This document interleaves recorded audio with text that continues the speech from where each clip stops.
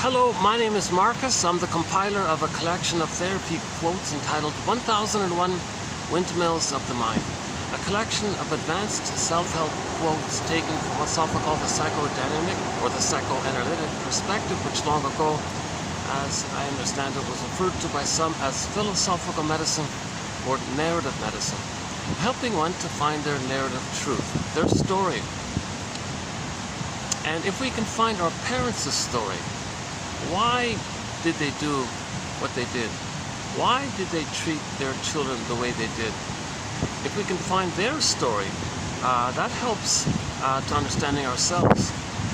And then if we understand ourselves, we can have more of ourselves. We can be connected more with ourselves and not feel like Snow White inside, frozen in that glass casket. I just saw a thing this morning. I didn't read it yet. One interpretation of Snow White was the image of Snow White, in that glass box.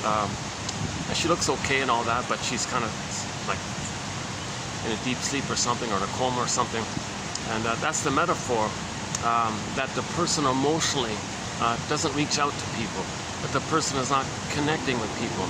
So Snow White is like a metaphor for what's called the feminine principle, okay, meaning our beingness, like our sense of self and our connection to ourself and our feelings, the whole sense of beingness. I feel, therefore I am. So our doingness, if we have our beingness and we're connected with our beingness and it's alive, right, not frozen, if it's alive, then our doing is natural. Our doing is normal because we have our being. If the beingness is unavailable to us, like locked in that glass cage, box or whatever, then our doing, you see, we're grasping and we're disconnected, and then we're not really making sense anymore. See, and it's disembodied discourse that causes all these confusions and problems because we're frantically trying to get back our feelings. We want Snow White to come alive and all this, be freed and all this. I haven't read the article yet, so we'll follow up on that another time. But most of the images that we've been using to symbolize arrested development, stunted development, developmental arrest, or trauma, relational trauma, interpersonal trauma, attachment trauma, betrayal trauma. It's quite amazing that so many babies are being betrayed by their mothers. Oh, cunning tale. Find the story. Why are so many mothers betraying their babies? Oh, cunning tale. That's part of the forgiveness process. We're going to heal ourselves and wake up. Sleeping Beauty. What is it? Yeah, Sleeping Beauty. Snow White. Oh, Sleeping Beauty. I got them mixed up. One of those characters. I forgot. No, it was Sleeping. Oh, I forgot her. I just glimpsed like at her for like for a second or something. One of those famous fairy tales. I didn't know it was Snow White. Yeah, the dwarfs and all that. Snow White and the dwarfs. That one is Snow White, not Sleeping Beauty. But yeah, Sleeping Beauty is a similar idea. Likewise, with Sleeping Beauty, same thing, same motif. The beauty is sleeping, so it's not. We're not connected to it. It's not like it's hidden, like it's stored away, kind of thing. It's not alive to us or something. So this theme, this is a very powerful, common motif in some fairy tales. When our soul gets either like in a deep sleep or stuck in a glass box or something, or it turns to stone, becomes a statue, frozen, petrified, feeling unreal, like the Velveteen Rabbit story, the numbness, like the wooden character, and so on and so forth. Now the vocabulary is called alexithymia. Oops, new pronunciation here. Okay, sorry, alexithymia. I've been mispronouncing this word incorrectly.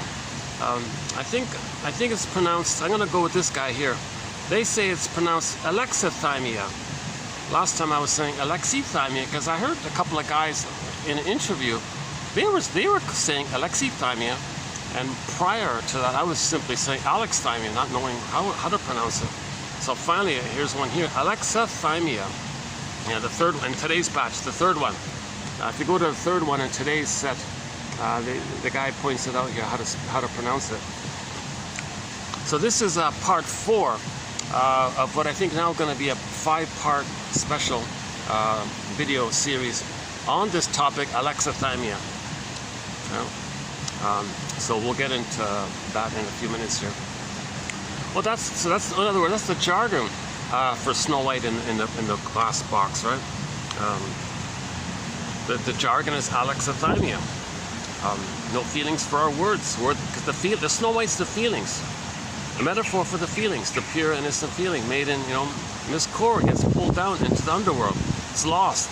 It can be in a cage, it could be in a box, it could be lost, it could be down a tunnel, down a cavern, it could be up somewhere, it could be a different place somewhere. Go I know not whither and bring back I know not what. It's in some other world. In this other world, it's called primary process mentation. So it's not in our secondary access to us. So that's why we don't have words for the feelings, because we're not connected to our feelings because the feelings are frozen. So that's the whole issue that we're trying to. Another way of saying it is the simplest way, I think, of saying all this is we want to get back the golden ball. We had the golden ball. I mean, that's a metaphor for the fact that we have an authentic self, and the expression of the existence and the beingness and the connection to our inner home, our authentic self, our psychological self, our ontological self. I feel therefore I am this self. The natural animating byproduct of being embodied like this, okay, the feminine principle, okay, is that there's a sort of like the sun irradiance. There's a natural kind of ability that comes out of the beingness. Okay, so that the main one is joy, the joy kick, the joy emotion, the pleasure emotion. Okay, so it's called, this one version is called the serene, inexhaustible fullness of being. So you have your fullness of being. Okay, that's your embodiment. You're connected to yourself, your ontological self, and there's this serene, peaceful, pleasant kind of feeling that comes from it. I feel, therefore I am. We live to the extent that we feel, but to get that feeling, we need that amness. So that's what we're talking about. When the amness is unavailable to us. Actually, another quote in the next video, Mr. Guntrup was saying, don't be confused by this term, the feminine principle. It's in men and women. Nothing to do with that. I'm still not used to the idea. I prefer the yin. I prefer the war. Like this jargon that came up in recent times. It's a continuation. It's old wine in new packaging. It used to be called the yin and the yang. So the yin is the feelings, the yin, the feminine, like the moon. They would use the moon. The yin, the feelings, your beingness, resting, calm, connected to yourself, your beingness, still kind of calm like that. And then from there, your doing is normal. Your doing will be natural. You know what to do because you have your beingness. And the beingness is pleasant, calm, natural, affectionate. It's the quote-unquote more human side of being human. It's our natural temperament. It's calm, it's easygoing, playful. Okay, there's no survival anxiety. There's no disturbing things going on. It's creativity, it's play, spontaneity, generativity, being elderly in life, serving the next generation. And it's like loving life in the present. It's expressing your uniqueness, which is meaningful and pleasurable. And everyone's unique, everyone shines their uniqueness. So things are delightful in that kind of sense. That's the quote-unquote, and if there's a mistake, you feel badly, you make amends. Okay? Empathy, understanding of yourself, that we're all family. No one's using anyone, there's no utilitarian attitudes, there's no vindictiveness, there's no greed or envy or spite or vindictiveness or grievance collecting, or it's none of this kind of stuff. That kind of stuff, that anger, that's the survival anxiety of when Snow White is in the box. Okay? So when we lose our authentic self, we lose the golden ball. Okay? So this motif in myths and fairy tales describe psychology. Let's make that clear. Myths and fairy tales are metaphors for inner dynamics. They're metaphors for inner psychology. They're true on the inside, not on the outside. They're treated like dreams. They're soul stories. Soul stories. They're treated like dreams. Every myth, every character in a myth or fairy tale represents some kind of personification of some inner psychological element of the person. Okay, so like the authentic self. Okay, so let's just stick with the main ones that we've been using. So in the Greek myth, okay, you got the maiden there, Miss Core, okay, it's spelled with a K, right? And she's on the field. Suddenly the earth opens up, she gets pulled down. That's a metaphor that when the baby's needs don't get met, his naturally given authentic self, his core authentic self, his sense of his home, his being embodied, connected within to yourself. Okay, this feeling that you're at home within, Okay, your core kind of identity. You don't feel empty. You feel the serene, inexhaustible fullness of being. This core is the serene, inexhaustible fullness of being kind of thing. So all babies have that kind of calm embodiment kind of thing. Okay? Now, old cunning tale. For whatever reason, if the mother is, misattuned, malattuned, okay, there's a whole long list of reasons of why a mother fails. Not on purpose, usually. Sometimes she has a compulsion to replay what had happened to her because she has unfinished business with her mother.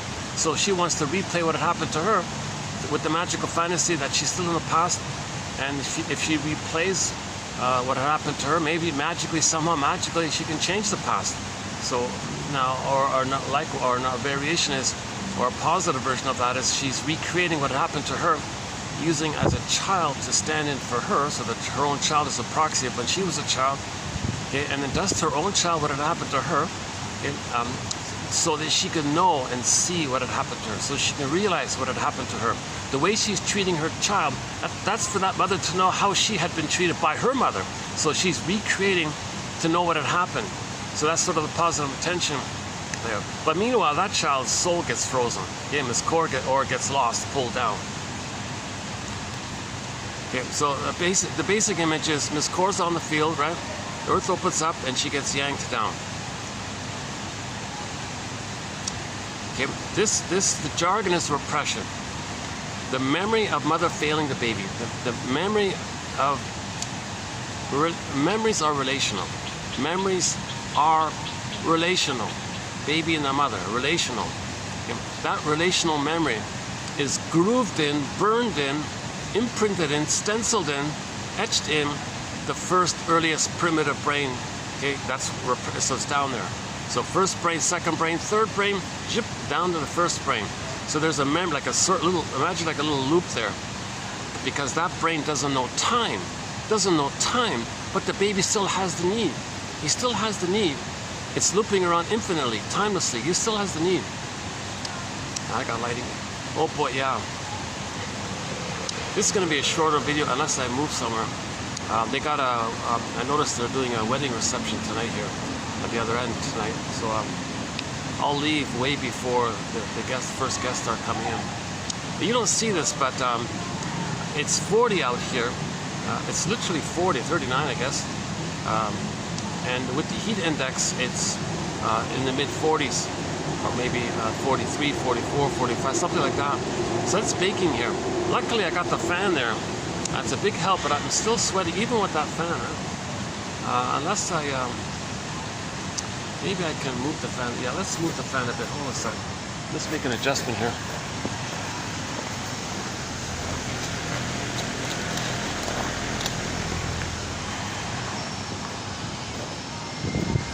Hold on a second. Let this.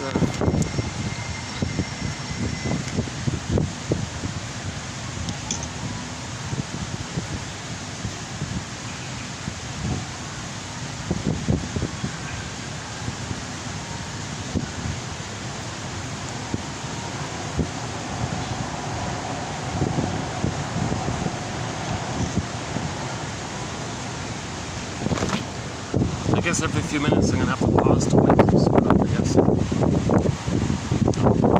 I'm surprised there's guests at the other end having a meal there. I can't believe it.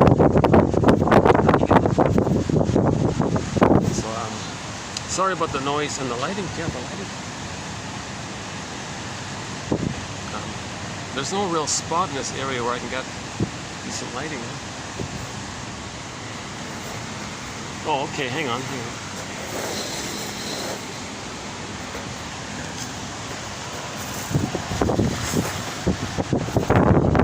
Should be a little better, right? Is that a little better, right? Yeah. Okay. Let's go back to Miss Core then. Women's groups around the world, to study this myth in depth, because there's a happy ending, so to speak. Miss Core comes back. We get back. The person gets back. So the metaphors, we can get back. The images, we can get back our embodiment. The golden ball can return to us. So we had it, we lost it, want to get it back. We had it got repressed in the first brain, and with consciousness and theories and awareness and feeling safe with somebody, free associating, finding patterns, making a nest, building a catcher's mitt, strengthening the ego, there can be this release because you feel safe to get it back. That's sort of the journey in essence, right? So Miss Core got pressed down. The metaphor, she got pressed down. Yeah, I think in one version, Athena brought her back up. It doesn't matter how. The idea is it returns, and then and because time passed and all this, and the person's older, that character is called Persephone. Oh, hi.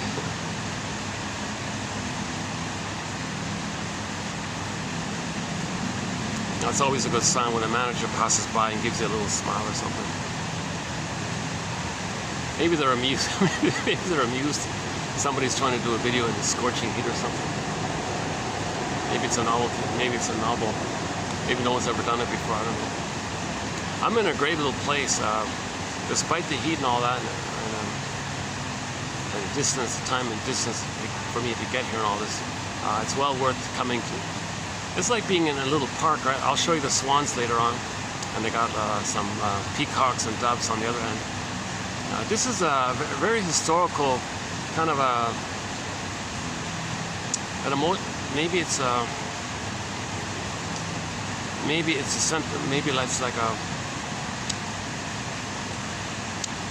part of the local identity, I think, with history here. So there's some wonderful historical story here. I don't know what it is fully. Maybe some ancient wedding took place here. I don't know, or some.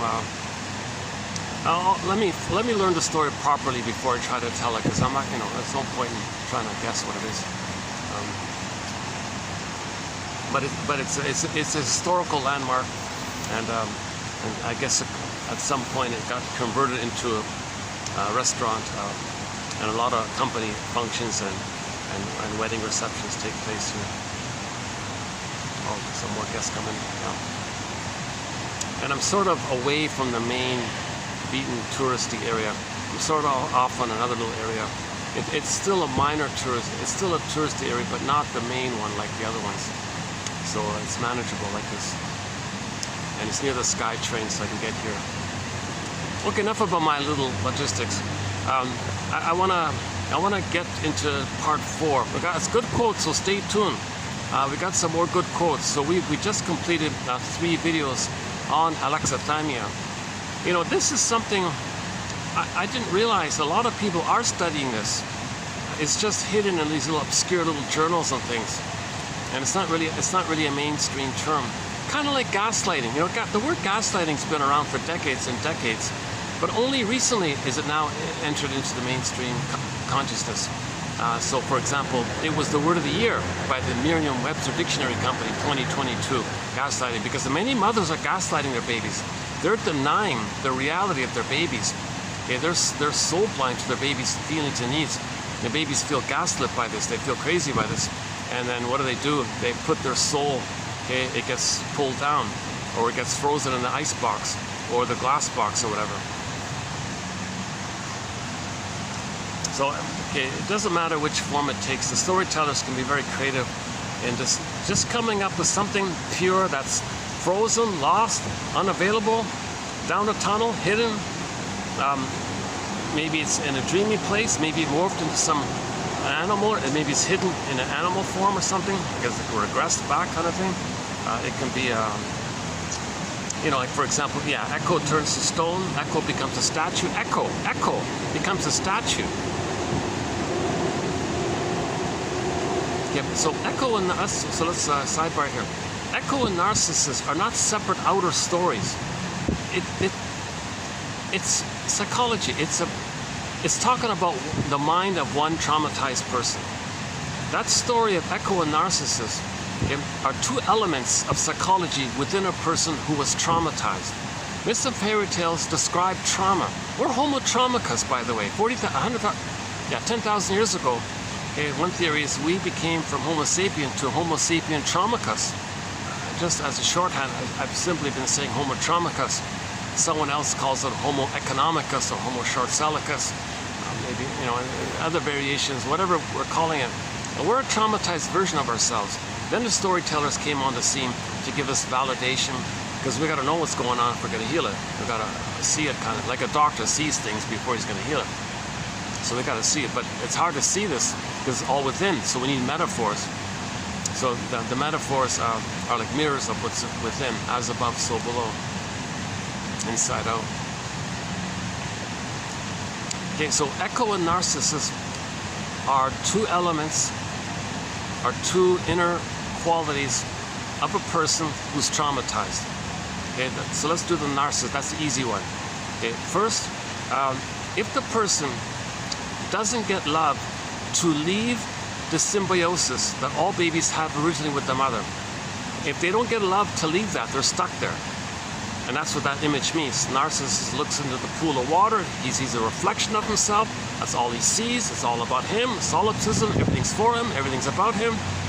That all babies begin in that kind of state. Okay? Even though he's one with the mother's him.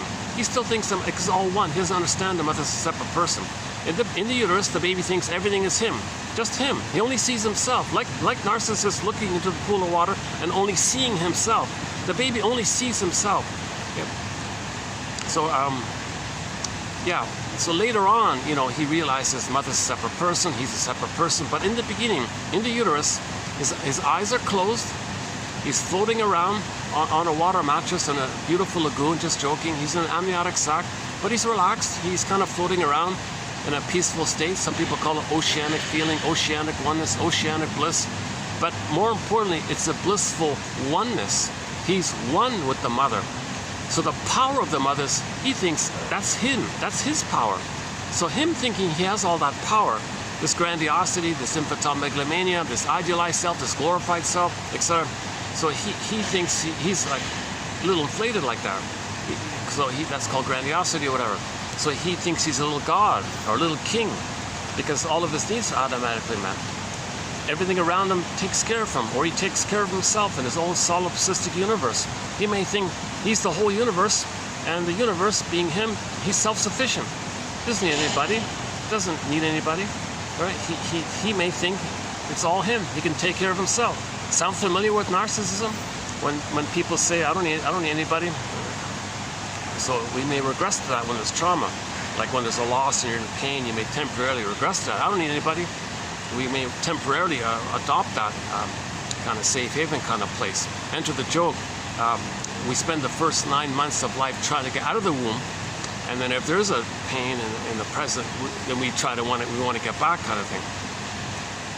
I'm varying the joke, but the joke properly told is that we spend the first 9 months of life trying to get out of the womb, and the rest of our lives trying to get back in.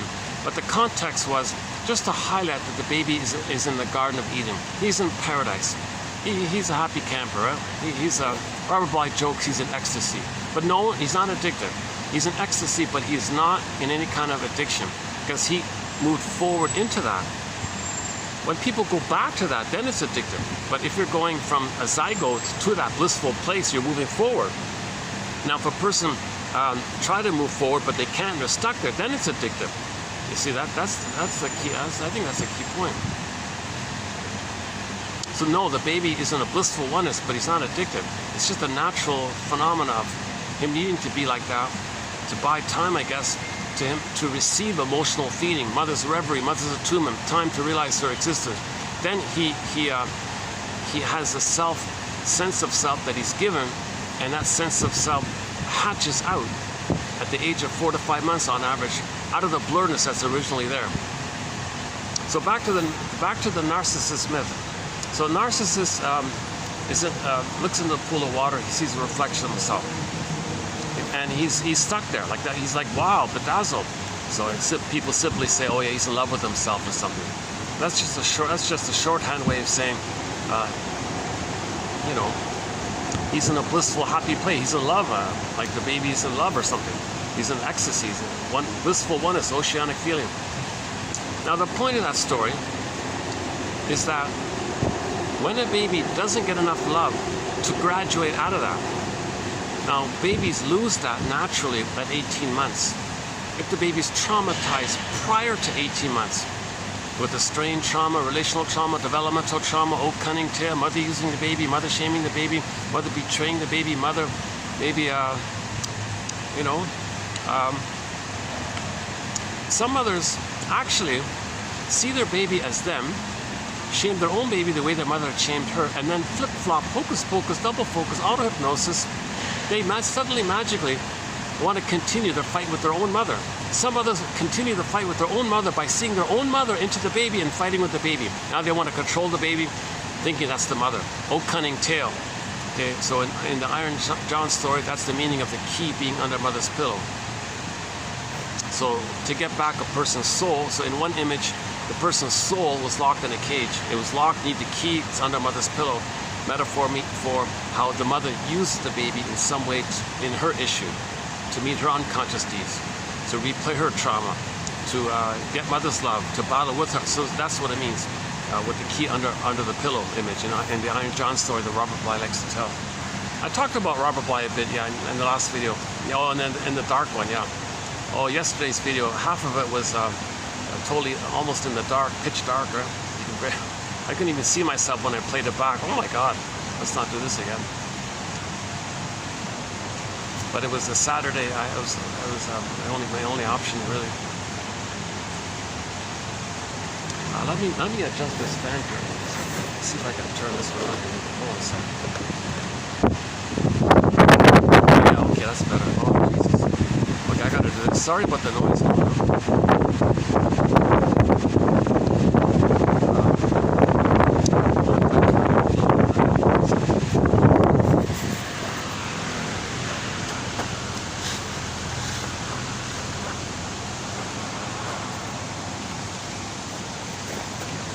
Let me wipe off some perspiration.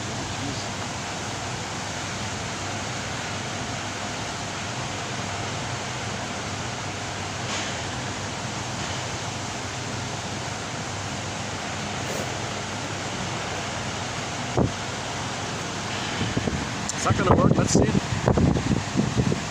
I appreciate it. Yeah, it's pretty noisy. You're not hearing me too well, are you? Yeah. I know this fan is pretty loud.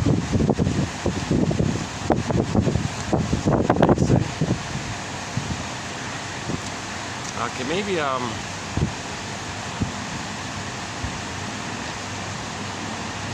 quiet down, fan, will you? Too bad they don't have like a muffler or like a muffle option or something.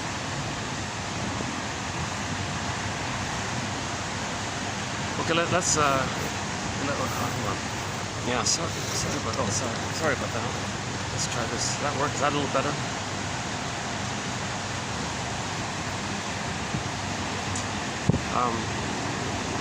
So let's finish up the narcissist one. That image, that story, is a metaphor that the person didn't get enough love to leave that place. So he's taking refuge there. He's clinging there. That's his safe place, so to speak. He'll give up development. He won't know his soul. What happened to his soul? So what about his soul? His soul means he gets loved and differentiates. So what happens to his soul? What happens to Echo? Well, in the beginning, Echo was within the person. It's so repressed. Okay? He's going to disassociate. They're kind of together, basically. People debate this theory about the difference between repression and disassociation. I have a hunch. Both parts of the same thing. The baby's soul is so buried within, but the trauma means to not feel the trauma of that.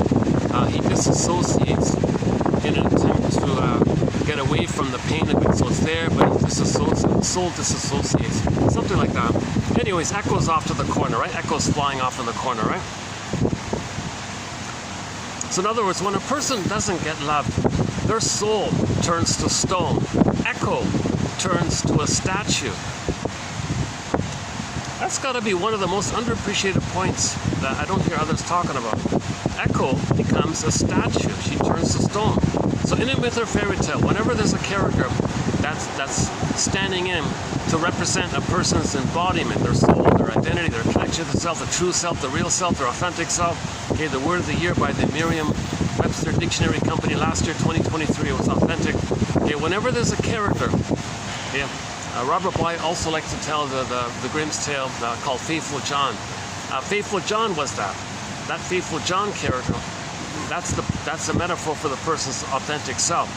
Faithful John, like Echo, turned to stone. They became statues. That's the metaphor that we feel that the juices aren't there. We can't flow. We don't have feelings anymore. Alexithymia. No feelings for our words. It's there. It's just frozen. Turned to stone. Now we feel, geez, I don't feel really real now. I feel like flat or numb or something. Okay, so in reference to not feeling alive, really, with the stone one or petrification one, I've been using that story with the woodcutter guy. He took out a block of wood, carved up this little figurine of a little boy, and then was praying, oh, please let this little boy made of wood, let him be a real boy, like a son. He wanted a metaphor so we don't feel fully alive. And then the real part was the rabbit. And the Velveteen Rabbit was saying, oh, geez, hey, somebody please tell me, what's it like to feel real? Actually, hold on. They got a stone rabbit here. Funny about that. They got a rabbit there. That's not real. The one video I went to it, and right beside it, they've got some real rabbits, and I was doing this imaginary dialogue with a stone rabbit talking to the real rabbits. Hey, you real rabbits. So tell me, what is it like to be alive and real and all this? I want to feel like you guys. At least tell me what it's like, kind of thing. So we don't feel fully real and alive. That's one way of describing trauma. We don't feel fully real and alive. Yes, we muddle through life and all that. We go through the motions of life and all that. We sleepwalk through life. We go into trance through life. But we feel like something's missing. Some people joke, yeah, they feel like a soul being alive or something.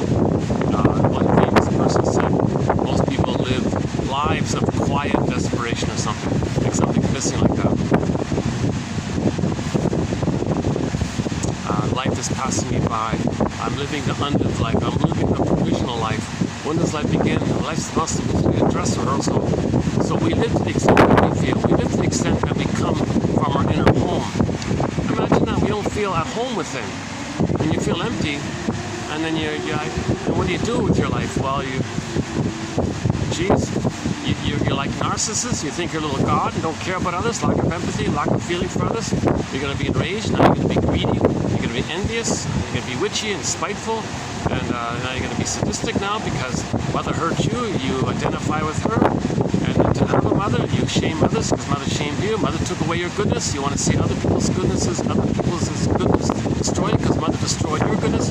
So you're replaying and communicating what had happened, either trying to tell the world what your mother did to you by imitating her, or imitating her to have her, imitating her to maybe think you can save her, or at the same time, you're an emotional fugitive from your mother while you're searching for symbols of her, but it's never her, so you're running away from mother while you're searching for her, but never getting her.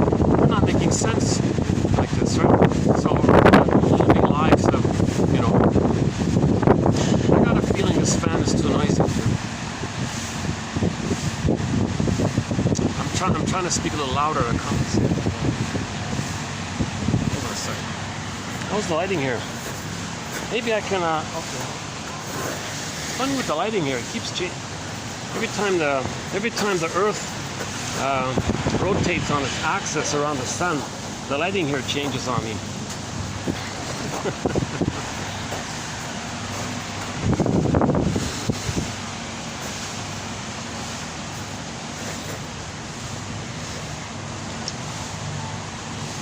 Let's try. Oh, the sun's right above me. Jeez, yeah. What time is it? Let's see. Hold on a sec. Battery's holding up. 2:16. Okay. What I'm trying to do here, my purpose of what I'm saying here is I'm trying to lay down the presenting concern here. What are we dealing with? Like, what are we trying to heal? What is the trauma? What does it mean if the baby's traumatized? Well, how do we understand that? Well, we need a lot of metaphors for this. So one metaphor is that is that a character representing our authentic self, our real self, turns to a statue. Like Faithful John becomes a statue, Echo becomes a statue. A similar one is the petrification one. And the image for that I've been using is from a sitcom from the 50s called The Many Loves of Dobie Gillis. One of the characters in that comedy show was a guy named Maynard Krebs. Now, by the way, the same guy who plays Gilligan later on, but anyways. So he had this strange hobby of collecting petrified frogs. And he'd like hold them up, you know, and say, look everyone, as if to say, I think maybe the image was as if to say, help, somebody help me, I feel like this. Because that poor guy did have some kind of, well, the actor played somebody with arrested development, okay, with feeling frozen inside, like that frozen frog or dead frog or whatever, petrified frog. Because in trauma, he's scared stiff. He's scared ill or something. Again, metaphors are just approximate. They're ballpark. We're not meant to take it literally. You gotta like so-called keep that in mind, right? They point to metaphors, like point to something. They don't tell you directly. It's they just lead. They point to something. So the metaphor, the petrified frog, points to how a person might feel a numb inside or affect phobia, fear their phobias, low EQ, emotional illiteracy. And then because of that, your thinking is very mechanical. Like your thinking is very concrete. They call it concrete thinking, mechanical thinking. So you're not understanding. And because of that, that's a defense, because you're not picking up the signal of your emotions, and you can't put a word to it. So you're not linking something in relation to yourself. Like you're not finding how you feel in relation to things. So in relationships to people, you don't know how you feel, so you don't really know how others feel. So relationships might become affected by this kind of thing. We'll read the quotes. Yeah, the quotes are coming up, so we'll get there.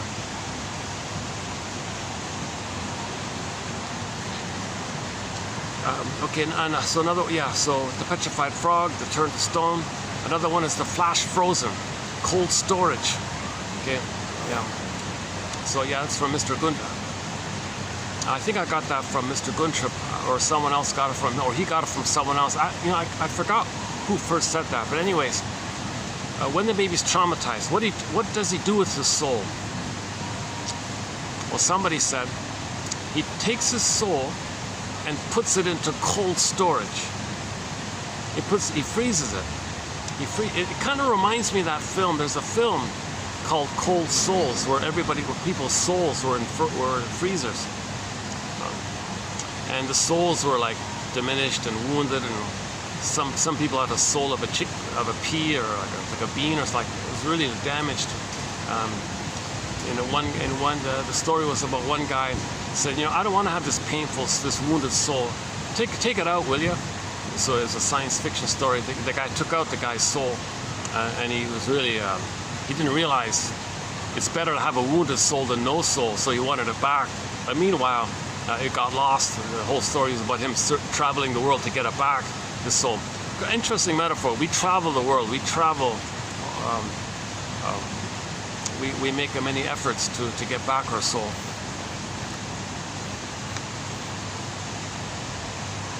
So the moral of the story was, even though you're wounded, you better nourish that and like accept it, and then they do what's called self-reparenting. You reparent yourself. Your soul got damaged because your mother failed you. She didn't parent you because she wasn't parented. Oh, cunning tale. She was angry at you because she thought you were her mother, so she attacked you. So she was confused because she only sees her past. The mother only sees her unfinished struggle with her mother. She doesn't see the reality as the reality in the present. Emotionally, she only sees the past. That's the issue with trauma. When there's trauma in the past, that's no time there. When the baby's traumatized in that brain, there's no time.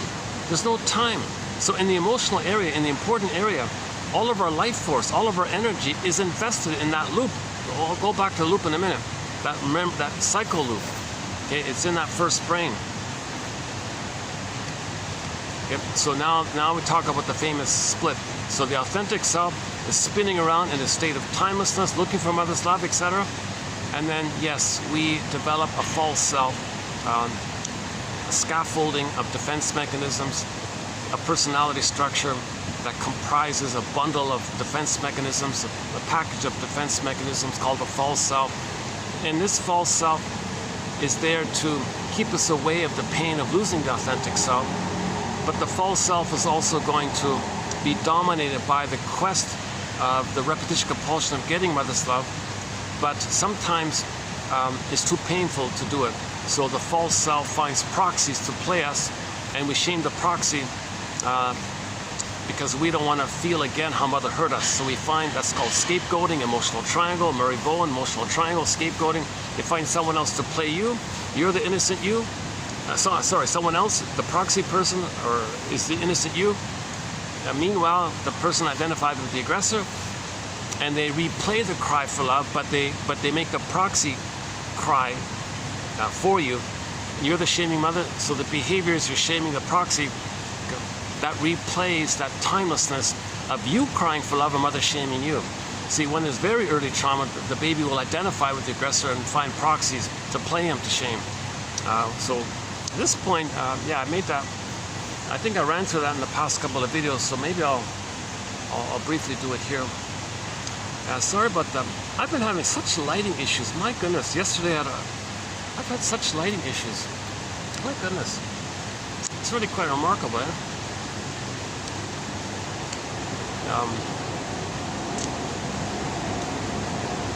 I'm still on the search out for like a nice meeting room. Someone might let me, like a last year manager let me use an unused, beaten up, run down room that was going to be renovated. Oh yeah, you can use that for a while. So that was some of the best videos were done there about a year ago. Then of course they're going to fix it. No, I had to leave and all that. And that was a unique setup here. I've been asking around, do you have an empty room I can use? Well, you can have the VIP room. Really? For free? Oh no.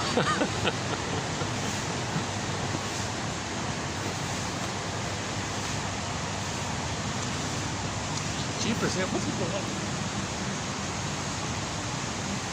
Son of a gun, the lighting's really been a struggle here today. Hold on a second.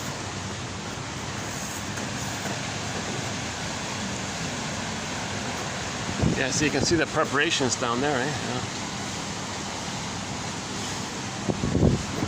Well, I got the fan set up here, so let's just stay here. What if I move up a bit? No?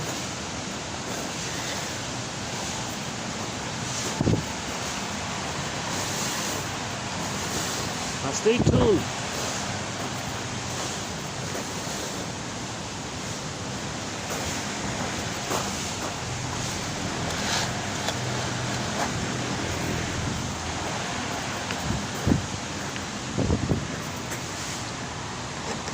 A little better. A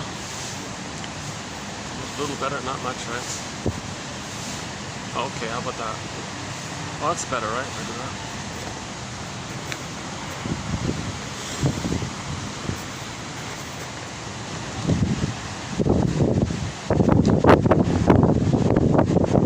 Wow. Sorry about that. I had an optics issue yesterday. Here it is again today. Jeepers. Can't use the Swan place because the wedding. I think that's what they got things set up that I don't want to interrupt anything there. Okay, let's go back to the main point here. The child puts his soul into cold storage. Now, some authors even have a way more drastic representation of this, and I've avoided things like what Leonard Shengold says. Oh my God, I can't read that guy's book. That must be an over-the-top type of abuse taking place with the baby. And I don't know if he talks about the C thing, the CIRC thing. I'm wondering if he's sort of indirectly talking about this, not saying it directly. the baby shouldn't be inflicted with that kind of violent abuse on him. Oh my God, it's bad enough. The baby's having a hard time already making that transition. It's meant to be that when the baby comes out, the cord stays, the placenta stays, and the baby directly to the mother. That's better.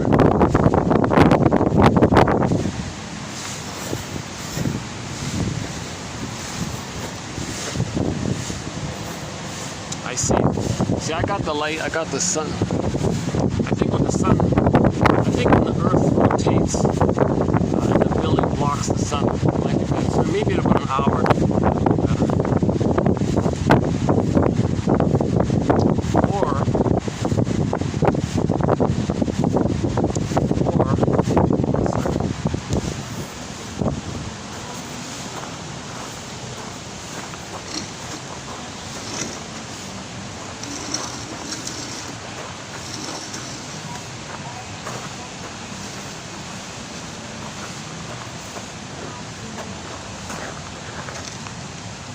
There's not, yeah, the old lighting's much better here.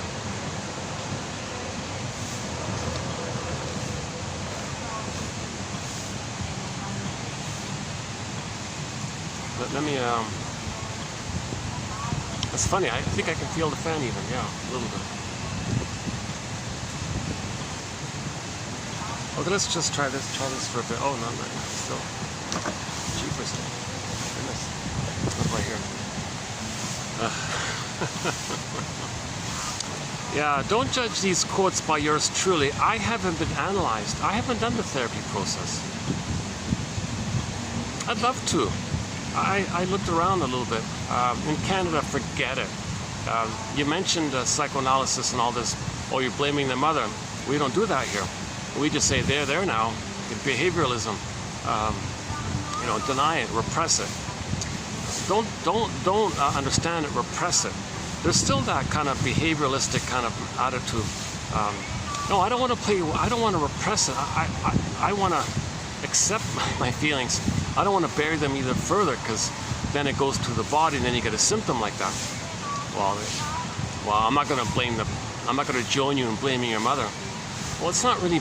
It's trying to understand her, not blame her. So psychoanalysis doesn't really. I looked through the journal and I looked around a bit. Oh boy. So no one's really teaching this, and I don't, if I had the funds, I'd fly to New York or wherever.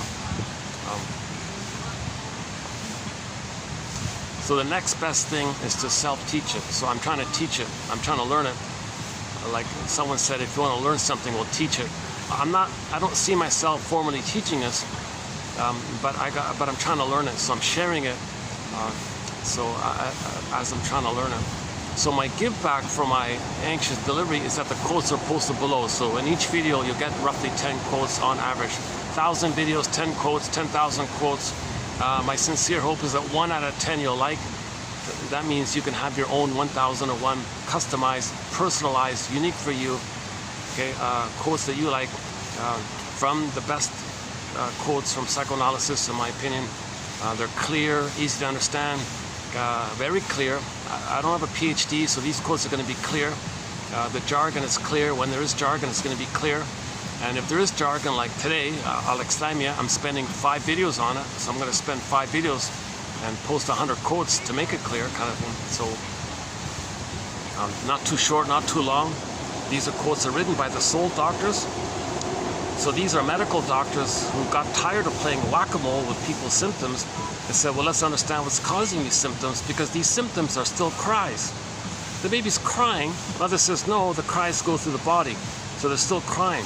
Baby's enraged at the mother. Mother shames him. The rage goes through the body. And then you get a symptom. And the doctor says, well, let's understand this. Instead of just pushing it, it's going to come out some other way. Then you get another symptom. So some doctors said, I'm tired of doing this.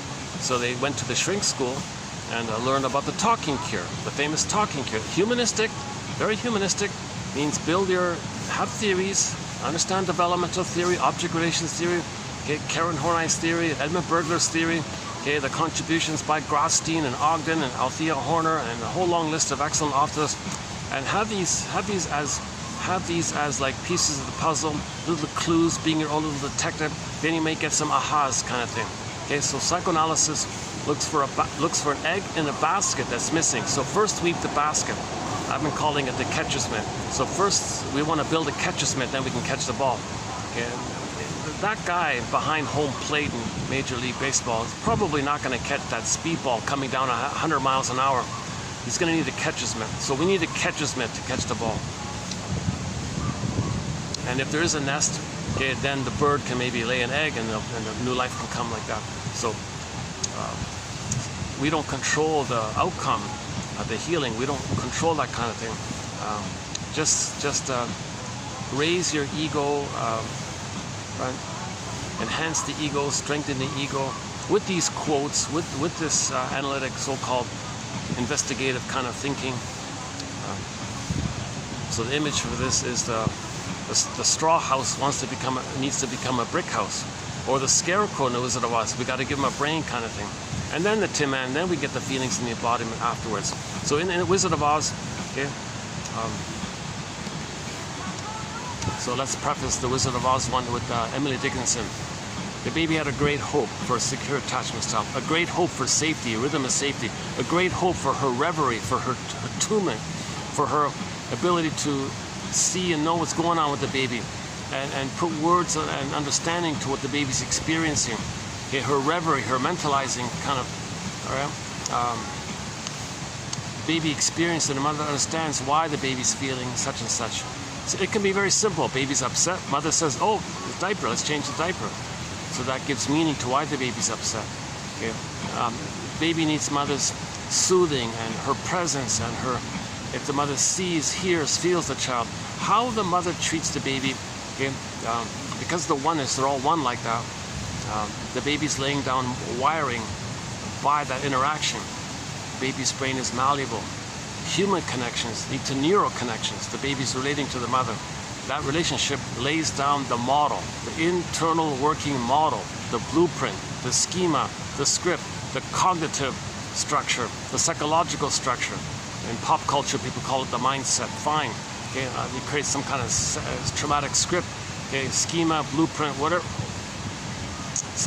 The jargon is internal working model, intrapsychic model. The relational unit, and the memories are relational, so you got relational units. Okay, we got Wo-Ru and Ro-Ru by Masterson, and Fairbairn adds to it,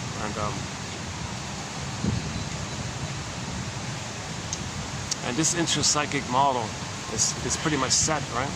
And it's based on the baby's interaction with the first world. The mother's the whole world for the baby, so he understands the world by the first experience of the world, and his emotions between him and the mother, he records it all, and then he goes through life with that.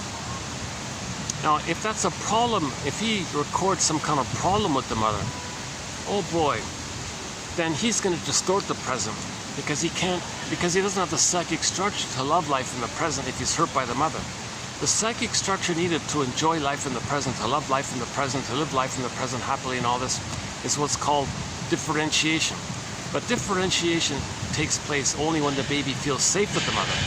If the baby feels safe with the mother, then he can differentiate, have his embodiment, have the golden ball, okay, and then express his uniqueness. And with the golden ball, you have needed affect, a wide range of affect, aliveness of affect, appropriate affect, so he can mourn losses. He won't be a curmudgeon if he mourns losses. He can enjoy the present because joy runs the console. So now he's loving life. He can express his uniqueness because with differentiation, you recognize what's unique about you, and that you express. That's called meaning and a path of heart. Okay, and this is this is the quote-unquote more human side of being human. Empathy, gratitude, reparation, making amends, this warm sharing, this warm connection, and tenderness. And now you're into the tenderness area. Now you can trust and be vulnerable and share, and you're not distorting the present according to some trauma in the past. You can see reality in the present. Even if people are wounded, you can see, oh, they're wounded. They're okay, but they're wounded. They must have a good reason for why they're saying this. They're wounded. Okay, they're coping the best way they learned how. They're dealing with trauma. We're all members of the Homo Traumaca. So there's more of a three-dimensionality in this area. So the summary is, I'm okay, you're okay. Overly simplified way of saying it. But the point is that the child has a sense of self called differentiation. And with the differentiation, he can love life in the present. Everything's love or cry for love. If the baby doesn't get differentiation, then he's stuck in the tar pit of a negative symbiosis with the mother. That's called the mother complex. So he's stuck in the fusion and negative fusion and the stickiness of tar pit. The jargon is adhesive, like glue, crazy glue. It's so stuck, he can't leave her. That's called the mother complex. The mother complex simply means the baby never felt safe to leave her. So he's stuck with her, mother complex. And some mothers do this deliberately because they don't want to feel alone. So they fix it so the child never feels enough confidence to leave her. So when the baby's one with the mother, she rewards it. Oh, good baby, good child. If the baby has autonomous thoughts and becomes separate, the mother might say to the child, okay, if you have your individuating thoughts, you're leaving me.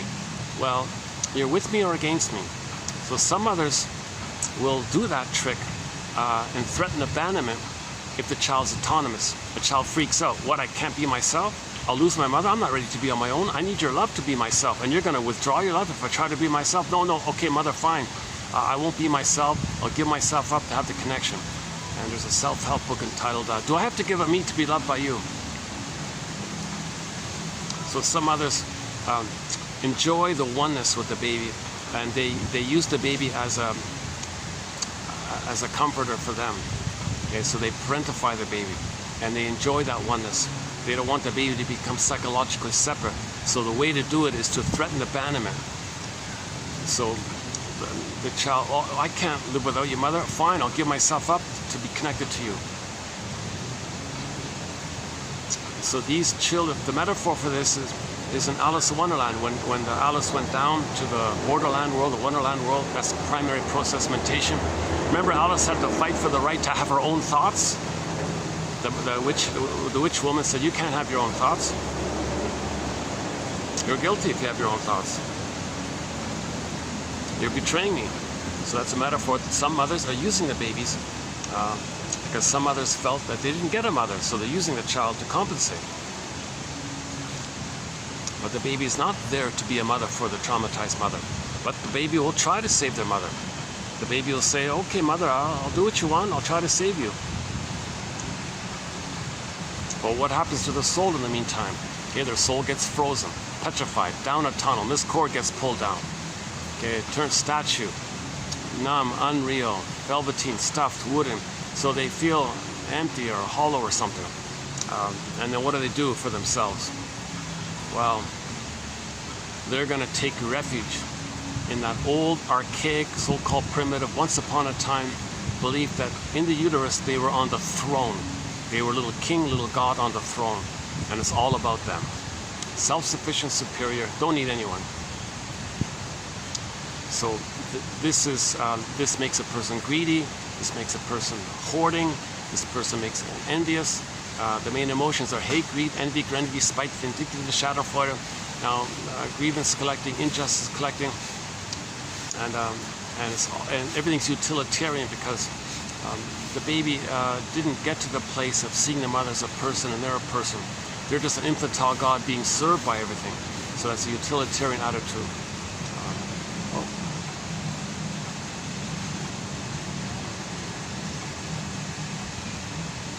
Hi. Someone was just looking on me for a minute there.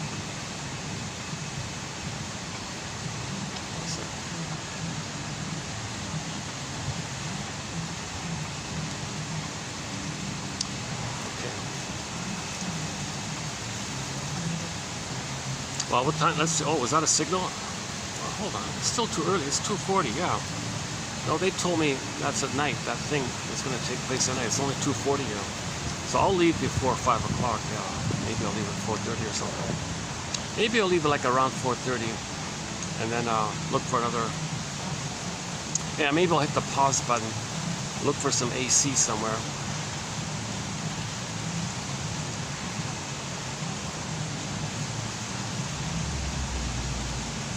and continue. Or just try to finish within the next hour and a half.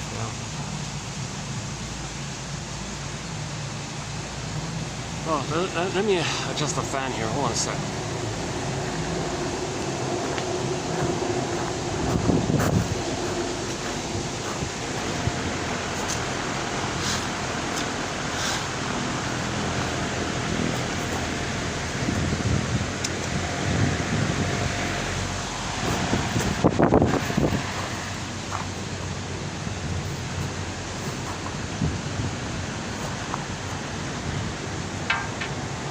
Well, if I'm going to sit there, let me return these chairs here. Hold on a second.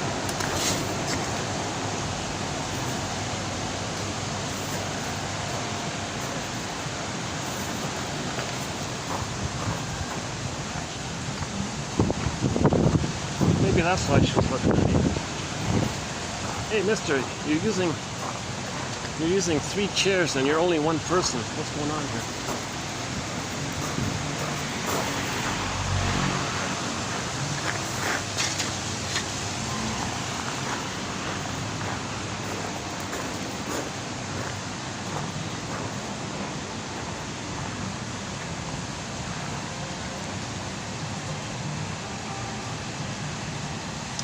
One more sec, hold on, sorry.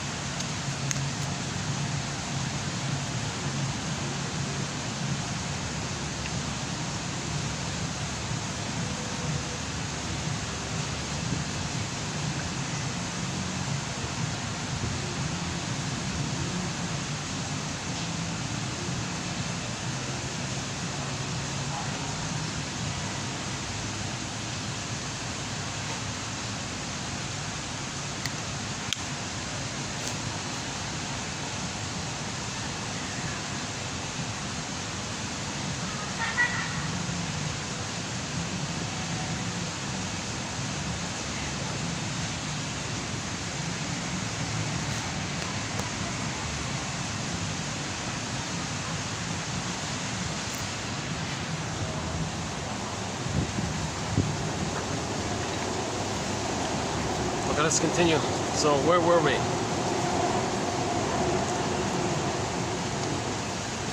Alice in Wonderland. We did 12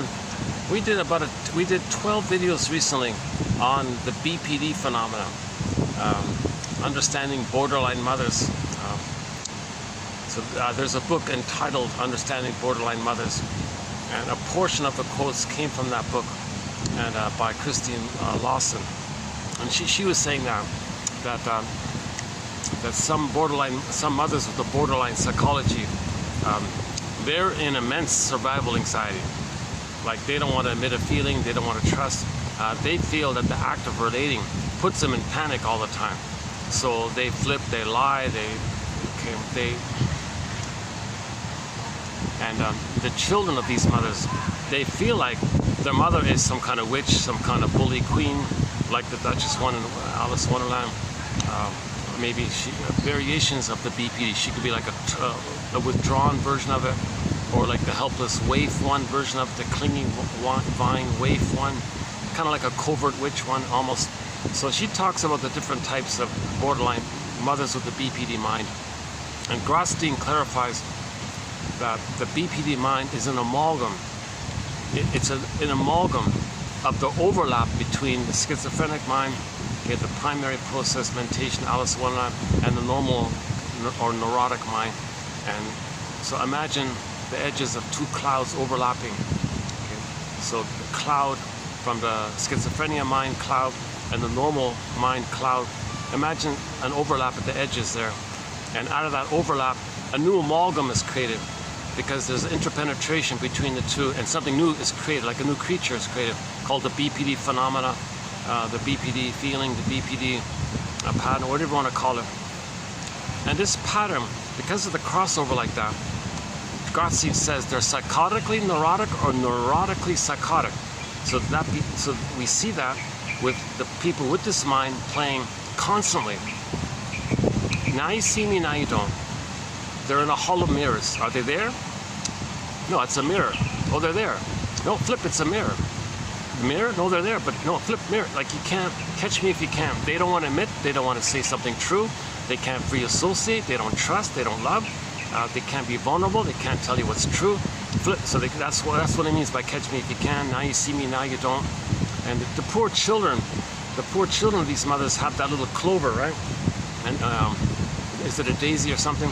And they're plucking the little petals. My mother loves me. She loves me not. She loves me. They never know from one moment to what moment, because her moods can switch quickly. They can be dramatic. Things don't make sense. Somebody with the borderline mind, they use every kind of... so the BPD is relational PTSD. They have PTSD. The BPD mind is PTSD, but it's dispersed, and it's all about relationships. So just the act of relating to anybody, it's PTSD. So the BPD mind is relational PTSD, put it that way. And then that's why, and some of the gambits they use is, they'll act like you said what they just said. Other people are confused. They'll act like they said what you just said, and why aren't you responding to what they just said? Like, people are confused. That's what they want. They want to confuse you, so you don't call them out on anything. They don't have to admit anything. Why? Because they're in survival anxiety. Everybody they meet is the abusive mother. They think everyone is the mother, is the monster that's going to eat him. So they're running from the mother, and ultimately they want to subdue the other, emotionally control the other, to feel that the person is going to be a reliable breast, because they didn't get that in the nursery. So they're still in the past, lingering in the past. Remember, if we don't get love to enjoy the present, we're dwelling in the past, and we transfer the past to the present. Okay? The present is like constant, instant replays of the past. Or the present is sometimes called the presenting past, or the present is still the past. Or we transfer the past to the present and restage, recreate symbolically, metaphorically something in the present. Okay, use it like actors, like staging thing of the past, and relate to the present as if we're still emotionally in the past. And we're still crying for love, getting mother's love, or expressing our anger at her, or so. And it's very, very. Oh, sorry.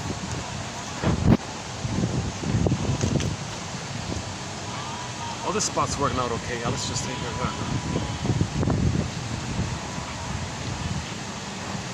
Yeah, I'm getting a bit of a breeze. Yeah, good. Finally settled down. I got lighting, I got breeze. Okay. In 5 minutes, a group will sit in front of me.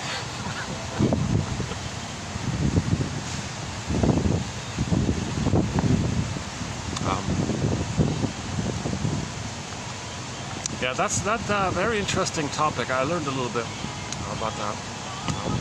So go to the 12 videos we just completed recently on the BPD phenomenon.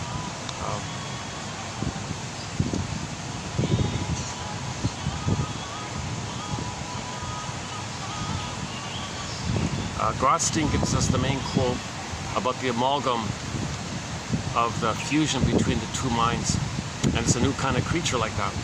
And part of the survival anxieties, that's why those are the narcissistic bully pattern. Okay? Not just BPD, it could be narcissistic bully pattern, Iago pattern, all these kind of stinger personality patterns, envy, greed, spite, witchy, and all this. The reason they can never have any kind of feeling for someone else or empathy for someone else, A, because they're still in that place where they were traumatized in the beginning. So in the beginning, the baby's relating to the breast mother. So at that early place, imagine a baby angry at the breast mother, biting with their gums the nipple. He has no understanding that the mothers might be in pain. They're not in that place yet. They didn't reach that kind of place. So they're operating from that. So that's why they don't have empathy, because they didn't get enough love to reach that normal place. The ego's damaged.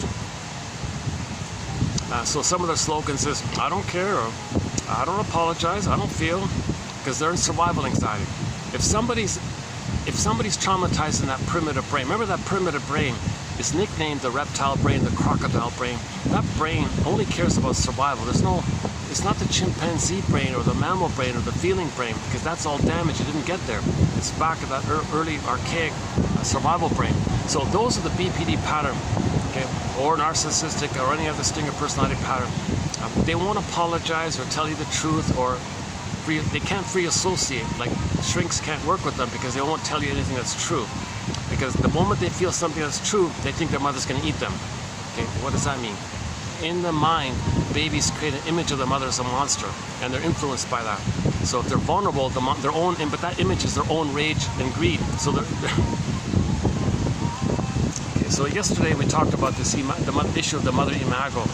Let's not redo that one here. It takes a little time to do that one.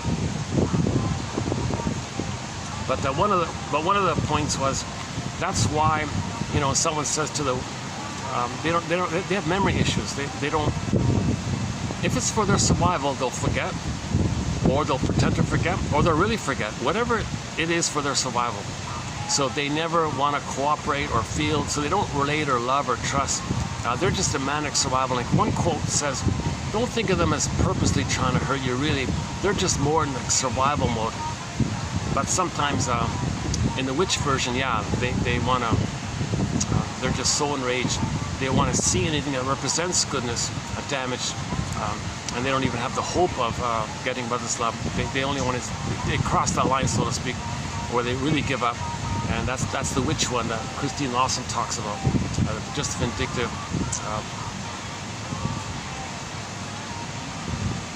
That's when I think, yeah, back to that. What is it? Is that right in Snow White?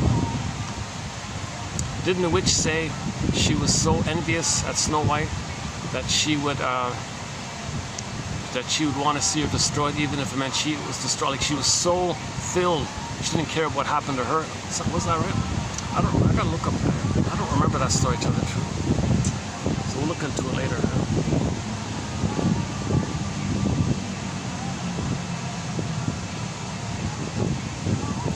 So these witch images the baby makes in their mind, it's a symbol, it's a composite.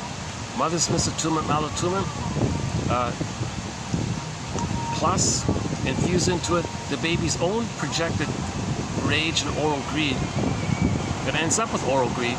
So the baby morphs an image of the mother as a monster who's greedy and enraged and wants to eat him. No, the baby is in the oral phase, that's what that means. And the baby's enraged and the mother's misattunement, that's what that means. The mother's benign, the mother makes little mistakes. But from the baby's point of view, that's not a little mistake. It's an issue of survival. And it sees the mother as a monster now.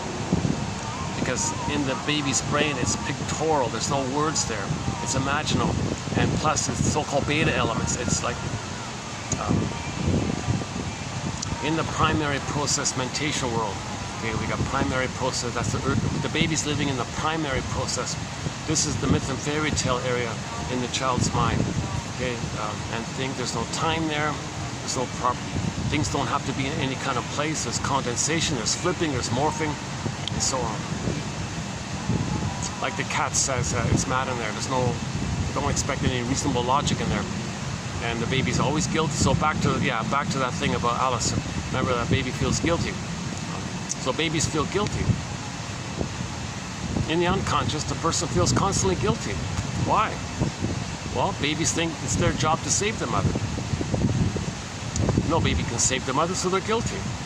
So there's no, he's always guilty. Until he's aware of it, he's always going to feel guilty. And that's what that scene is about, where the witch woman said, "Oh, you're guilty." Of what? I don't care, you're just guilty. Okay, that's the metaphor of the Franz Kafka story. So pick up the Franz Kafka story called The Trial. One day a guy is told, "You're guilty." "Oh my goodness, really? I didn't know." "Of what?" "Well, come tomorrow to the office and you'll get more information." So he goes the next day. "Oh, they're out to lunch. Go to the other floor." "Oh, no, they moved. You got to go there."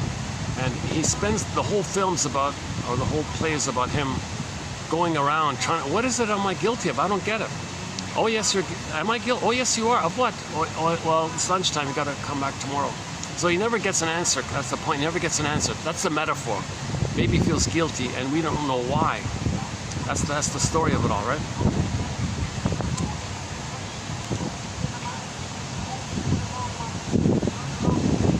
So the idea is to make it specific. We falsely feel guilty because we falsely believe it was our job to save the mother. Remember, everything's love or a cry for love? If the mother's not giving love to the baby thinks, oh mother, you're not giving me love.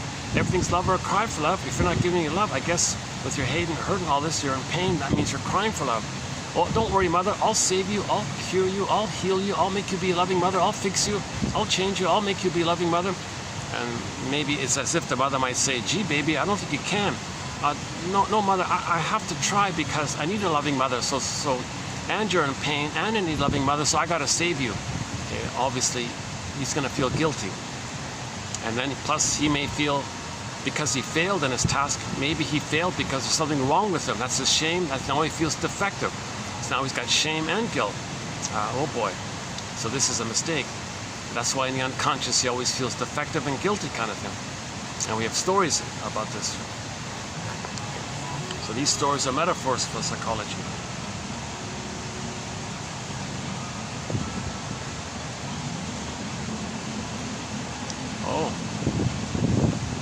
Well, they're setting up a jumbo mirror for some reason.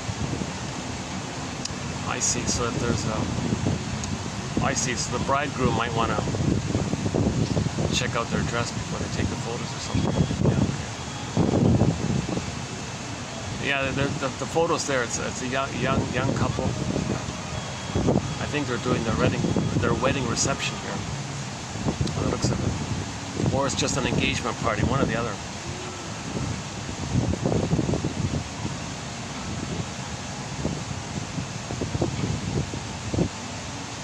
Yeah, they'll have a happy time. They got the swans there.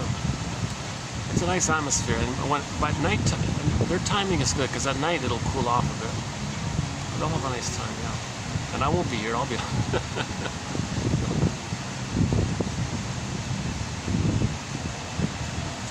I'm told they have the best tiramisu here. I don't know.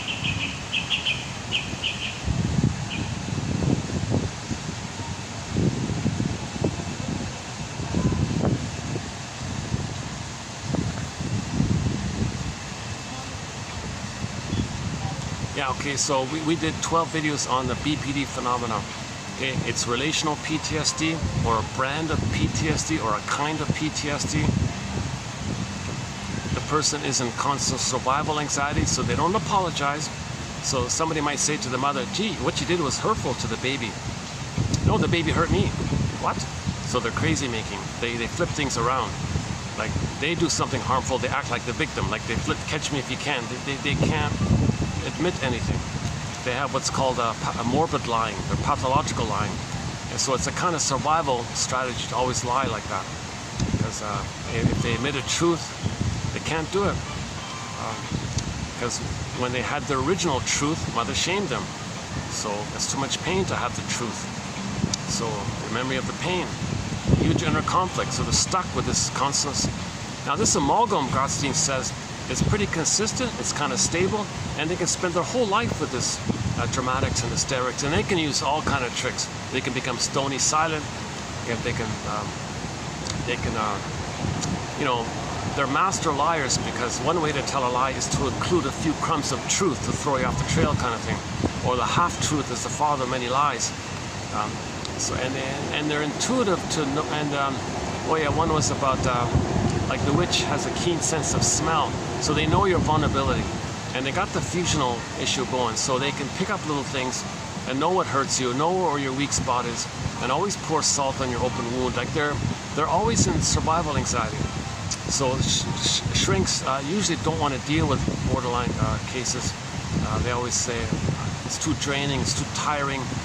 They always find my Achilles heel and trigger me.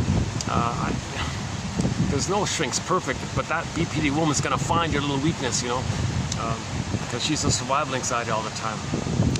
So you have to be a little. So in those cases, you have to be like a little more. You have to. What Master says, you gotta lend them your ego. You gotta constantly confront their excuses, their lies. Helmut Kaiser calls it duplicity analysis. Masterson calls it constantly confronting she calls it confrontation. You always got to confront them. You know, why this? Why that? I don't get it. Why? Doesn't make sense. Why? Therapeutic astonishment. Why? Bergler says you always got to question their rationalizations, their excuses, and all the BS they give. They give you duplicity analysis games people play. What's her name? One author has like a whole list of those tricks and games: rhetoric, propaganda, advertising, all that kind of stuff. Survival anxiety. Now, in the witch mode, in the extreme, on the spectrum of it all, like question of degree there. If it's the witch, if it's in the witch zone, their only sense of cohesion is envy and emotional sadism. That's their only cohesion. That's how damaged they are. So you gotta point that out to them somehow, and call them, use metaphors to bring it to their attention. Now the milder BPD ones, they're kind of self-defeating. So sometimes the BPD, they're self-defeating on themselves. So they sabotage their happiness and all that. So that's easier to deal with, they say. But in the stinger mode, they're more hurtful towards others. So you got the stinger BPD and the clinger BPD. So meaning BPD before 18 months and BPD post 18 months. Post 18 months is more histrionic. It's more. Now in the clinger mode, you got the histrionic, so they don't hurt themselves. But there's now a new creature where they hurt themselves too severely. So the stinger attitude they inflict on themselves. So it's more like the self harm. I don't really cover that kind of more extreme, 0.001%. But the commonality, part of it all is BPD is nicknamed affect regulation disorder, or affect intensity disorder, or affect cognitive thinking disorder, and then the behavioral disorder comes out of that. So the behavioral disorder, the impulsive behavioral disorder, comes out of the inability to think clearly and to soothe their feelings, regulate their feelings, even know their feelings or name their feeling. And because the feeling is coming up, they got to do some manic things. So then they become like manic, as if they drank 10 coffees all the time. I drink one coffee and to do this video, I'm a little manicky when I drink one coffee. I'm not normally a caffeine drinker. A little tea, a little chocolate or tea is pretty much my limit. But when I come out here, they don't sell decaf. I don't like their teas here, honestly speaking. No offense. Other things are great, but it's okay. It's passable. Yes, it's average.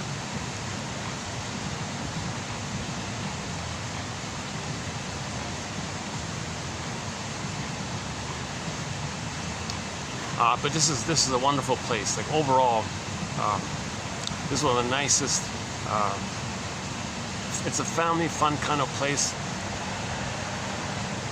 Any group outing, they'll have a good time here, I think, because they got space to walk around. Close to the SkyTrain, and they got like sort of like different sections. You can have like the kids area, the indoor area, the upper area. They got that little executive kind of area.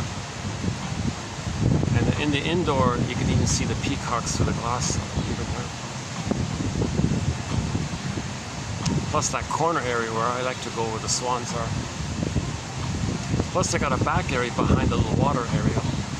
So there's a lot of little fun little places here.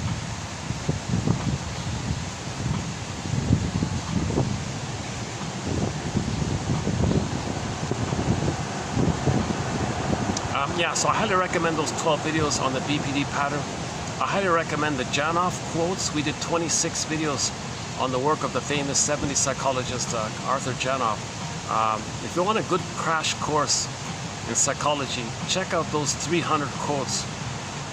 Janoff himself sort of synthesized psychology in his 16 books. He kind of gives you like a condensed version of psychology in his 16 books. Like he focuses on the most important points and synthesizes it. I've plucked out what I believe to be the top 300 quotes.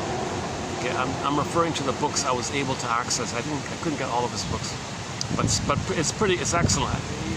Whatever, it's excellent. I think those videos run from 27:45 to 70.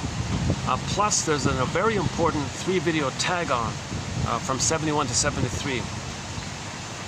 And then we did Italiana quotes. And then we did some Henry Hart's one-liners. That's interesting. And then we went into the BPD. and now we're doing the alexithymia, alexithymia, however it's pronounced, something like that. Alexithymia. It's a Greek word. The guy who coined this phrase went to the Greek language and took the a, meaning no, lexi, like lexicon, vocabulary. So now you got no words. Lexi, no words. Lexi. Okay. In Greek, the word for mood or affective experience or emotional experience or feeling is called thymia. So you got alexithymia or alexithymia. One of those two. It's either alexithymia or alexithymia. One of those two. I'm not sure yet. No words for feelings. But another guy said, why did he bother with that? In the Greek language, there's already a word. There's another word for this. It's called athymolexia. So check out 3 videos ago. Athymolexia, which means no feelings for words. That's our very first quote in the collection here. So why don't we just use that? Athymolexia. If your feelings are frozen because your identity's lost, well, there's whatever words you may have for your feelings, you don't have the feelings for them. So in the case of somebody using words for the feelings, and they're missing the feelings, but they're using words for the feelings, but they don't have the feelings, but they're using the words, they're using feeling words, but it's missing the feelings. No feelings for the words. Athymolexia. No feelings for words. That's already been around for thousands of years, so why aren't we using that phrase? But no one was using it, so Mr. Siphinos in 73 said, all right, fine, let's make it more user-friendly. Let's just say no words for feelings. How's that? Oh, I like that, okay. So everybody's been using alexithymia or alexithymia. No words for feelings. Somebody said, well, okay, fine, if you're going to use this made-up term, alexithymia, at least translate it as, quote, non-reading of one's emotional life. You have an emotional life and you're not reading it, just like you're not reading the book. You got the book, but you're not reading it. You got Mark Twain on the shelf, but you're not reading it. You got the book there, you're not reading it. Well, you have emotions, you're not paying attention to it. You're not finding words for it. You're not reading it, you're not recognizing it. You're not picking up the signals. You're not finding the meaning of it. You're not connecting with it. You're not reading it. Non-reading of one's emotional life. Well, then Ten Houghton would say, well, that's because the reason you're not reading your emotional life is because your feelings are frozen. You don't have the words for the feelings. So emotional illiteracy. You don't have the vocabulary because you don't have the feelings. The feelings are frozen. But then someone say, hold the phone here. Don't say that. That's too dramatic. Let's compromise here. Let's do something else here. So Miss Auerbach says, I got a better idea. No, sorry. He was quoting jurists. Another guy here, jurist, says, okay, forget all this stuff with the Greek language. Let's call it operatic emotions. Operatic emotions. Just say that the person is doubtful about their emotions. They're confused about their emotions. Operatic emotions. I like that as well. I like that also. Because if you say, he has alexithymia, it's like a diagnosis. Does he have diabetes or something? It's too set like that. And we don't know much about it, so why are we labeling people? And it's a question of degree. Everybody's confused about their feelings to one degree or another. So let's call that operatic emotions. Some people avoid the issue in a roundabout way by saying, well, let's describe how they think. They just think concretely. They just think without any connection to themselves. They just think what they see, that's it. Oh, you saw that movie. What does it mean to you? Oh no, the movie's what I saw, that's all it is. Yeah, but you must have liked some parts of it. I don't, they stone, turn to stone. You must have liked something about the movie. Fine, no grunt, no answer. They can't do it. And you push them. Oh, come on, what's your favorite scene? They can't tell you. So that's concrete. They can't tell you. If you push them again, they'll pick some little silly little thing like, Oh, the cool car. Yeah, I like that car. It was a cool car. Why? That was a cool car. Know why? I like it. Well, why do you like it? Was it the color, the shape, or the? Oh, it's not bothering me with your question. They can't do it. You see, they can't look at. They can't relate it to themselves. Go to yesterday's video about that quiz, the TAS, the Toronto Alexithymia scale.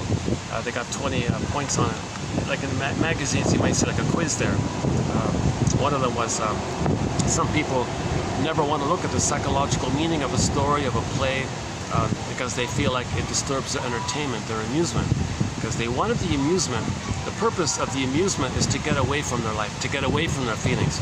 Don't talk about their feelings. The purpose they chose the movie was to get away from their feelings. Now you want to talk about their feelings, you make them angry. They want to get away from their feelings. They're angry, but they don't know it. Get away from it. Then you say, let's talk about it. No, I saw the movie to get away from my feelings, not bring me back to my feelings. So that's a tick on the box in the quiz that leans towards the alexithymia or alexithymia.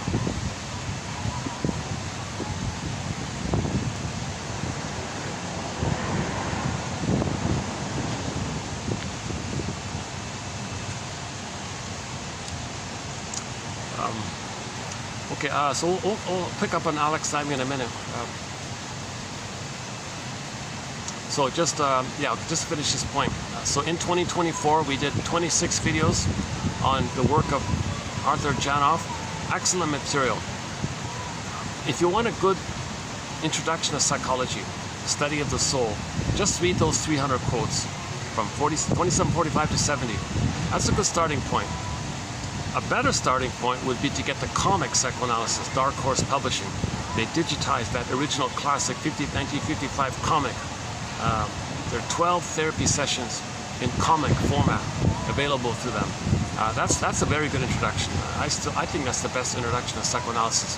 Maybe the next thing would be the quotes here, anywhere in this collection. They're all excellent quotes here. All you got to do is read 10. I think you'll find one that you like. Every day read 10, find another one. And then free associate. So you got a quote you like, and just free associate. What does it remind you of? Why'd you like it? Why'd you choose it? What comes up for you with it? Just add a little bit to it. That's your mission, should you choose to accept it. Every day in your notebook, find one quote and just make a few notes about it. And just do that every day as a practice kind of thing. That's what Robert Bly was saying to the men. Dear men, 10 minutes a day, psychology, okay, ology, the study of psyche, soul, mind, okay, the study of the mind, study of the soul. Please read psychology every day for 10 minutes. Forgive it for its jargon. In a humorous way, he was saying, oh, please, please, please forgive it for its jargon. Just forgive it. Come on, guys, just forgive it, will you, please? Okay, using his maybe influence. Using his influence to suggest to men, come on, get over it. It's not perfect here.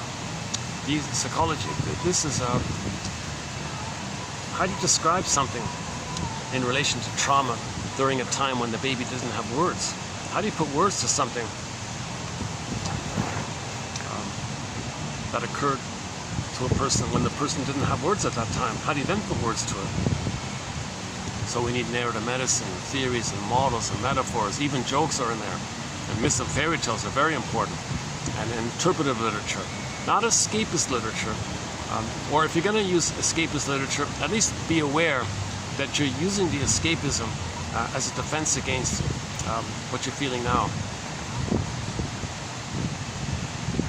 And at least recognize what the escapes are. Rescue fantasies, what's infantile? Mother's going to save you. Okay, the revenge fantasy. Well, okay, you're angry at what your mother did to you.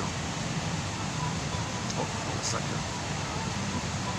Oh, hold on a second.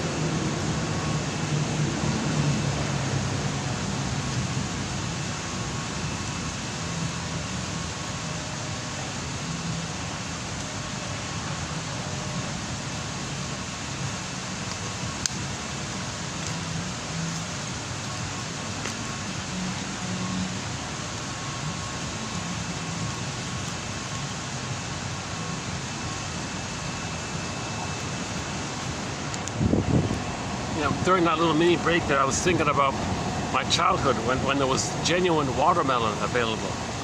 And recently I tried to get a watermelon. Oh boy, what a pity, eh? So we do a thing about that. The most recent run-through of the sociological issues was done 2725, part 3 of 3. It took me 7.5 hours to read through the list. It's called the 48 symptoms of homo traumacus. And one of the symptoms of homo traumacus is we're destroying the food.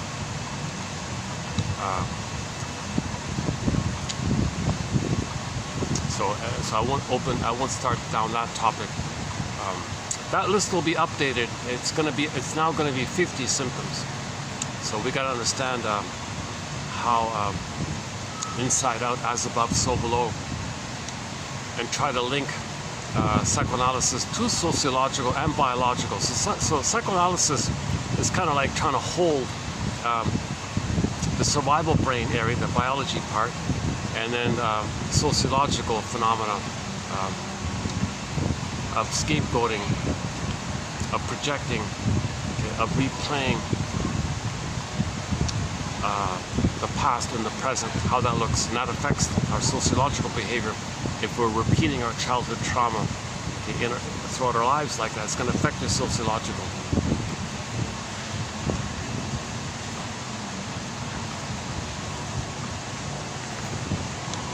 Yeah, but it would be nice to have that a genuine, true, original watermelon. My God, what a real loss, eh? It took billions and billions of years for the watermelon to come on the scene, and in just one generation it erected it, basically. Jesus. Not only the watermelon, almost everything else too, right? Jesus. Yeah, let's redo that list. It needs to be redone, yeah. It's a communication. The way we're behaving, it's a kind of a communication of what happened early on. The way we're behaving in the present, in our life, it's code for what happened in the nursery. What happened in the nursery happened, but we don't have words for it. So we dramatize it in some way, and we're meant to interpret it. That's called making an inference. So our unconscious is sometimes called the inferring mind, or the puppet master. No words. So we restage symbolically what happened in the past, and then we observe it and make the inference, oh, that's what happened in the past, how we're behaving in the present, as a code for what happened in the past. So let's did I finish with the setup here? So the issue is our soul is frozen, cold storage, down a tunnel, down a cavern, missed core pulled down, missing absent, and there's so many various forms about it. So how do we get it back? What do we do to get back our embodiment? Well, we need narrative medicine. Okay, so part of the narrative medicine, eventually we want to get our mother's story, why she did that. And the recognition that you got to feel safe with somebody. Because when you feel safe with somebody, you say what needs to be said, you can mourn. If you don't feel safe with somebody, you're not going to say it, right? So you don't mourn. Grief is healed when it's witnessed by a caring other.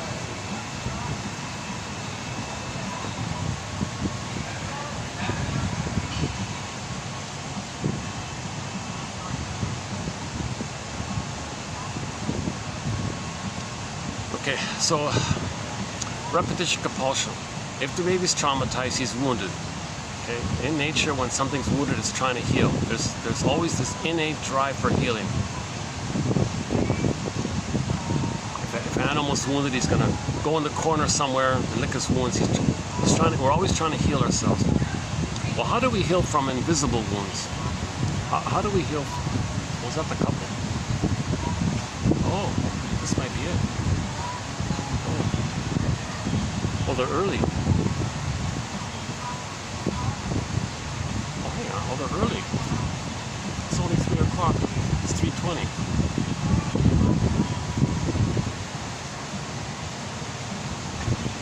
Oh, maybe they're just going to set up or something.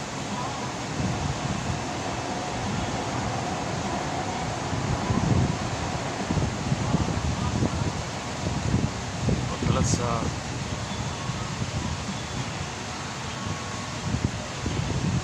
look, I'm far enough away from them, they don't see the notice me.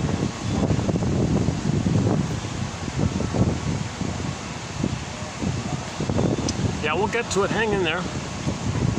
I want to feel like I've laid down the foundation, some of the basic foundational points first. So the foundational point is there's a gap, okay, between our adaptive self, our fake self, our persona, our mask, whatever you want to call it, and our authentic self. The author John A. Sanford has a book entitled Healing and Wholeness. Now when I say John A. Sanford, I mean the one who writes that book, Healing and Wholeness, Invisible, the psychology guy one.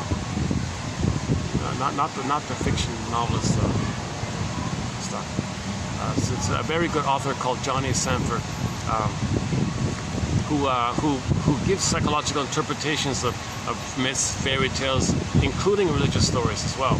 That's his unique contribution, because he puts them sort of in the same camp, meaning they're representations of trauma in the brain. So he says most religious stories look for the psychological message. There's a psychological message. Focus on that.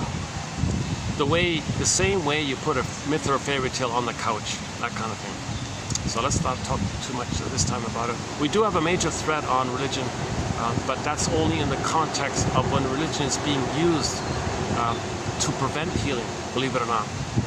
So it's possible that the theory that religion is being used to that opens up a whole topic. There's a whole major, massive body of material, psychology, religion. A good place to start is 1203, TQ 1203, and then maybe go to Faber's work, 2118, and there's much more.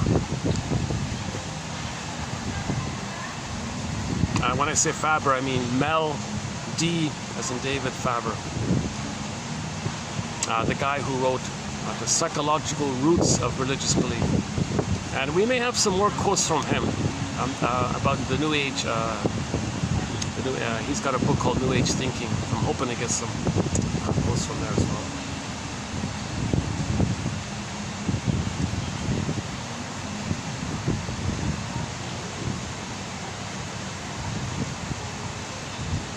I'm too distracted by all the preparations.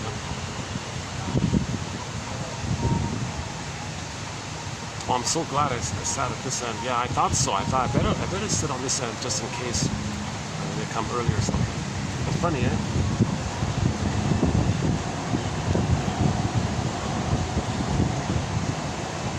But the waitress said, no, you're good until 5 o'clock here. You can stay here till 5.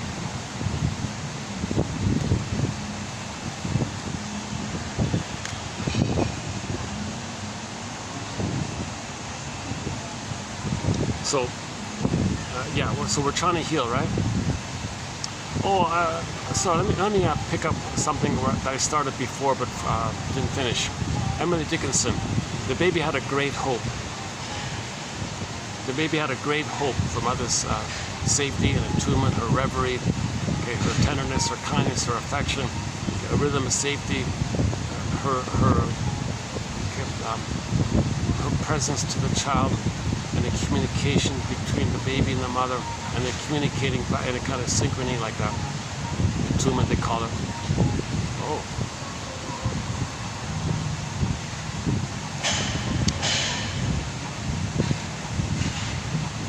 Somebody is carrying what I think might be the cake. But it's not like a traditional, stereotypical wedding cake. It's sort of a different kind of cake.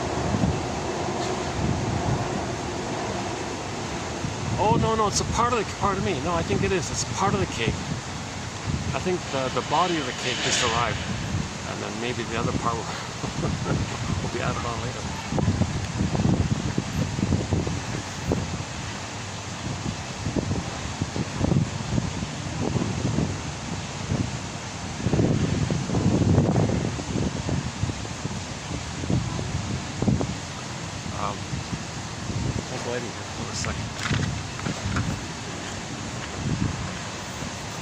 better? Not really yet. A little bit. Never mind the lighting. Sorry about the optics.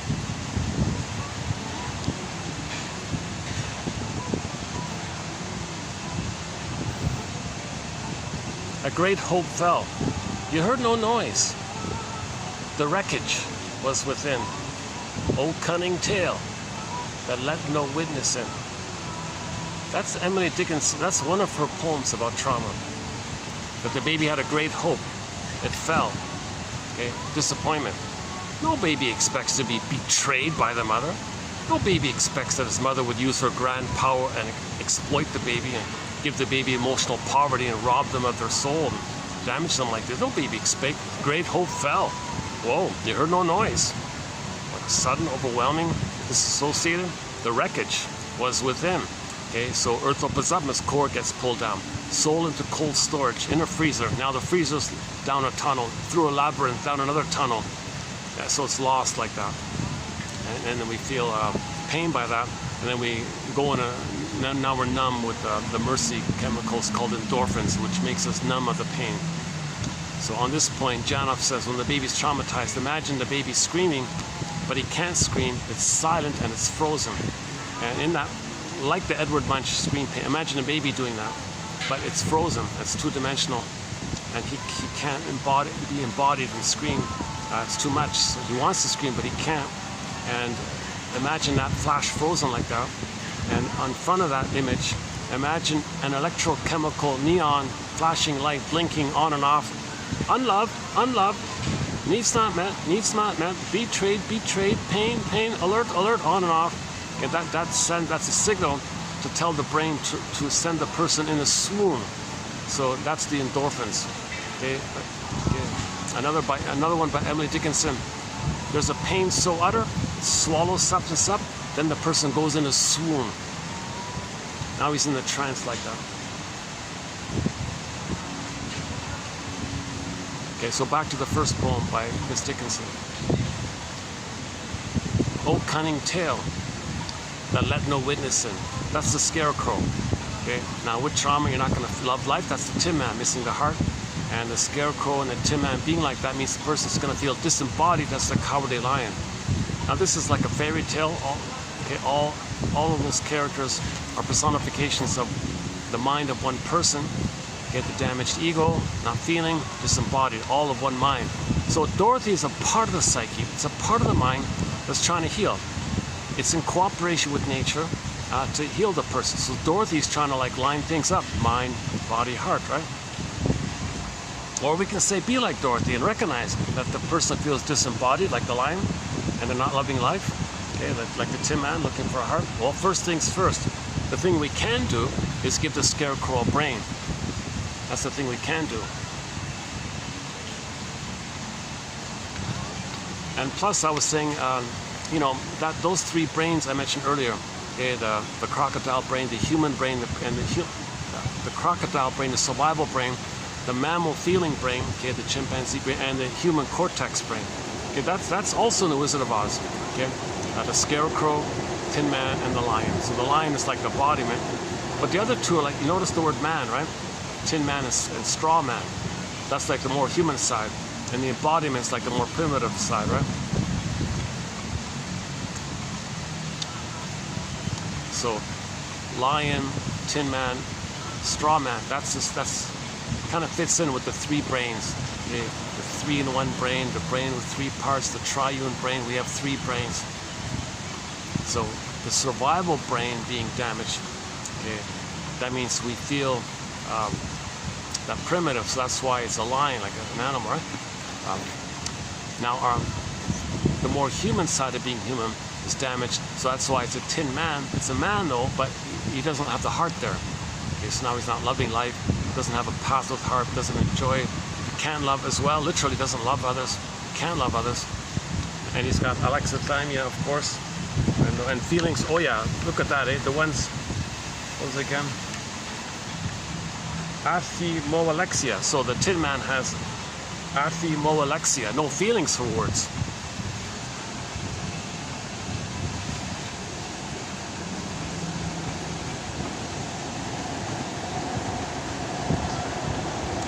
see, they're rearranging things based on the sun, but I think they're not realizing at night it'll be different.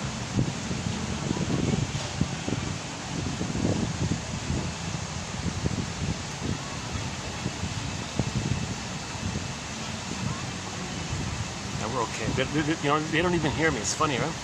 She said, yeah, I asked her, do you hear me when I'm speaking? Oh, we don't hear you. And likewise, people are talking there. I don't hear them. Yeah, it's pretty good. Like, this is pretty good location. Okay, let's try this one.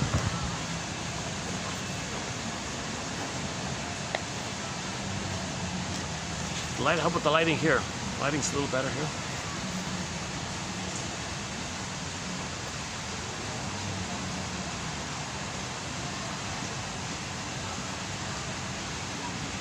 Okay, let's just leave it there with that one. So, first things first, give the scarecrow a brain. Okay, give the scarecrow a brain. So these quotes are theories, ballpark approximations, hypotheses, invitations for mutual exploration.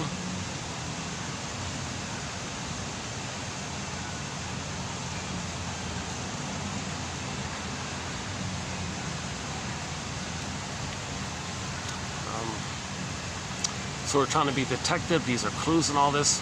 So we have to be like a psychological Columbo or a psychological, Perry Mason, or pick your favorite detective kind of thing. We have to be a detective here to find a story. Find your parents' story, heal yourself. Barry Grosskopf says the true meaning, the genuine meaning of that phrase, honor your parents, he means the true meaning of that means know their story. Don't idealize them or demonize them. That's not. You're coming from the memory of the trauma that you created. I mean, you're coming from the representations of trauma that you're coming from those representations that you created in your brain when there was trauma. You're not seeing them for who they are. So the true meaning of honor your parents means find their story. Like, find out their personality pattern. Were they a stinger or a clinger? Did one of the parents have did one of them have the bully pattern? Did one of them have the narcissistic pattern? Okay, just at least start somewhere, right? What about their humor? Was their humor kind of dark like that? Well, that's the stinger mode. Was their humor a little more playful? Maybe that's probably the clinger mode. And so on. If the parents are both stingers, that's why they scapegoated one of their children. Because the parents couldn't express and communicate their feelings with each other. So all the shame and rage was diverted to the child. So they made the child naughty, so they shamed the child so they can be naughty, to make him angry so they can fight with the child. They scapegoated the child. So find your parents a story. Why did they do what they did? They had survival anxiety, maybe. Okay, so go to YouTube, Bruce Springsteen, Independence Day, Toronto. Just a quick note here, the guy who filmed that clip was way up in the rafters. I don't know, like the worst possible seats.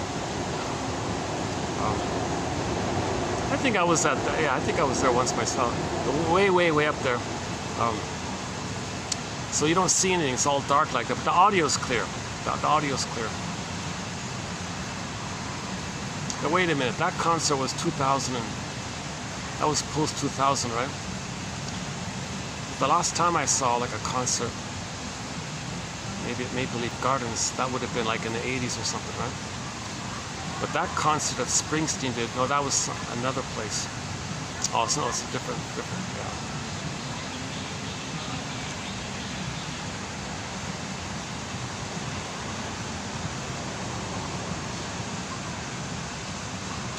But that concert Bruce Springsteen gave in Toronto, listen to the introduction he gives. I'll leave it there. It begins with him saying, fathers and sons, fathers and sons. That one there. Rosanna Deerchild, an Inuit elder, said once, the more I learned of my mother's story, Find your parents' story, heal yourself. The more I learned of my mother's story, the more of a person then more of a person you are. That's healing. Reparation of the other leads to reparation of the self. Understanding other, understanding yourself. Understanding self, understanding other. Okay? You got to do both. But you got to find your parents' story to understand yourself. You get to understand yourself when you investigate your parents. So be a detective, research the parents, and get that key out from under mother's pillow. Robert Bly says your parents aren't going to voluntarily give you that key. You got to get it out. So you got to be more of a detective and get the key out. Because the mother's not going to voluntarily say, sorry, adult child, when you were a baby, I used you to meet my needs. So here's your key back. No, that's not going to happen. Nine times out of 9.9, it's not going to happen. Robert Bly says you got to be a little more active to get the key out from under the mother's pillow. So once again, in the Iron John story, the soul was locked in a cage in the forest. The protagonist found it finally, but oh my God, it's locked in a cage. Where's the key? The protagonist learns it's under his mother's pillow. The metaphor means that the mother used the baby to meet her unconscious. That's the secret. That's in her unconscious. Okay? The pillow, dark, shadow, unconscious, you don't see it. There's a key there. That's why the person's soul is locked in a cage. You got to get the key to get it back. The knowledge of this gives you back your embodiment and your feelings. So you get your story of the mother, that she used the person as a baby to meet her unconscious needs. That's getting the key back.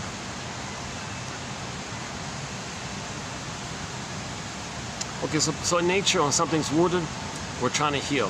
Let's go back to that loop I talked about at the beginning. Memories are relational. Baby, mother, interaction. Baby cried, mother said no. Baby cried, mother said no. Baby cried, mother said no.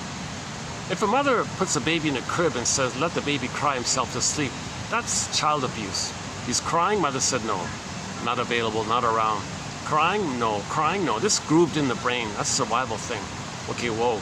Baby's trying, mother, I'm reaching out to you. Mother said no. I'm reaching out to you. Mother said no. At some point, okay, whoa, he's going to freeze up inside. But that groove is still going on. Now that groove that's still going on, it's timeless, it's infinite. So when the third brain comes online, when the baby becomes the age of 3, that circle, that cry for love, goes to that third brain. Now the third brain, the conscious brain, is going to be driven by this cycle. Okay, this is called unconscious motivation. This is called unconscious motivation. Now the third brain doesn't even know it, but it's going to be driven by it. Oh yeah, sometimes it is called the it, right? Yeah, you can even say it that way. Oh wow. Oh, that's much nicer the way they're doing it now, yeah. Oh, I see. Yeah, they're putting it all in a giant square kind of thing. So you want a peek? Do you want to see a peek of it? Oh, yeah, let's give it a privacy. It looks pretty good. Let's see, what time is it? She said I got till 5. What is it? 3:40.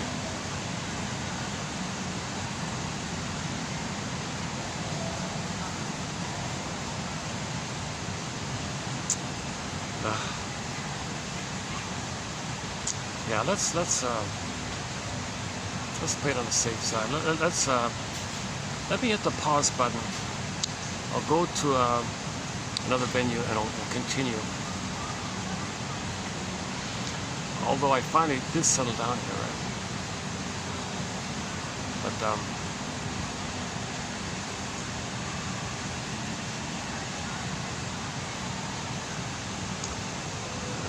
we're gonna go.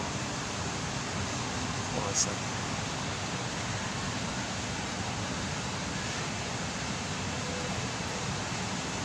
Yeah, let's give these guys their space. Yeah, let's give them the space. Okay. So I'll see you. What's a good way of doing it? I could count to 3, hit the pause button at 2, and when I get to the new place, hit the pause button again and say 3, and then I'm back, right? Or maybe do a sentence. Huh?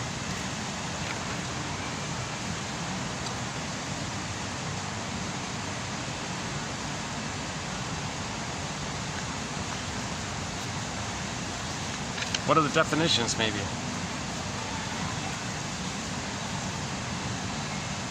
Alexithymia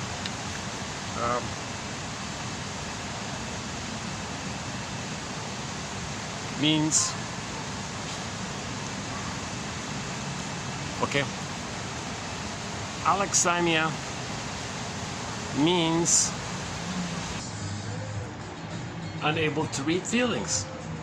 Alexithymia means unable to read feelings. That is, an inability to sense feelings, to describe the psychological accompaniment of the feelings, like why you're feeling it basically, and then to communicate it. So you don't know it, you don't know why, and you can't communicate it. Alexithymia. Alexithymia is defined as difficulty realizing, recognizing, discriminating, and expressing feelings. Now, it's not a disease or anything like that. It's a condition related to a symptom of trauma. And now the communication of the feelings go to the body now. So the person communicates through the somatic symptoms. That's called somatization.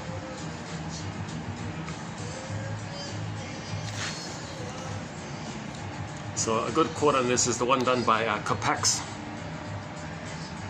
Yeah, here's my new venue here. Yeah, Monday mid-afternoon. So there's a good chance this place is quiet here. Nice little place here. So yeah, I should come here more often actually. Okay, anyways, yeah. So the very good quote by Copex is that the body screaming and crying and all this, it's relational. So it's healthy that way. Mothers shaming and gaslighting the baby, punishing the baby, and whatever. So that energy to reach mother, communicate to the mother. Mother says, I'm not around, I don't know what you want, baby. That energy, the baby says, well, I gotta find another way to communicate to you. If I can't do it overtly, I'll do it covertly through the body.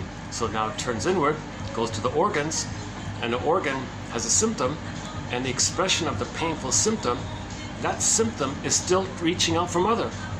So the psychosomatic symptom, in whichever organ it affects, any organ system, any organ, if it's a problem there with the organs or something, okay, 9.99 times out of 10 kind of thing, it's still crying and screaming and rage to the mother.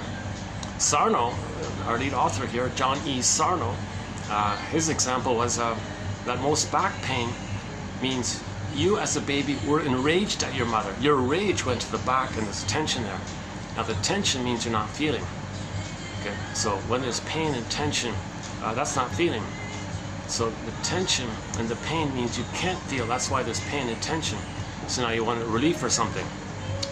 But it steams up again, the pressure cooker theory, and then it steams up again, you want to relieve tension again. Or the person might just become tenser and more tense like this. So that's one of the traits of alexithymia, is that we communicate our feelings through the body symptoms, I mean, the problem with the body. Again, it's reaching out to the mother squashed it, it went through the body, now it's coming out that way. Then the person goes to the doctor, and the doctor plays whack-a-mole. The way the mother played whack-a-mole with the baby's feelings, the doctor plays whack-a-mole. So, yikes. So that's what psychoanalysis, let's stop doing this. Let's understand it. What's going on here? What's the communication? Let's understand it. Let's symbolize. Let's put words to it. So just as the mother failed to put words to the baby's distress, now we gotta find words to our distress. And that's what psychoanalysis is all about, to find words to our distress. That's called symbolization, making the unconscious conscious. Hermes flies across. Then our energy could be for the present when we validate and capture and give the past a time and a place that goes laid to rest. It serves us now. The energy is free for the present. Until that time, we're going to keep on crying through the body kind of thing. That's called somatization. Okay, let's at the other place there, at the Swan place, at the wedding. I'll tell you, it's a wedding place. I was leading up into the repetition compulsion theory, but the record. But since I've started on the alexithymia topic, why don't we just continue here, and then maybe I'll pick up on. If I don't do the Edmund Burke's theory about the record, repetition compulsion, and the record we carry, and repeating the past and the present, trying to change the past, and the two ways that we do it.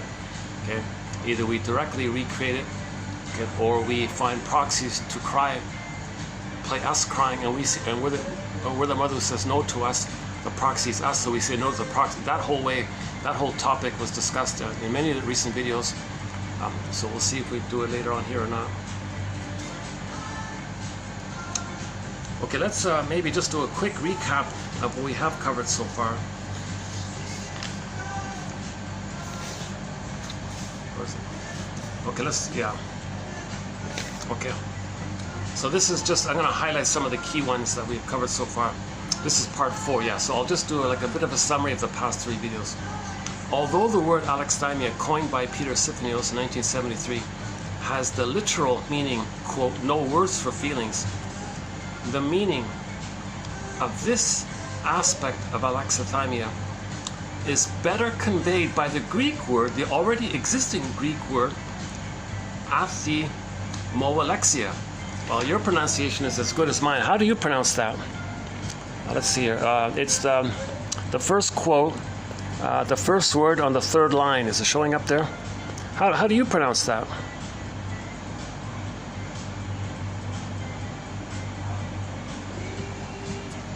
Which means no feelings for words.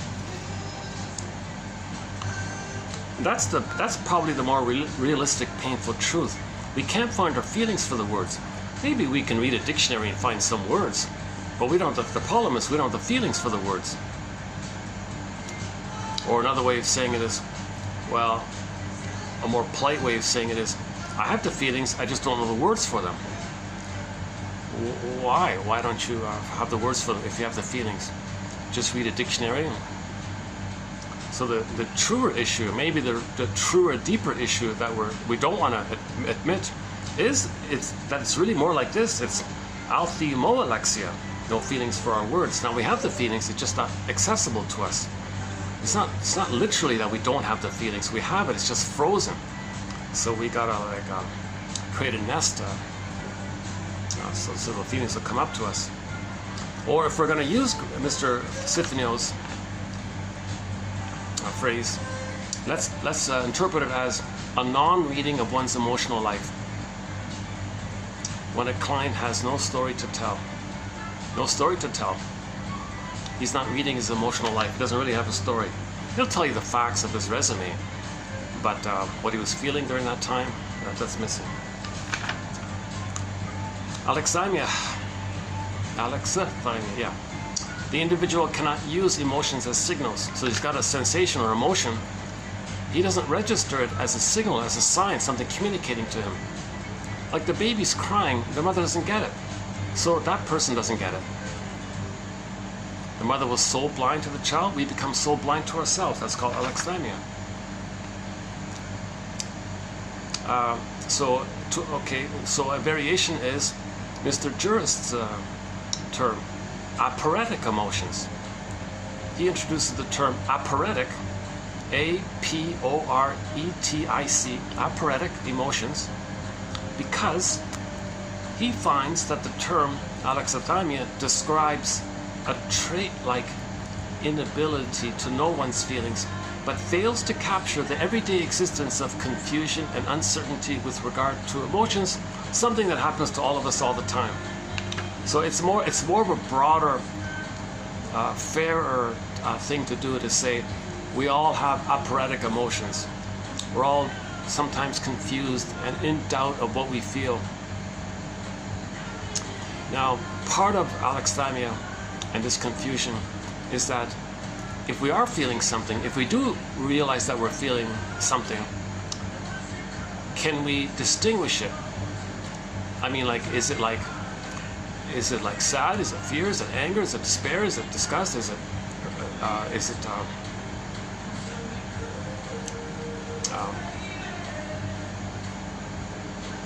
feelings of being abandoned?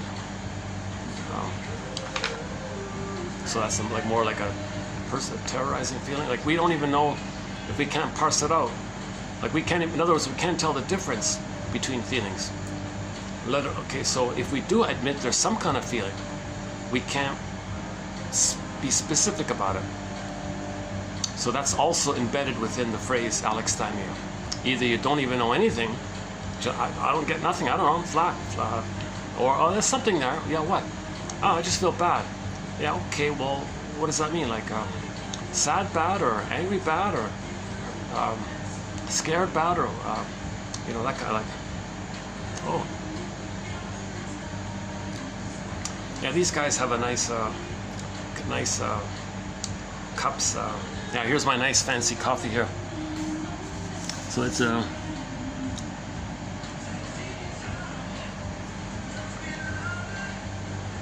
pretty much the same price as the other place. Yeah, same price. Yeah.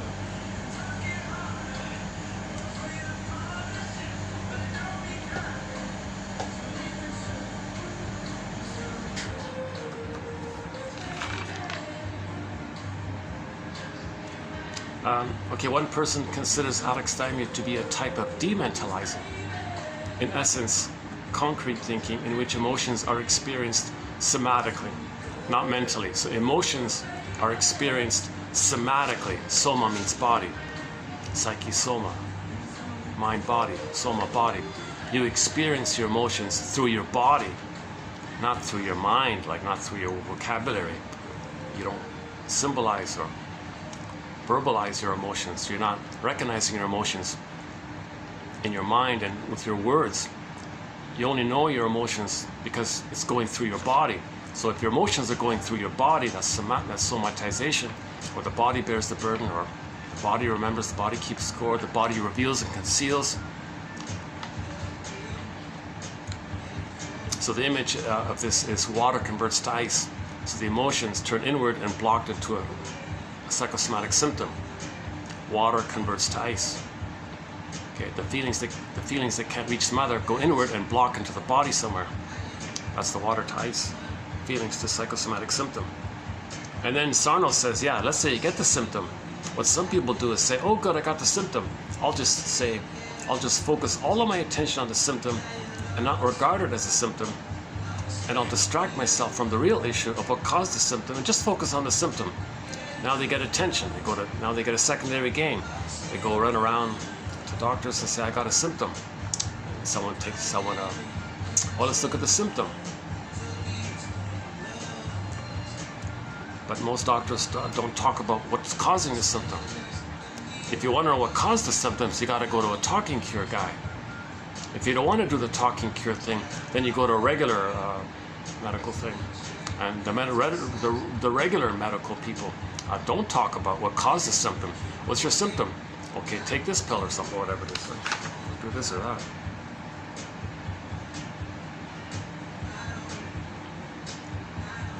Yeah, so alexithymia and somatic complaints are correlated, elevated in people with eating disorders.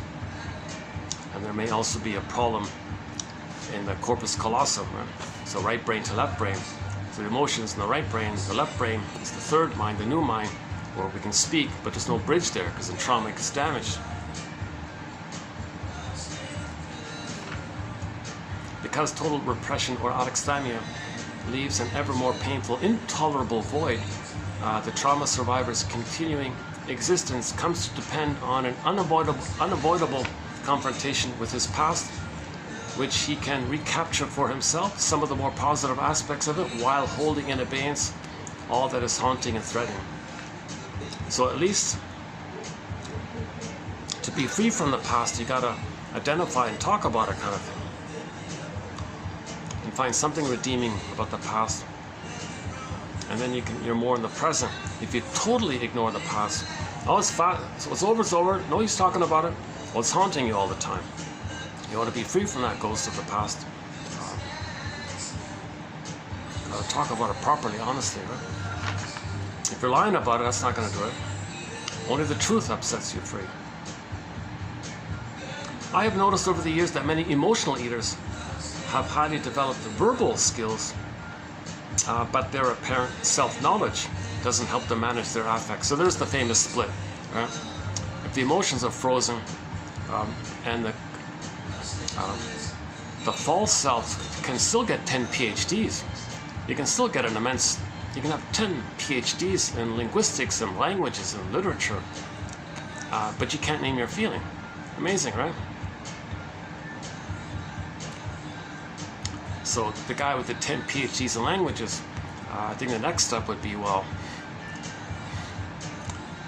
include into that body of knowledge psychoanalysis, because then your knowledge and psychoanalysis will bring up the feelings. So you got to complete the nest, complete the catcher's mitt. Emotional eating. Oh, these are. Oh yeah. Okay. Oh, I forgot about that. We did 3 videos on emotional eating, and yeah. So alexithymia is the underpinning to almost everything, out there. Alexithymia is the underpinning of it all, but that very few people want to talk about. But it's the underpinning of it all. It's sort of assumed it's there. We're always. See, you don't really directly try to get back your feelings. They'll come back when they come back. Just create the conditions for them to come back. But at least talk a little bit about it. You don't have to dwell on it too much. The main focus is on building the catcher's mitt. The feelings will come when they come, but have some vocabulary and some recognition that the feelings are missing. So it's sort of the backdrop of everything, like your psychosomatic problems, your personality patterns, emotional eating, okay, OCD, BPD pattern, narcissistic pattern, codependent pattern, pleasing pattern, Iago pattern, any kind of troublesome personality pattern where they're not loving life in the present. Anybody who's not loving life in the present, but the underlying issue is alexithymia. Oh yeah, one guy emphasizes that, one guy made the excuse, there was one guy, I got the impression he wasn't a very good shrink. So his conclusion was, well, the reason therapy fails is because they have alexithymia, that's why I failed. Okay, no, you're just like the mother failed them, the shrink failed them. You got to build a nest, then the feelings will come up. See, if you cross that point and say, no, words are not enough. Words are not enough. Okay, well, no. Well, the promise of psychoanalysis, Rumpelstiltskin, just keep searching for the words. So every day, Robert Blythe, 10 minutes a day, just keep at it, kind of thing. But his conclusion was the number one failure, the number one cause of failure, if anybody goes to therapy, the number one cause of failure is he's lying, he's BSing. Okay, he's saying, oh, they have alexithymia. He's blaming the victim. He's blaming the client. The therapist is failed.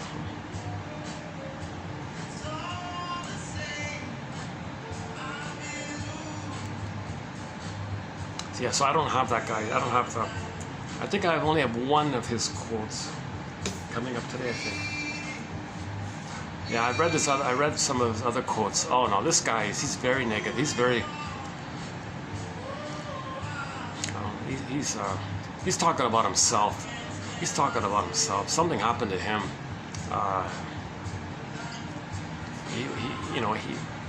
Maybe he was removed from his mother and given to a wet nurse or something, or and the nanny didn't want her to do her job, and the nanny angrily force-fed her or got angry at him. He's something like that happened to him. So we don't even really know. He didn't give us his true story. So the mother's meant to lend her mind to what the child's going through. Then the child has a mind later on for what he's going through. How the mother treats the baby, it all sets in, and that becomes part of his patterning within. If the mother sees the child, he sees himself. The mother soothes the child, he soothes himself. The mother recognizes why the child's feeling what he's feeling, he can do that for himself.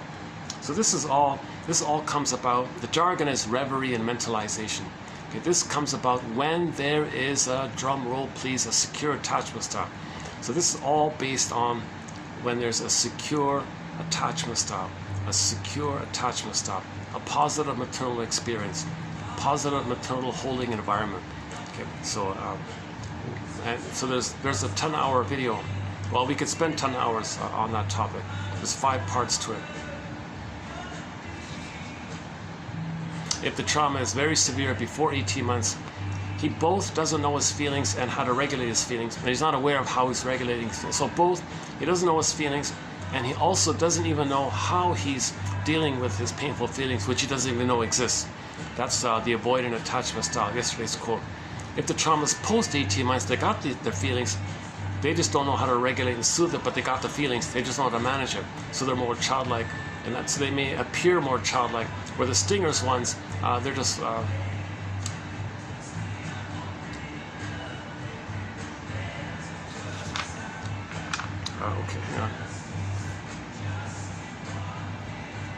Yeah, I'm reading this a little bit out of order. That's okay. So alexithymia, the incapacity to recognize or to name. So the incapacity or to recognize or to name, that's called alexi. A for the inability or non or no. Lexi means vocabulary. Okay. Thymia means moods, affective experience, feelings, emotions, moods, called thymia. One guy called it thymos. Most people call it thymia. Alexithymia.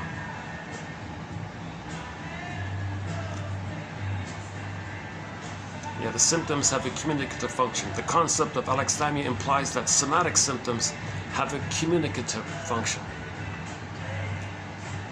That is, individuals are perhaps trying to tell us something with their symptoms. See, they're trying to tell us something with their symptoms. They maybe try to tell the mother directly, went to the body, symptoms, still trying to communicate. And then the doctor does the same thing the mother did. And then, yeah, so when people complain about their somatic problems, they're talking about their emotions in code. We have to decode it. Alexithymia is fairly prevalent in such problems as chronic pain, eating disorders, hypertensions, OCD, panic attacks, other addictions, addictive living, manic behavior, and a whole long list. So basically everything dysfunctional.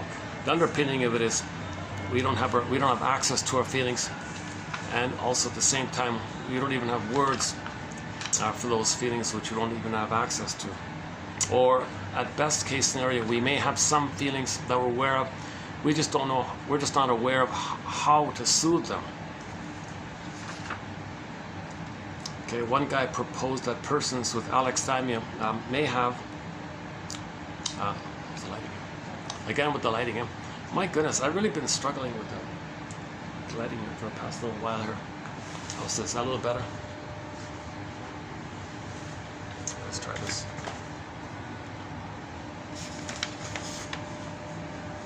Is that a little better? No, not really. Oh, Jesus. At least I got the nice painting there.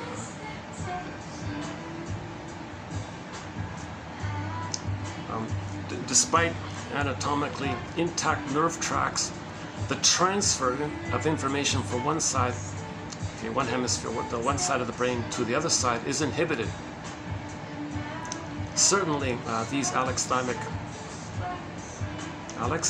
clients are out of contact with their emotional states. Can we refer to this as self-deception? Like we're not being fully honest. If we don't know our feelings, are we deceiving ourselves unknowingly? And does that lead to deception in general, more broadly? Self-deception more broadly? This understanding of the bilateral brain provides one possibility about how self-deception can occur. If we don't have access to our feelings, how are we honest with anybody? If you can't, right? So the BPD pattern, the person talked about earlier at the Swan place. Today's the wedding. Jesus. So I got the sun right there, reflecting off that building over there. What about this? Oh, they got some pitiful artwork running. Now that's okay. That one. Oh, Jesus, eh? Hold on a sec. Let's try another spot.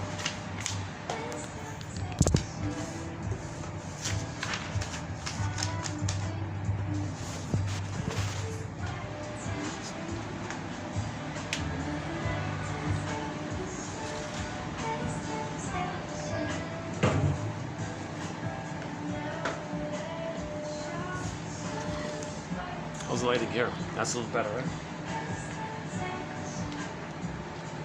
Okay, let's continue. Lighting's okay here?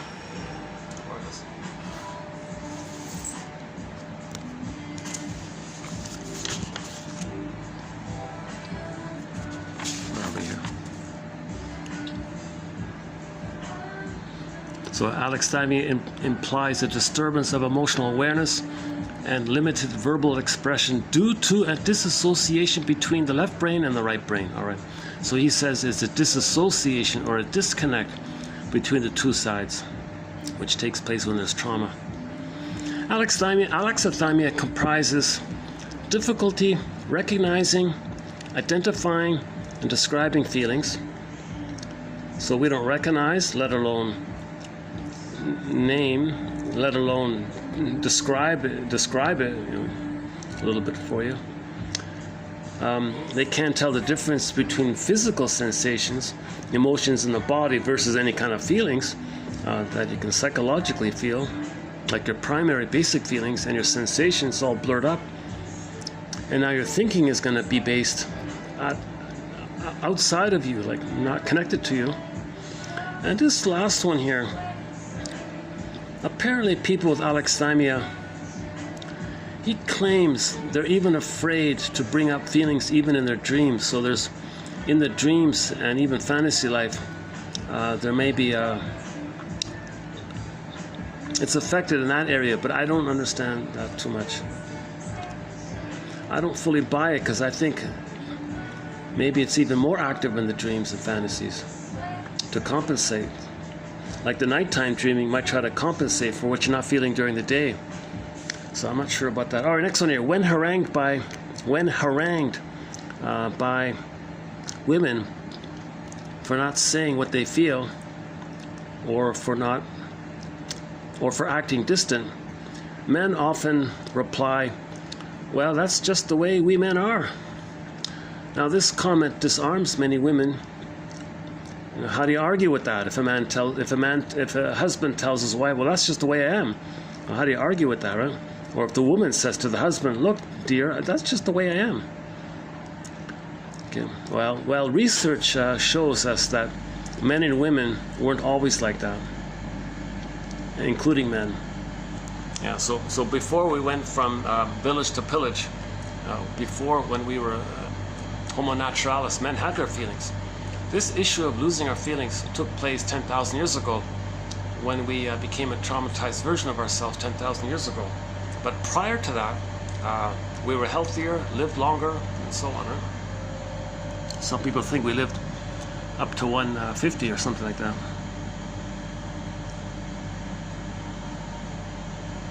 Emotion never lies, and emotion never lies still. That's a pretty good one, eh? Emotion never lies, and emotion never lies still. Yeah, so your body's not lying. If you get a symptom in your body, that's not lying.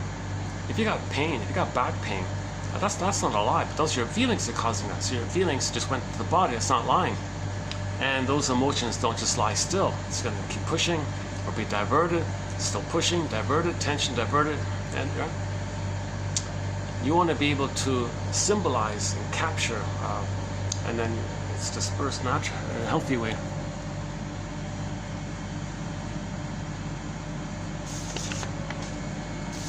In her confusion, she asks me to help her to identify and describe emotions, portraying her alexithymia tendencies.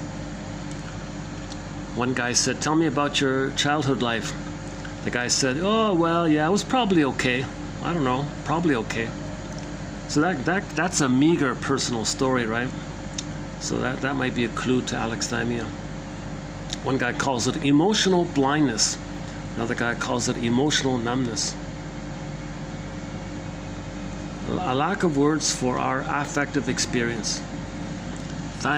Alexithymia in Greek sometimes is thymos, same meaning. Here's that little quiz I was talking about. Okay, so this is just, there's a 20-item checklist. Here's 6 of the items on it. It is difficult for me to reveal my innermost feelings, even to close friends. So think about that. Even to your closest friends, you don't make I statements. You don't truly talk about what's going on. You brush it under the carpet, deny, pretend it doesn't exist. So even with your closest friends, you don't make I statements. You know, you said you'd call at 5. Now it's 5:30. You know, when I didn't get your call, a feeling came out. I was triggered. It brought up something in my childhood. I had a need for connection, safety, trust, reliability, a feeling of home and all that. And there were times in my childhood when I didn't really feel like that. And then and in my child I felt abandoned and scared and all that. And that kind of came up when you didn't call when you say you'd call, because I trusted you like this. So you might be a little vulnerable, like, to share something like that. So something in the present triggers something in the past. It brings up an old childhood fear from the childhood. Something came up again by the behavior in the present, by your friend. Something from the past came up. The idea is to share all that by identifying an unmet need and the feeling that sprang about by that unmet need. So F and N, feelings and needs are linked. Okay, so just in broad general terms, when needs are met, you feel good. Needs are unmet, you feel unpleasant. So just share that kind of information, and then reveal that's intimate. You know, you're being a little intimate like that. So can you do that? If you can't do that, it's called an I statement. Okay, TQ 2360 by Susan Campbell, okay, Rosenberg's book, Language of Life, NVC, that one. And there's a few other points on how to make an I statement. Okay, something triggered you, they remind you of the past. Tell a little bit about what happened in the past and what feelings are coming up now. Share all that, and then and make some kind of request. You know, how are you hearing my sharing? I'm feeling vulnerable sharing this to you. How are you hearing it? The friend might say, yeah, you have a very, very good reason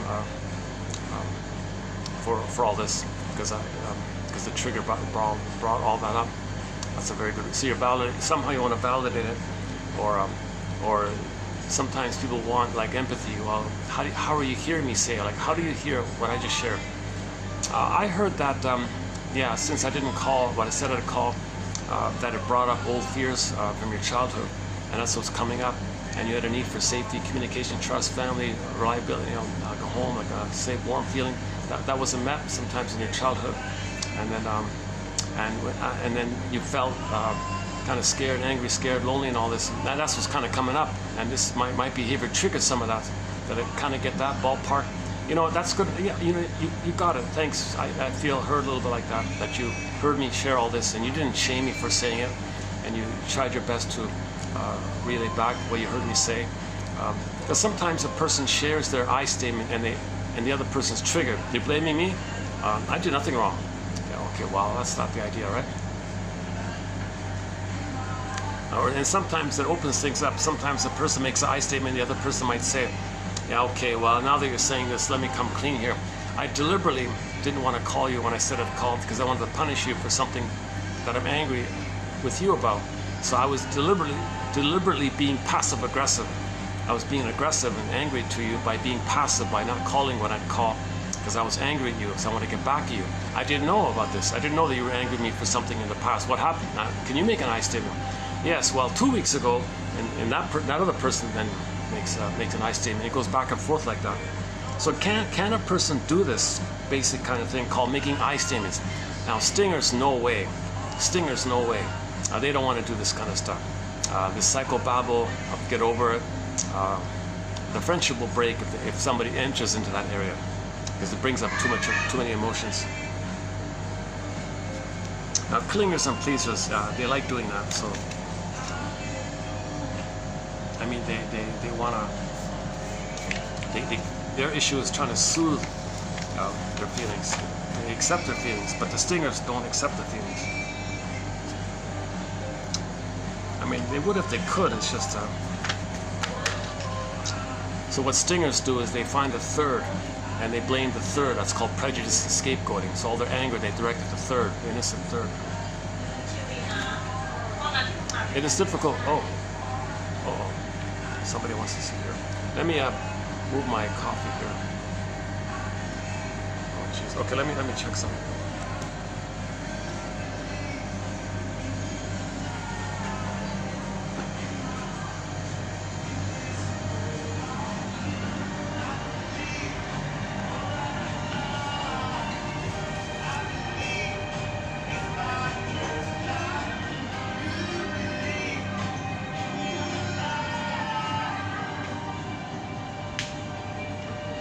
Where'd they go? Oh. I was going to tell them I'd move over there if they wanted to sit there, but they're gone already. Wow. That was quick. I guess they only wanted this spot here. And this is like this little cute little spot here, this little tucked in this little tucked behind the main part, this little area here. Last time I was sitting, last time I sat here, Last time I was here, I sat here, Nice spot, nice little spot here too.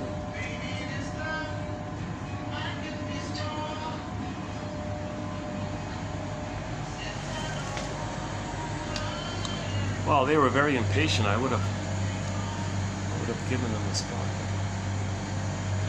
Let me move my coffee over. Yeah, hold on a second. Or can I go back here? Hold on a second. Yeah, now we can go back. Yeah, the sun issue has fixed itself. All right, hang on. Let's go back.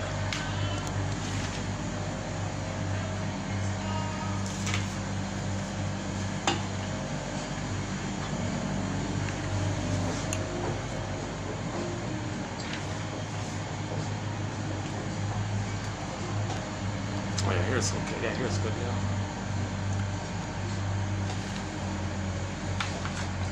The quiz. Yeah, let's do the quiz again. Where is it?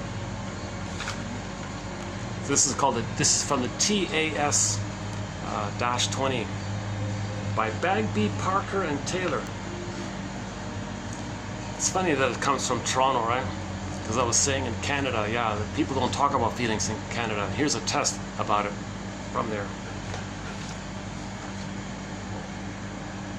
It's a pretty simple test. It isn't too complicated. So one of the items on the checklist was this: it is difficult for me to reveal my innermost feelings even to close friends. So if you answered yes, that's basically true, or largely true, or mostly true. That leans towards alexithymia. Next item: when I am upset, I don't know if I'm sad, scared, or angry. That's called sad, mad, afraid. If I feel bad, am I sad, mad, or afraid? So he knows he's upset, but he doesn't. Well, hang on. If I'm upset, that's already angry, right? Yeah. Why does it say that? When I'm upset, is it because I'm sad? Actually, it's funny. I just noticed this. The question says, when I'm angry, I don't know if I'm angry or scared or frightened. That's I just realized that. I would change this. I would say, when I feel bad, I don't know if I'm sad, frightened, or angry. That would make more sense to me. Okay, third one. I prefer just to let things happen rather than to understand why they turned out that way. Yeah, so zero self-reflection. They're not quote-unquote psychologically minded. They don't want to look back and try to process and try to understand. There's an old film, I forgot what it's called, where the lady said to her, the husband came home from work and he was obsessing about the day at work, and the advice for the wife was to say to the husband, darling, are you going over the day over and over, ruminating about it, trying to figure out how you best could have lived that day, like handled that day? So that's being psychologically minded. Something bothered him during the day at the office. He came home obsessing about it, and the advice was for the wife to say to him, are you reviewing the day to see how you better could have handled it?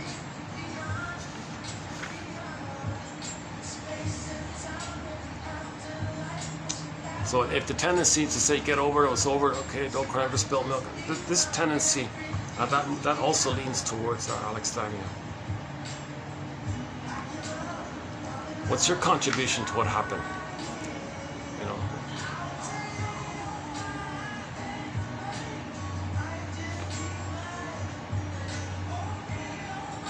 So the idea is to look at a person's own unconscious contribution to what happened.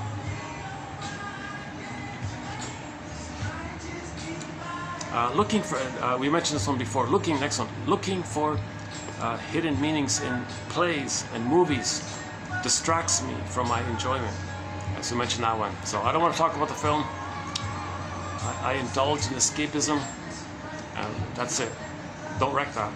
Don't talk about what it meant to me, because that's why I saw the film, to get away from my present feelings. Some people go to films and they want to reflect on it and discuss it. Book clubs and things like that. So they won't join a book club.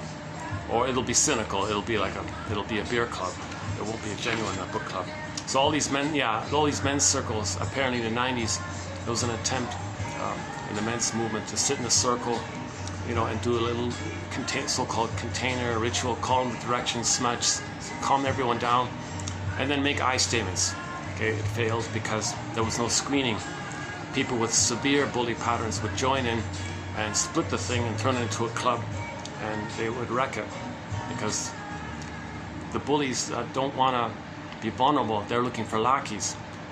Those with the bully pattern don't want to be vulnerable. They just want somebody to control and shame. So they're drawn to vulnerable people trying to heal. But the men's circles had no screening. So the whole men's movement fell apart because they didn't. Maybe it was set up to fail. Maybe it was a preemptive thing. Maybe the guys who did all this set it up to fail, to prevent an authentic men's movement, right? Meaning men trying to heal and get their feelings back. Because if men can feel, they won't hurt others. If you feel, you don't hurt others, right? If you don't feel, you'll hurt others. Because you feel hurt, because you're hurt, because you can't feel. I prefer to watch, quote, light entertainment shows rather than psychological dramas. So if they'd prefer to watch a game show or something, rather than In Treatment, the series called In Treatment. It was parts of it were okay. Or just classic films, like psychologically minded films, like Jet for the Defense, starring Carl Betts. Even Route 66 to a degree, not all of it. Any kind of thinking man's show, not too many of them around, unfortunately.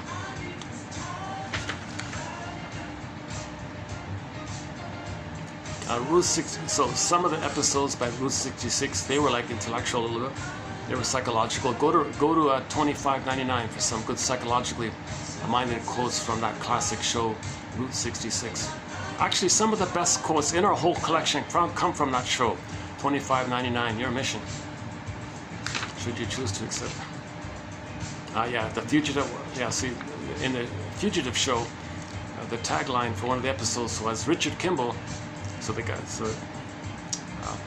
The original one, starring David Jansen, playing the doctor named Richard Kimball. So the story is about him being accused of something, but he's innocent. He's always running like this. And in one scene, you see him running. The road is my home, like he's always running, huh? And the booming voice, the narrator said, "There goes Richard Kimball. He is a fugitive from the justice he seeks." Metaphor. Babies feel like emotional fugitive from the love they seek. They're running away from their mother, but they're looking for her. But it's symbolic of her while they're running away from her, never getting her, because in the future there's only visions, there's only symbols of her.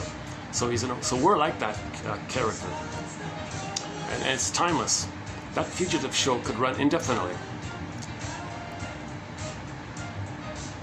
Actually, it probably should run to its conclusion where people get tired of running. I think at the end he did kind of, things did get sorted out at the end, right? I don't think I saw the whole thing yet. The next one, here's my favorite one, point 6. I find examination of my feelings useful in solving personal problems.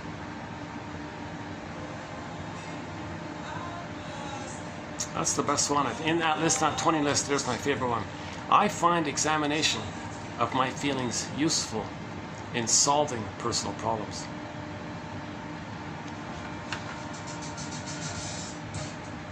So in relationships, you're triggered, a lot of feelings come up.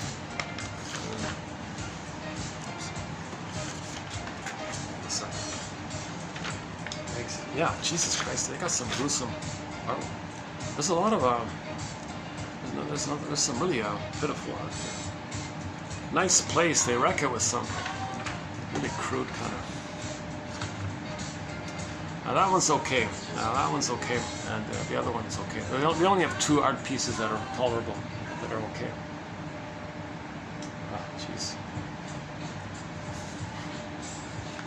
We don't have a thread on why people always wear sunglasses, even when there's not sunny out. I mean, like, not because of the sun, just they want to hide, they're schizoid, They feel shame, they want to hide. They want to see you, but they don't want to be seen. Schizoid issue. We don't really talk too much about the Guntrip. Look to, what's his name? Harry or Henry, one of those two. Guntrip. G-U-N-T-R-I-P, that guy. We have one of his quotes coming up today, I think. Oh, yeah, here's the one about the stingers and the clingers. So attachment theory, okay? Prior to 18 months, okay, the stinger personality patterns, emotionally, they're kind of avoidant, so they call it the avoidant or dismissive attachment style. So they are less aware of their emotions and the means by which they regulate it. Now those who are traumatized post 18 months, the clingers and the pleasers and the ambivalence and the preoccupieds, etc., they are aware of their emotions, but they may be less aware of how they of what they're doing to regulate their emotions. Childhood trauma with a defensive shield of massive disavowal. So denial, repression, disavowal, alexithymia, and a total repudiation from consciousness of any trace of the early event. That's the scarecrow, damaged scarecrow, along with a stifling of their affective accompaniments. Ouch, that's a painful quote to read, eh? I should take that one out. She's good. She's not bad. Miss Judy McDougall. She's got a book called Theaters of the Mind. Not a bad book. Theaters of the Mind. Yeah, Judy McDougall. Miss McDougall has proposed a psychodynamic and economic explanation for alexithymia. From this viewpoint of alexithymia being a psychological or economic, from that point of view, alexithymia consists in an economic redistribution of the energy associated with the unmet needs, such that it is dispersed throughout the body, thus diluting its otherwise intense, psychically threatening impact upon the mind. Yeah, that's pretty good, yeah. So Janoff said this too. If there's too much pain with the mother, it gets dispersed to the body. Now you got anxiety. So anxiety is a generalization, it's a general disbursement of your pain, of your frustration with the mother. All that pain towards the mother, it goes in the body and you end up with anxiety. I have it. I speak with a fair bit of anxiety. All my ums and ahs and stops and starts and self-corrections and not being too calm and too relaxed and all this.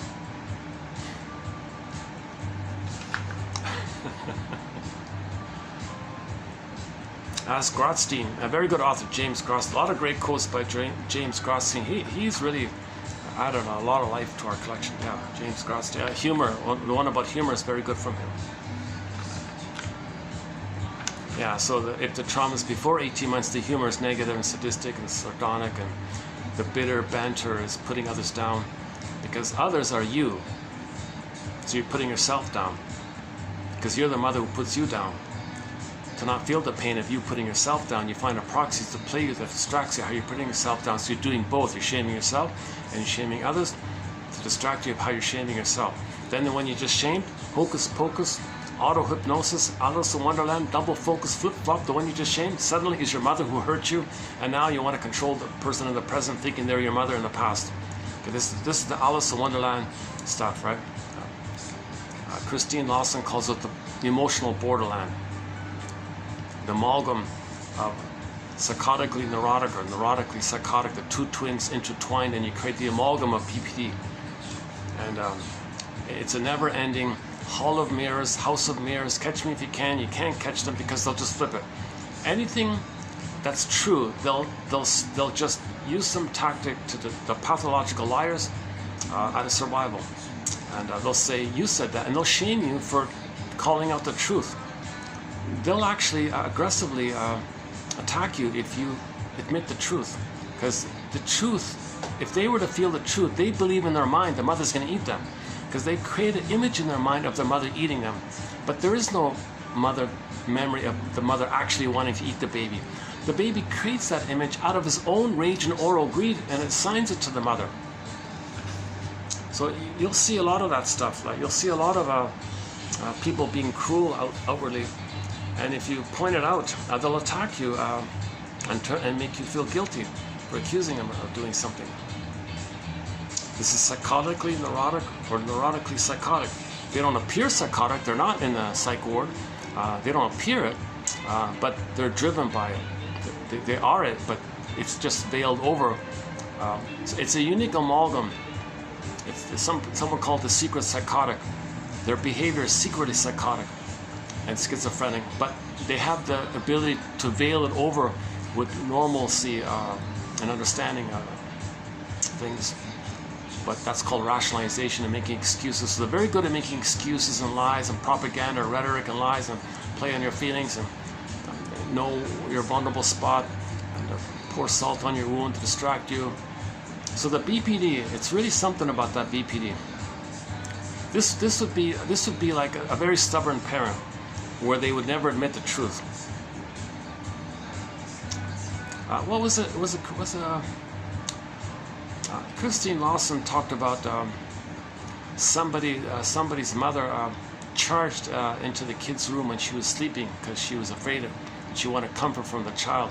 And the child next day said, "What are you doing with these? What are you doing? Why'd you charge into my room at 3 in the morning or something? You know, I had school the next day." "I didn't do that. You're lying. How dare you say such a thing about me? Oh, how dare you say?" And she like attacked the child. Oh my God. Like, wow. But she really did. Like, and she did it several times. She did it often. She was a very impinging, demanding, controlling a woman. And if you ever admitted it to her, she would just attack it. That's the witch side of it.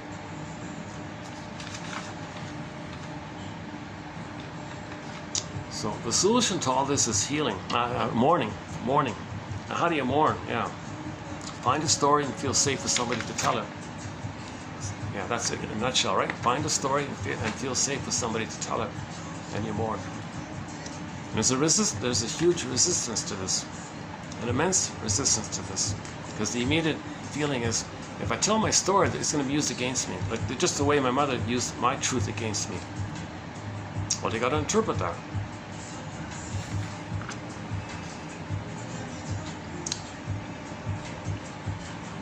Then all they want is tension relief. Is alexithymia solely a language deficiency? It's both a language deficiency and inaccessibility to the feelings. Oh yeah, as Grotstein reminds us, when affects are not mentalized, they remain in a state of proto-affects, okay, beta elements in Mr. Bayon's theory, so that the individual is left with massive inhibition, leading to somatic disorders. I don't use this too much, but Mr. Bayon, some people quote him. Actually, Grotstein quotes him a fair bit. I'm not really a fan of Mr. Bayon, to tell you the truth, but he does this thing called beta elements, alpha elements. The beta elements just means all the little things about the primary process world, the beta elements. Now the alpha elements is up to your consciousness, up to your awareness. So you want the beta elements to become alpha elements. Same thing. It's old wine in new bottle. You want to make the unconscious conscious. Same thing. That's what was said a long time ago. You want to make the unconscious conscious. Where id was, or beta elements was, ego element. Okay, alpha shall be. Where beta was, alpha shall be. The original is where id was. Okay, again, all of the energy in the trauma in the past. Remember that cycle we talked about? All the energy in there, right? The energy in the trauma in the past, in the timeless past, pretty powerful like that's called the id. All the energy is the id. Okay, so where id was, ego shall be. Ego shall be. We need the ego there to integrate and be aware of what's in the past, admitting the past. So with the belated understanding in the present, there could be a belated release of the feelings in the past. Now the energy comes to the present. So when we make something conscious that was previously unknown to us, the images Hermes flies across with a message from the unconscious. Now the unconscious sometimes personified Okay, in the Odyssey, it was Poseidon, right? And you saw the big wave there, the ocean. That's the id, the powerful emotional id. And so the ocean, Mr. Ocean there, can say, hey Hermes, I got a message for the person. Send it to him. The metaphor means when we become aware of something that was previously unaware to us, that's Hermes flying across with a message. So you want to get that message. A good example is when you wake up in the morning and you were dreaming, and you wake up in the morning. Okay, whoa, write it down. That's a message from your unconscious to your conscious. Write it down. Write down what you remember. Don't punish yourself if you don't remember everything. Just whatever you remember, just quickly write it down. Okay, that's now you're making it conscious. So one self-help exercise is TTAQ. Give the dream a title, identify the theme, the main kind of pattern or something, the theme. A for affect and Q for question, TTAQ. See if you can formulate a question of what you think your unconscious self is asking you. Okay, TTAQ. And then say to yourself, okay, it's like this in my soul today. It's like this in my soul today.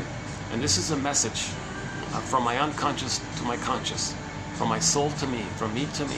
It's a message from me to me. If you get a message from you to you, don't you want to read it? And then your mission, should you choose to accept it, is take some fragment of the dream and free associate. What does this remind me of? And maybe another sequence. What does that remind me of? At least do one. And you might get more to your consciousness. You might get more ahas. Oh my God. Because the dreams, it's symbols, you know. In the dream, auto symbolization, one thing can stand in for another. One thing can hold the emotion of something else. Like the emotion belongs to the mother, let's say, but it goes on to some classmate you barely knew. How did that get in there? Okay, that must be a displacement. Okay, that's got to be a displacement. Well, consider, is it a displacement? Doesn't make sense that you have some strong feelings about somebody you didn't know. But they were safe to you because you didn't know them. Maybe they were a nice person in the classroom, they were safe. But some strong feeling was there, positive or negative, let's say.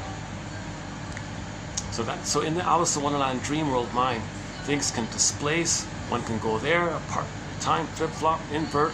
This can stand for this, that can stand for this, morph that, flip-flop. It's all wild in there, right? That's so-called beta elements. That's what he means, Mr. Black. The beta elements are like this, flipping around like this. Now the alpha elements are stable, understanding, okay? And then you're aware of what's going on. The more you make the unconscious conscious, the more healed you are. Back to John A. Sanford, his book is called Healing and Wholeness. The more you accept what was previously denied to you, the more whole you are, hence healed, healing and wholeness. Because your authentic self is removed from you. That's a pain like that. If you get back your authentic self, you're more whole, hence healed, healing and wholeness. That's a good book of his, by the way. We did 4 videos of John A. Sanford about half a year ago, I think.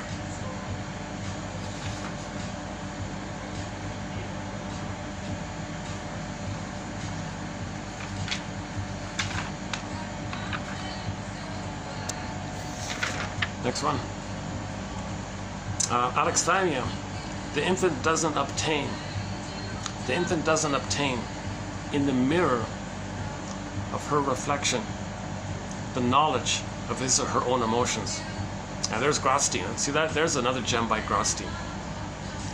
The baby doesn't obtain in the mirror of mother's eyes the knowledge of what the baby's feeling. The baby looks into the mother's eyes. If the mother knows what the baby's feeling, oh, that's what I'm feeling, am I? That's called the mirroring phase. If the baby looks in the mother with hate, and she hates him, he'll hate himself. That's called the inner critic later on. Alexithymia means the lack of knowledge of one's feelings. These clients don't know the names of their feelings, either because of discouragement by a non-nurturing environment, or an invalidating environment, or a gaslighting environment, or a double binding environment, or betrayal and mother betrayed me environment, or because of their inability to tolerate their feelings. That's the clingers and the pleasers. They know their feelings, but they can't regulate it. the consequences of which are the banishment of these feelings and the capacity to know them into the wilderness of bions, beta elements, that's the unconscious, and their re-emergence as painful sensations in the body. Yeah, so it's meant to go to the mother.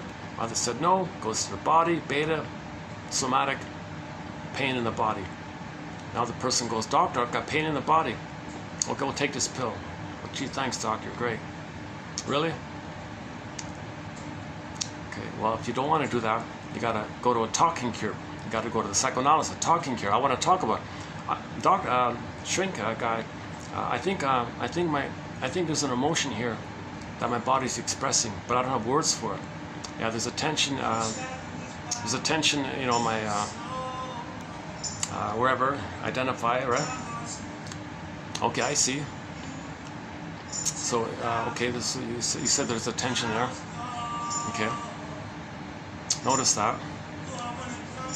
So tension means the pain of not feeling. Okay. So what do you not? Okay. So now you want to find out what you're not feeling. Now, usually there's anger. That mother didn't meet your needs for a secure attachment style. So talk about that. Did you feel safe at home with your child? Did you have that safe attachment? Could you go to your mother and tell her your feelings, or did she shame you for it? Because some children, they go to the mother, tell them the problem, and she gets hysterical, exaggerates, and blames the child. Christine Lawson's example was the child, or another author. Go to the BPD quotes. One kid went to the parent, and she said, "Hey, mommy, I think I'm doing badly in school, and I think I'm going to fail the grade." And she went ballistic. She said,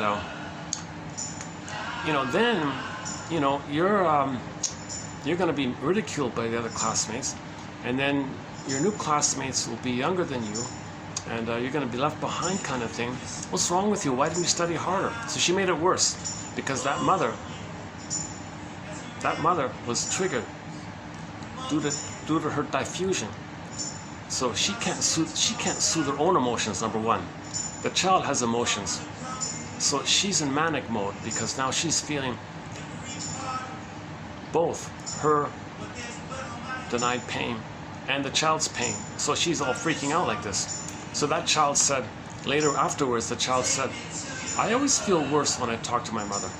I always get a headache when I call her on the phone when I grew up." And, so that's the BPD mother. They intensify and exaggerate, and they say, "Oh, this and this is gonna, and then this and this is gonna happen. What's wrong with you?" So that's one example. And that child's going to end up with alexithymia. The mother's meant to say, "You must have a very good reason for being worried about not passing a grade here," and let the child talk about it, and then go from there. So validate what the child's feeling, simply by saying, "You must have a very good reason for feeling this way and saying this and being worried about failing. You must have a very good reason." And then go from there. Let the child voluntarily feel safe and validated.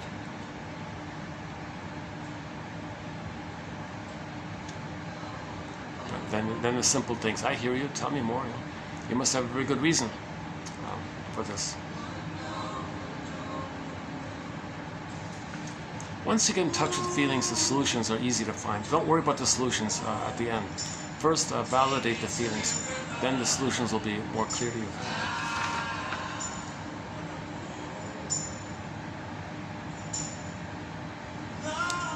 Alexithymia, without words for feelings, unable to experience emotional states, in particular if they're intense. These emotions may be translated into the body. So it's a translation. The body's the translator. You got to get a translator. You got to translate the sensations into feelings. You got to translate your body pain into words, psychology. You need a translator.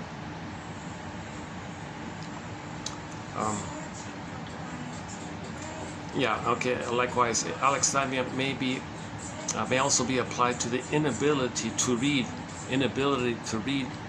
and comprehend the psychological cues derived from the body. All right, an affect has to become symbolically encoded. Its absence constitutes alexithymia.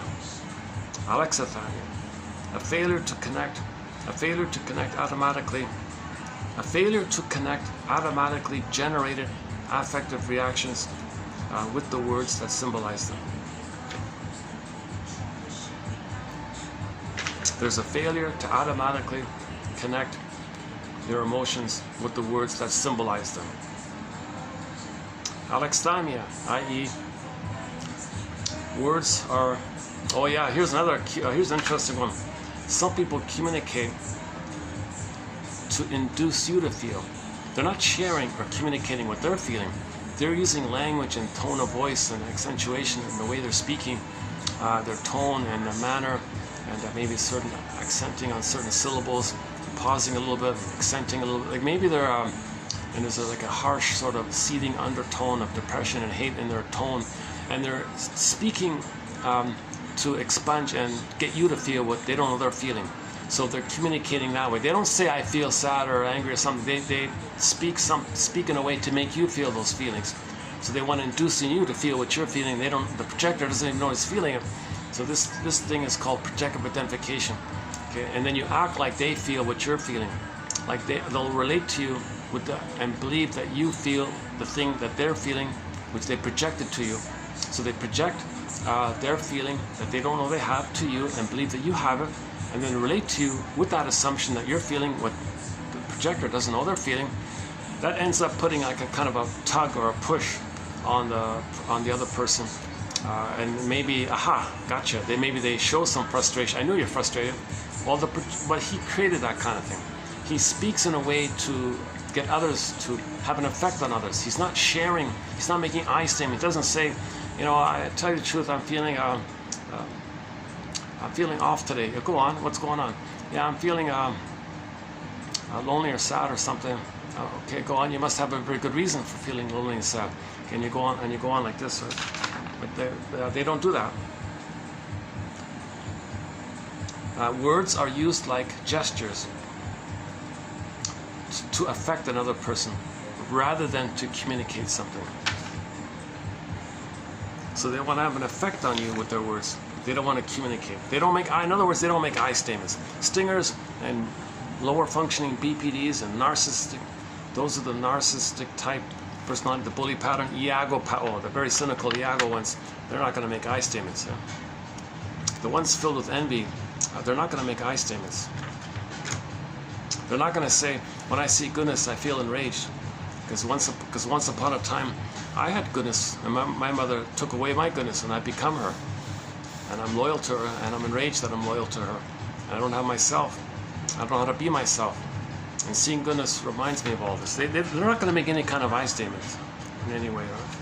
And nor are they going to get, well, ideally, they go to somebody, please teach me how to make an I statement. Okay, so a good place to start is Susan Campbell.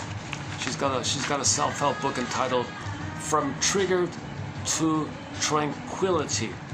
It's not bad. It's called the Unilateral Repair Statement, and we cover it here in our collection 2360. If you want to do it, we do an abridged version of it here. But if you want the complete story, check out her book. She wrote that in her 80s. Can you believe it? So her lifelong quest to heal herself, that was her grand conclusion. That one right there. The Unilateral Repair Statement. It's pretty good. It's one of the best versions of how to make an I statement by Susan Campbell.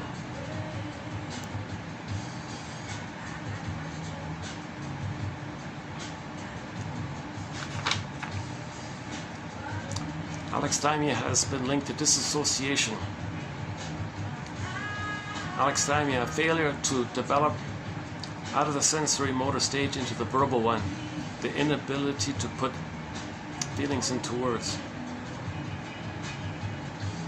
High levels of alexithymia and low levels of emotional awareness are implicated in the causation of PTSD. Okay, yeah, again, the inability to distinguish between hunger, anger, fatigue, despair. If they are aware of some emotions, they can't distinguish which one it is.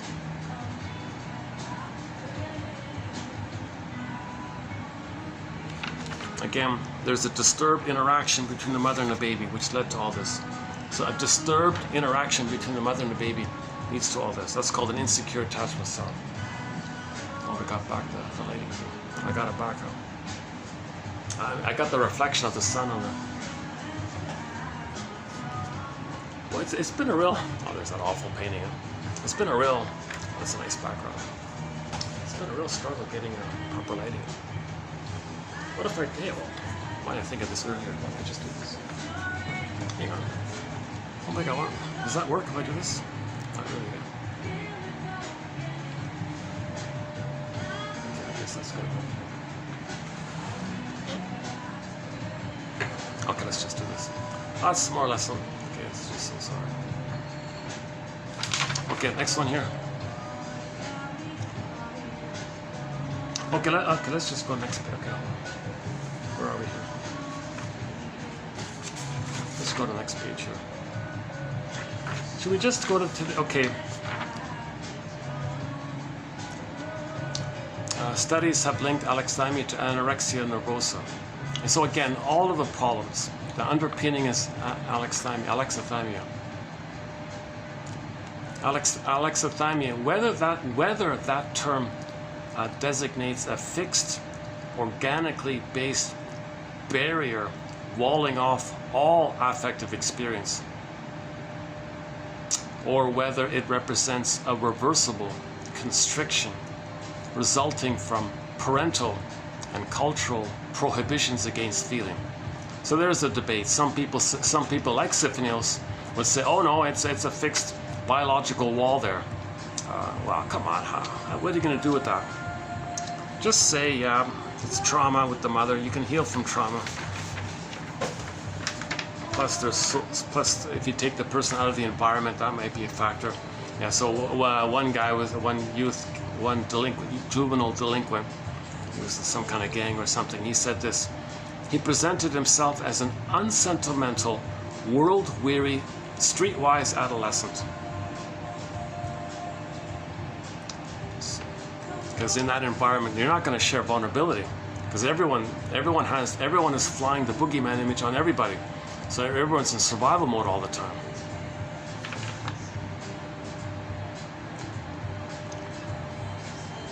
Yeah, here we go. Back to Miss McDougall. Judy McDougall from the book Theaters of the Mind. Judy McDougall warns against the dangers of categorizing people with a consequent tendency to concretize our thinking. Certain practitioners say, quote, this person is suffering from alexithymia, as though it were a definable illness rather than an observable but little understood phenomenon. So she's very humanistic. She's more like Karen Horney here. We observe it, it's a phenomena, we don't understand it. And don't say there's some kind of biological wall there and they can't feel and they gotta... Nobody's born with this. You learn this stuff. It's always learned. Every baby's born with a golden ball. We lost it, we want to get it back. No baby's born without a golden ball. Every baby is conceived and they grow a golden ball. At some point they're traumatized, the golden ball goes down. So we want to get the golden ball back. No child is born with never having or genetically no feelings. Like, that's impossible. No babies are born so-called psychopaths. Yeah, we don't have any quotes on that topic. It's sort of out of my zone. But I feel like we're missing something in that area. Alexithymia is the opposite of creativity. Yeah, another quote said alexithymia is the opposite of alexithymia is emotional intelligence. Emotional EI, emotional intelligence. The opposite is alexithymia, emotional unintelligent, low EQ. Or if you have high EQ, you'll have creativity. So he says here alexithymia is the opposite of creativity. A lot of people say the more in touch you are with your feelings, the more creative you'll be. You'll find new solutions, you'll calm down, you'll see new patterns and different angles and think outside the box and see the third side of the coin, find out the positive intention, and you must have a good reason for saying this and feeling this. You learned this, so that's why you're saying it makes sense if that's your experience, and That's the model. That's the model. That's the theater in your mind. If you have this theater in your mind like this based on trauma with the mother, well, that makes sense why you're saying this. If that's the theater, that's the model of the mind. Interpsychic structure. Once again, interpersonal leads to the intrapsychic or the theater, and then that theater reveals itself later on. Now, if there's a problem with the mother, you're going to have a problematic theater there. And then you're replaying in the present will cause that, hoping to get a better theater. The proper theater is I'm okay, you're okay. But if there's trauma, the theater is going to be, no, I'm not okay. Find proxies, say they're not okay. They're me. I'll play infantile God of when I was in uterus, and I'll be self-sufficient like that. And then now the issue of attachment, well, I'll just be the shaming mother and shame the proxy, and there's my attachment.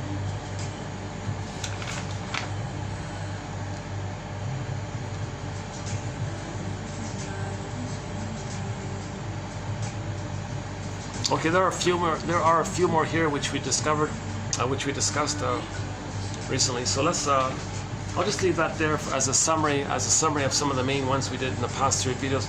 Now let's do part 4. Let's do part 4, TQ 2802. Yeah, so now let's begin with 2802 here. There, yeah. Why don't I just take a 1-minute break here? One second. Let me take a sip of my ridiculously overpriced coffee here. So once again, for the price of half a coffee, even a third of a coffee actually, half a coffee. Let's just say half a coffee. For the price of half a coffee, it's just a minor admin fee. It's a minimal, small administrative fee. One can get this collection,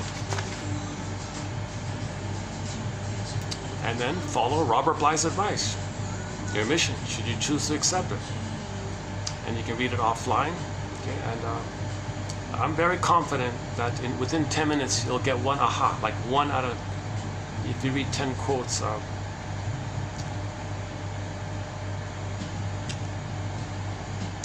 So I've done a lot of filtering, so I've skimmed and scanned, and I picked out the best that I found. Okay, and then so that means if there's 10 here, and if anybody reads any random 10, I think chances are there's going to be one that you like.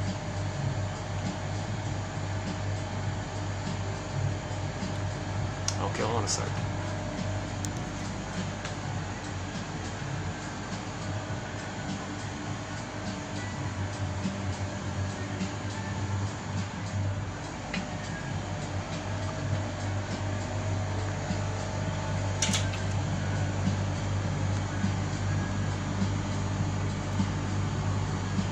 Oh, there's a pool there, eh? I see the pool.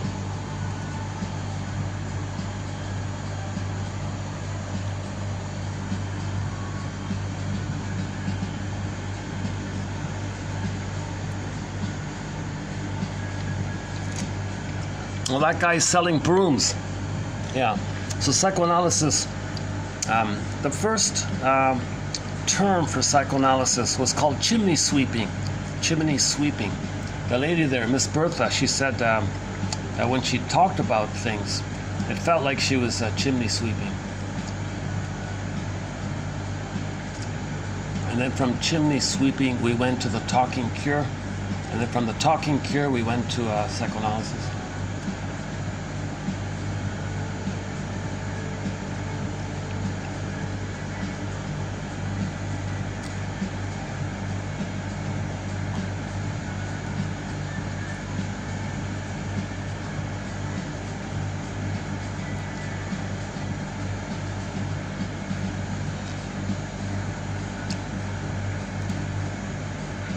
I'm in a very expensive area. That condo you're seeing, you need to be well off to live there, I guess.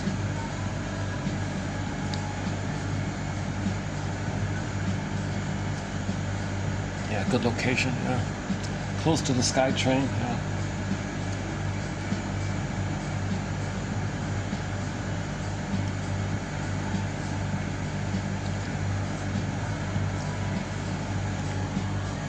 just about a 10-minute walk from where I was before. So from here, it's about a 10-minute walk to the Swan place. Okay, now let's begin with 2802. Look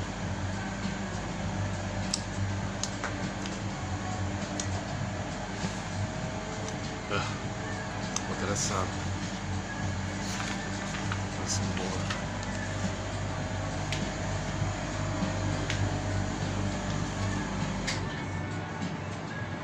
Like this.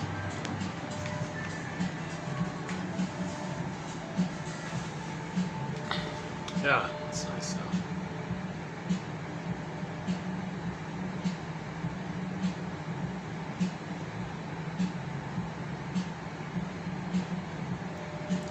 And this one and the blue one, they're okay. Yeah, they're good. Okay, let's begin here.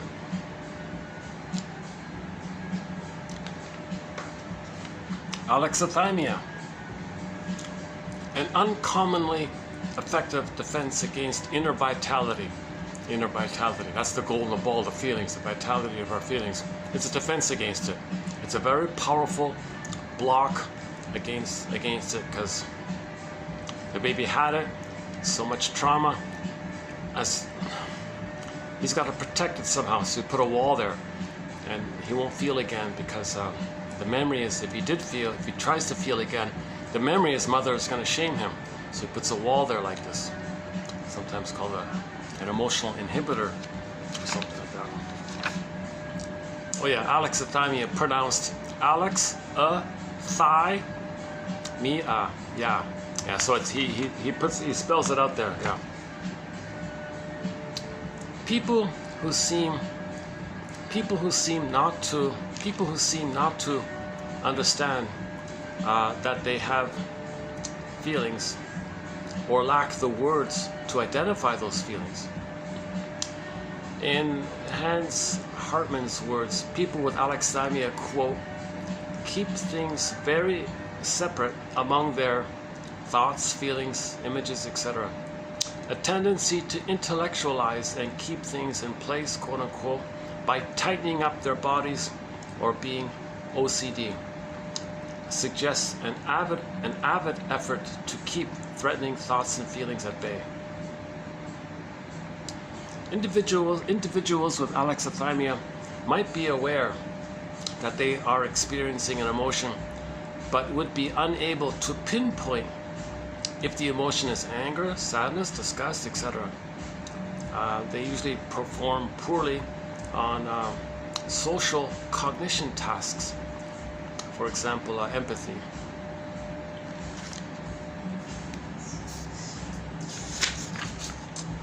What happened to his feelings? Very often we use the word denial to explain this ignoring of emotional reality, but somehow the term doesn't seem to be adequate to describe what appears to be a much more serious issue. Terms such as dissociation, disavowal, emotional unawareness, foreclosure of emotions from the psyche, lack of psychological mindedness, emotional illiteracy, and alexithymia have been used by researchers in an attempt to describe this apparent absence of feelings. So it's too vague, right? Denial, right? It's not a river in Egypt, right? We're not talking about a river in Egypt.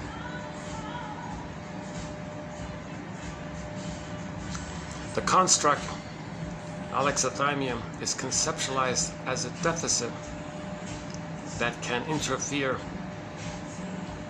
with a client's ability to benefit from the more expressive therapies that require reflection, introspection, working through. And so in the therapy process, you got to free associate. A lot of people won't do it. Well, how do you say, if you can't free associate, you're not really going to do the therapy process. So that's going to interfere with working through. So alexithymia interferes with you being able to free associate, making I statements, so-called working through, finding patterns, introspection. Obviously, all right, that's obvious. All right, next one. Alexithymia, associated with increased utilitarian tendencies due to reduced empathetic concern for the victim. Yikes. So people who lack empathy for themselves, they don't. If they're in touch with their feelings, you see, they're stuck at that utilitarian place where they needed the breast to take care of them, to feed them. That was missing. They're stuck at that place. They didn't reach the place of empathy. So they've identified with the aggressor. Others, the proxies, are you, and they treat you the way the mother treated them.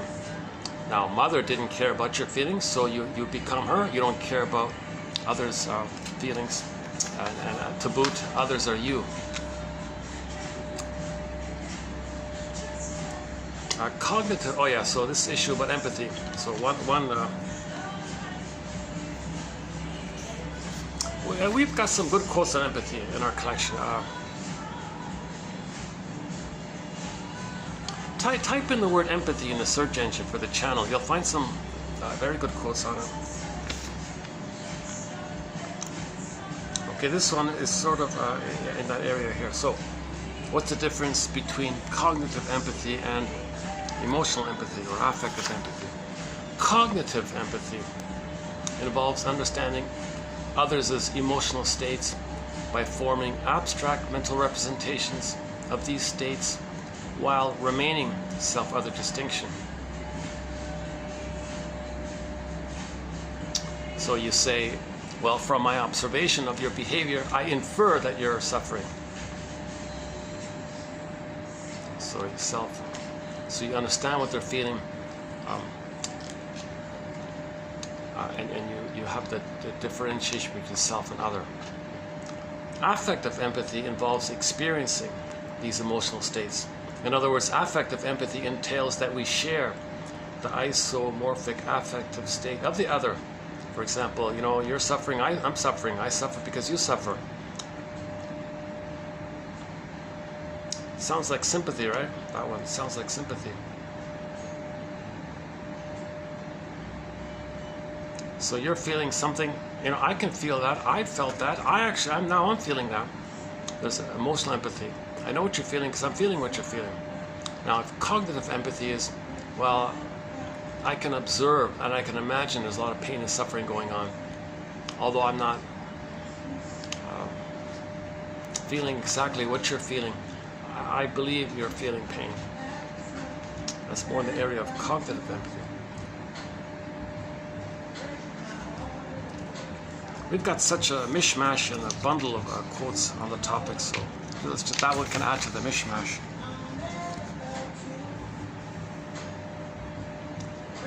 But the only way to have empathy for others is to first have self-empathy. Get in touch with your own feelings first.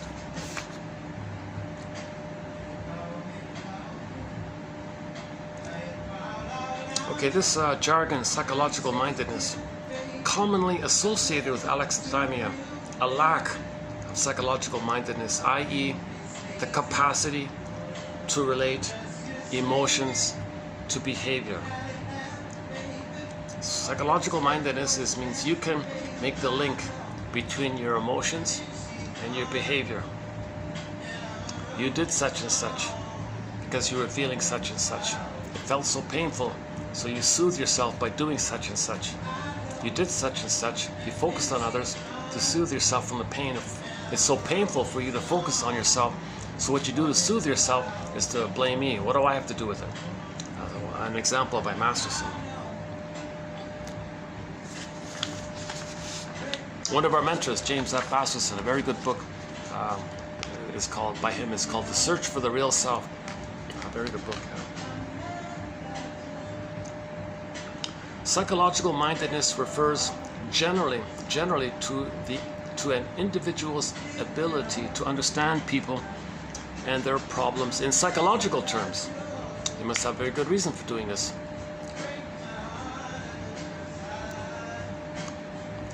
On the one hand, you realize this, and on the other hand, you find yourself feeling this. Ego and the id. Ego and the id. although you say, although you're aware of this, nevertheless you find yourself thinking this and feeling this. Although you know eating cookies when you're not is not healthy, so eating too many cookies is not physically healthy. Nevertheless, you find yourself reaching for the cupboard. The ego and the id statements.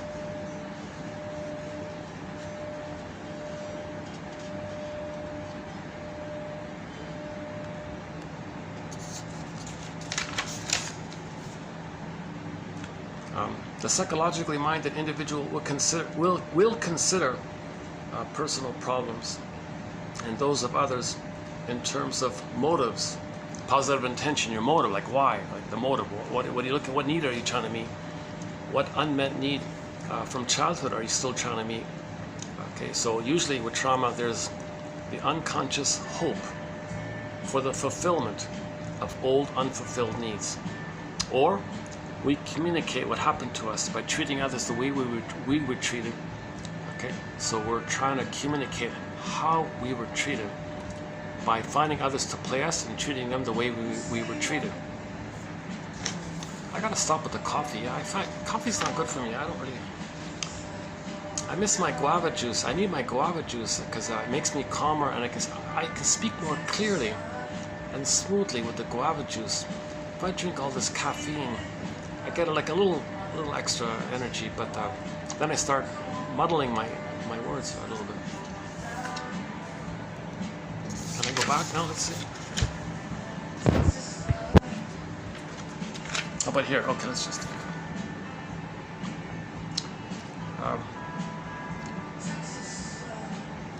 Well, again, the psychologically minded individual will consider personal problems and those of others in terms of motives, positive intention. What need are you trying to meet? Okay, the wish and the fear. What inner conflict do you have? The wish and the fear.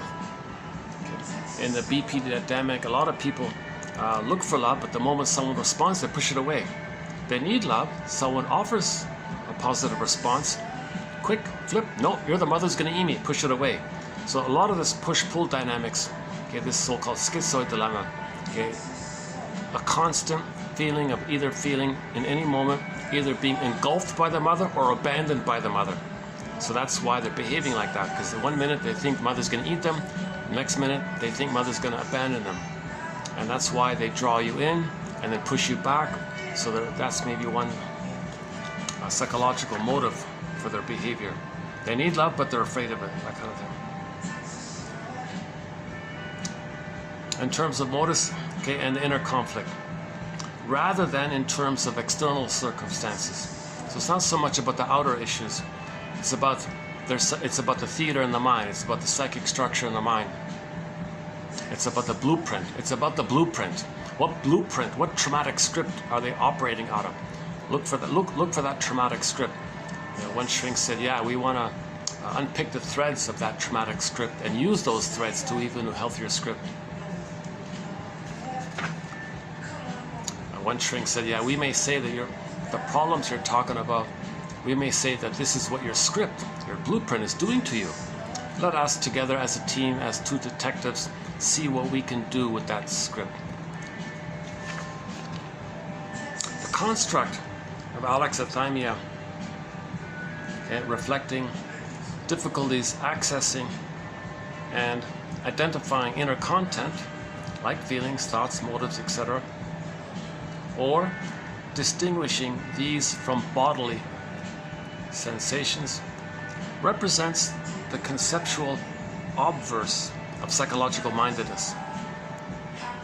So alexithymia and being psychologically minded are basically opposites.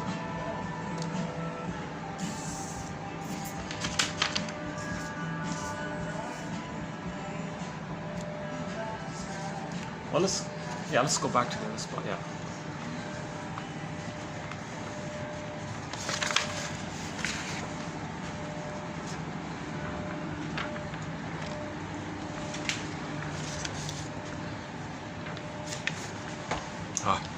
There's more leg room here. Nice place, but it's kind of crampy and a little bit intimate and cozy with kind of.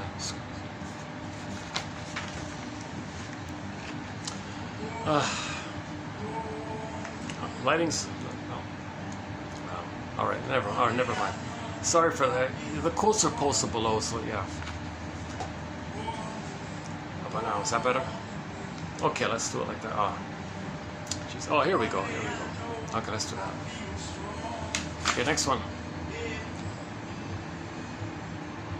Infants, babies, unable to speak or to organize their emotional experiences are, by definition, as well as by reason of their immaturity, inevitably alexithymic. So babies are alexithymic. Infants, from the Latin infans, meaning not speaking. I didn't know that. The word infant in Latin means not speaking. So the little human baby doesn't speak. He's not speaking. There's a human who's not speaking. Not speaking. Infans, not speaking. So then we get the word infant from there. Again, infants, from the Latin infans, I-N-F-A-N-S, quote unquote, not speaking, depend on someone else to deal with their emotional states and eventually to name these states for them. Might it not be supposed that the alexithymic part of an adult personality is an extremely arrested and infantile psychic structure? So there's a part of us, we've got the adult personality, but the part of us that has the capacity to name and know our feelings, it didn't develop. It only develops if the mother names our feelings, and the baby can see their feelings through mother's eyes, and mother teaches the baby the meaning of their feelings. Oh, I see, baby. You're not physically hungry, and here I was giving you food when you weren't physically hungry. Whoops, I'm sorry, my mistake, I get it now. You just wanted safety, and you wanted to be held. Here, you wanted emotional safety. I got it, here you go. So the mother had that experience. Baby's distressed because the baby wanted safety. Mother thought it, said it maybe. Baby had that experience. Now he can think and say it for himself. If that was all missing, then they may grow up with that inability to name their feelings.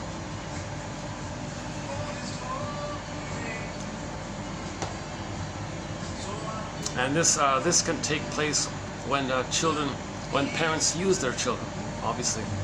These mothers and fathers solve their own, often narcissistic conflicts through the child, who gets stuck in what may be described as an aborted symbiotic relationship, and then separation, individuation feelings of identity are stifled.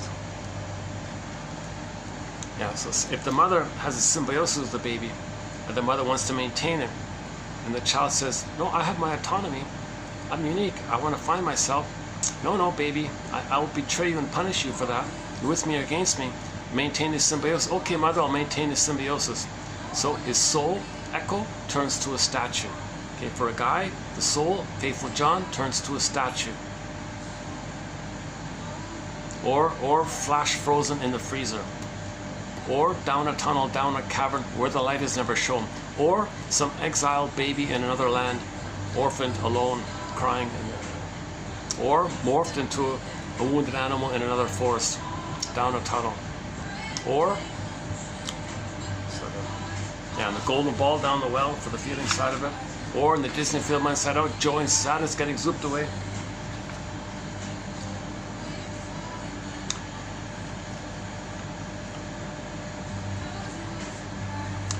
Since ancient times, physicians and philosophers have expressed the idea that emotions, in particular unmodulated and excessive levels of emotion, can adversely influence our health. So for thousands of years, we understood the connection between rejected feelings and our health.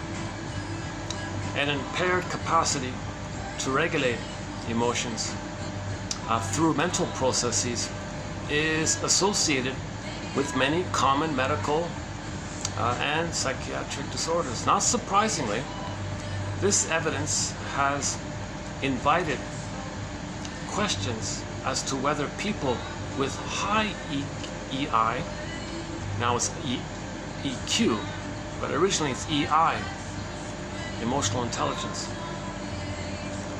high EI, and therefore a greater awareness of and ability to regulate emotions are less vulnerable to illness and disease. So people who with a high EQ are probably physically healthier. People with a low EQ probably have either disturbance in the body or disturbance in the personality character. A trait, maybe a personality trait that's disturbing, or it goes in the body. A rapidly expanding knowledge of links between alexithymia and health is providing a strong incentive for educating people to be emotionally intelligent. So it's good for your health. It's good for your health. So you want better health, go take a course on emotional communication. Take a course on couples. How do couples communicate? How do they make I statements?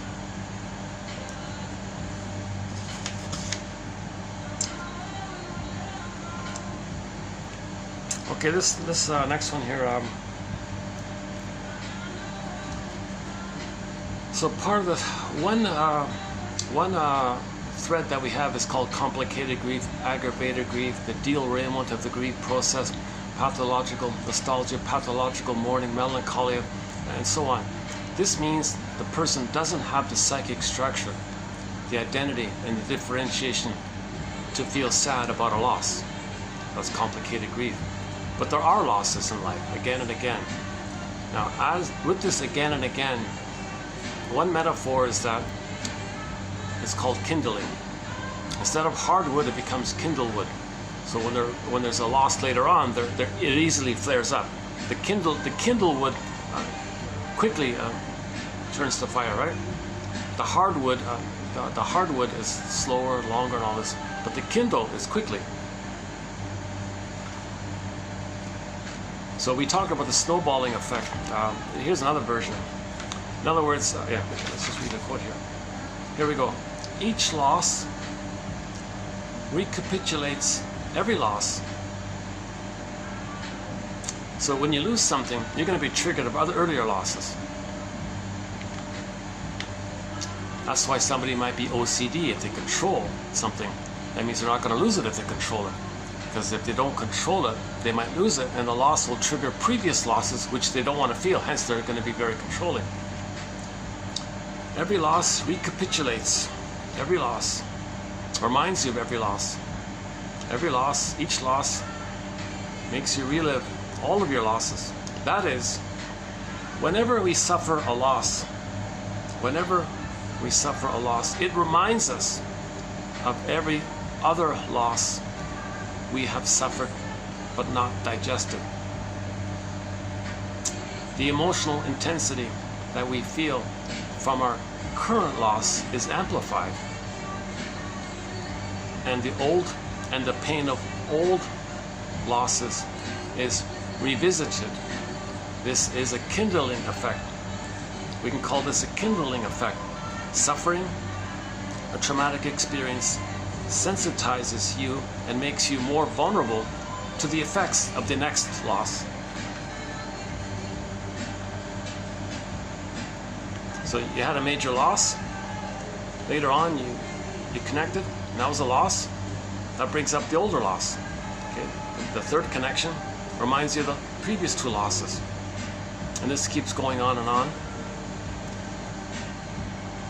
Because of the buildup of the pain and the buildup of the tension, and another loss, more tension, another loss, more tension. Now you can only handle so much tension. So now a little loss can bring up the steam, and then a little loss can bring up the steam. Then you become a curmudgeon late in life. So all these bitter, stingy, grumpy, grouches and grinches, curmudgeons and all this.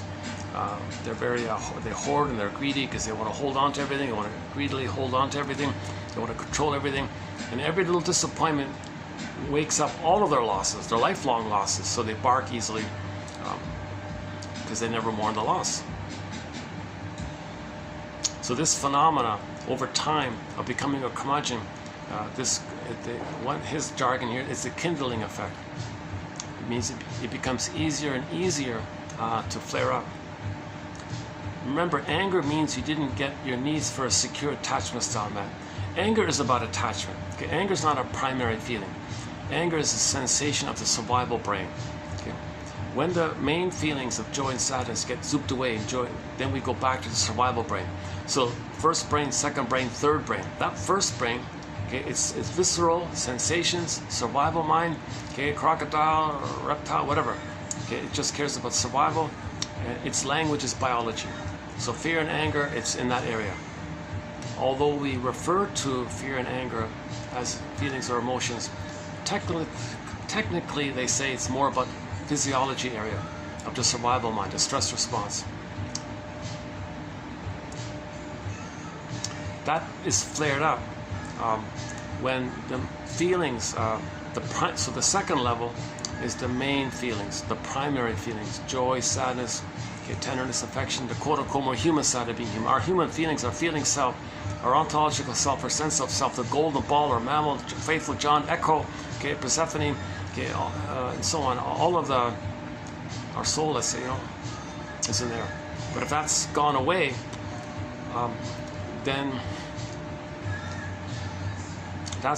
then you go back to the survival mode. Because if you don't have an identity, now you're in survival. If the person has an identity, they calm down. If they lose their identity, now they're mainly living out of the survival mind.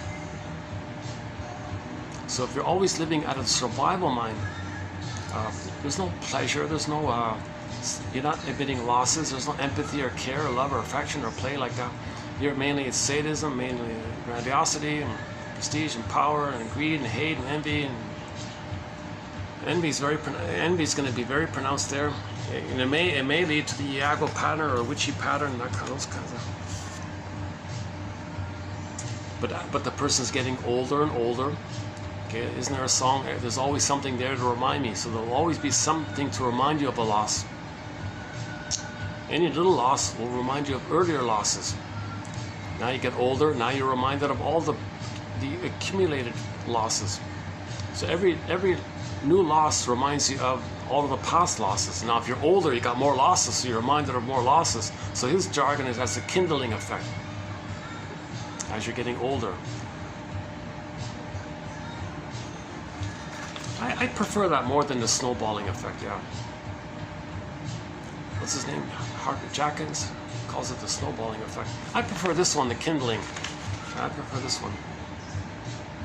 All psychological symptoms are attempts at self-cure, and alexithymia is no exception. So there's the positive intention. We're protecting ourselves. We're trying to heal ourselves. We're trying to lick our wounds. We're trying to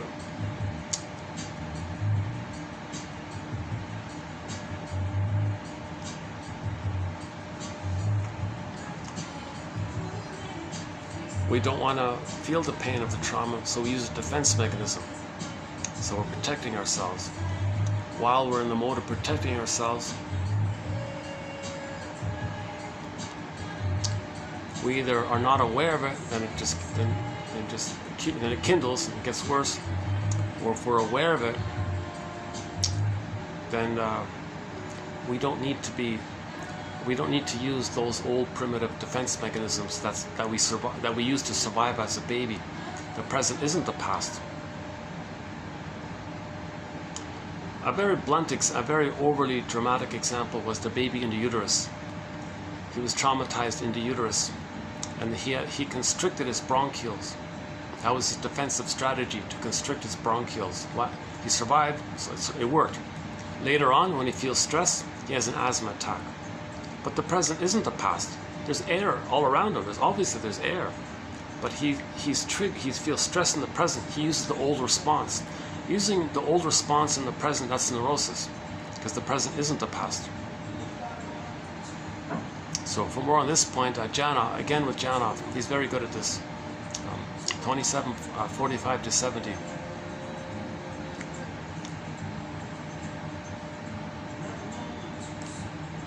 Reliving, repeating, reusing those old defenses in the past, recreating the present, reliving the past in the present. The present doesn't change the past, just redoing the whole thing in the nursery, in the present, in some symbolic way, but you're still in the past. That's considered neurotic.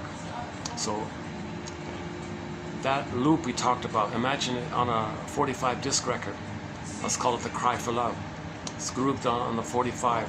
It's an inner conflict. The need's still there, but the pain is there. But the need is still there. Don't want the pain, hence the conflict. Cry for love. No, love means pain. I don't want the pain. Don't cry for love. But the need for love is still there. It's a conflict. Imagine this as a conflict song. Let's call it the cry for love. It's grooved in on a 45. Makes the person neurotic. Neurosis is the petrification of this inner conflict that's repressed, and it makes the person neurotic because every neurotic is a music enthusiast.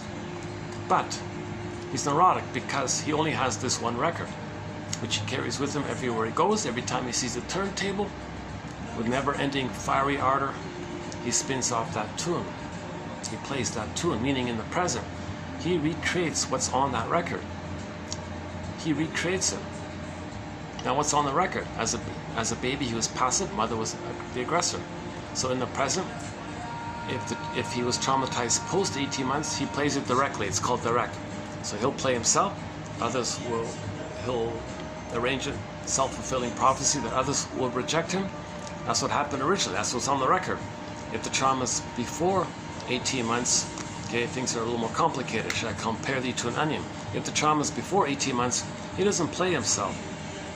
He plays the mother and finds proxies to play him.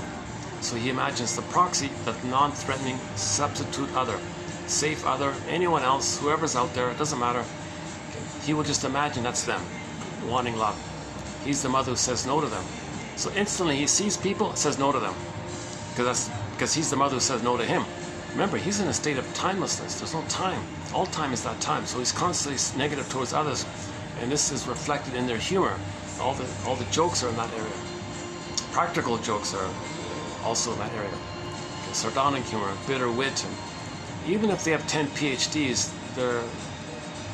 and it's subtle, and the bitter banter, the most wit is bitter banter. It's going to put others down. The others are them. They're the mother who put them down. They're the shaming mother who puts themselves down. To not feel how you're hurting yourself, you find a proxy to play that distracts you how you're hurting yourself. So you're replaying both. You're hurting yourself and hurting others, but just hurting others just means it distracts you from how you're hurting yourself. So it's more dysfunctional, it's more disturbing. You're hurting others and you're hurting yourself. But when you hurt others, you're addicted to the time in the uterus when you were on the throne, hence the little white flower, the narcissus flower. Remember, it's all about you, everything's for you. Now, when you're the mother who shames you, you're one with the mother. Now, the baby being one with the mother, that's considered an ecstatic, blissful state.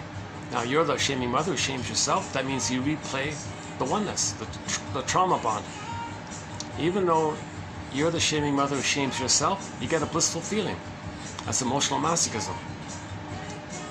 To not feel it, okay, you find someone else to play you and shame them. That's emotional sadism.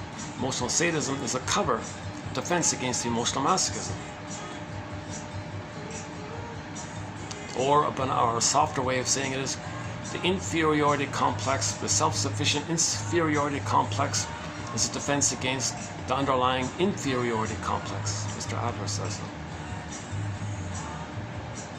How's the time here? Let's see. 5:55. I've only got about the dinner crowd's gonna come in soon. When the first guest comes in, I'll go out and wrap it up. Let's see, I want to find out my favorite quotes, so my hope is that there's one quote that so what about for me? Yeah, hold on a second.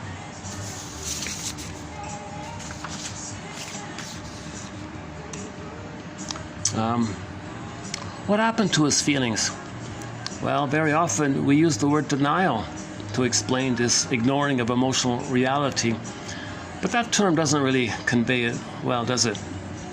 What about disavowal? What about lack of psychological mindedness? What about foreclosure of emotions from the psyche? What about dissociation or disavowal? What about emotional illiteracy or affect phobia? What about alexithymia? Well, that's what the researchers are using in an attempt to describe this apparent lack of feelings. Again, apparent, it's an apparent lack of feelings. It's there, it's just frozen. It's an apparent lack of feelings. Yeah, I like that part. Yeah, it's an apparent lack of feelings. Mr. Siphinos and some of these other cynics, oh no, it's just not there, forget it. The biological problems. Come on, give me a break. No baby's born with a biological issue of not being able to feel. That's nonsense. It's an apparent absence of feelings. It's an apparent absence of feelings. The feelings are there, it's just frozen. You gotta thaw it out kind of thing. Yeah, that's not bad. I like that one. I like the first one. Individuals with alexithymia might be aware that they are experiencing an emotion, but would be unable to pinpoint if the emotion is anger, sadness, disgust, etc. They don't do well with empathy. Okay, the proper pronunciation, alexithymia. So the stress is on the third syllable. So alexithymia is a 5-syllable word. It's a word with 5 syllables, and the stress is on the third syllable. But that podcast I heard, they were stressing it on the second syllable. They were saying alexithymia. He's saying here, no, it's alexithymia. So the stress is on the third word, according to them. Maybe it doesn't really matter.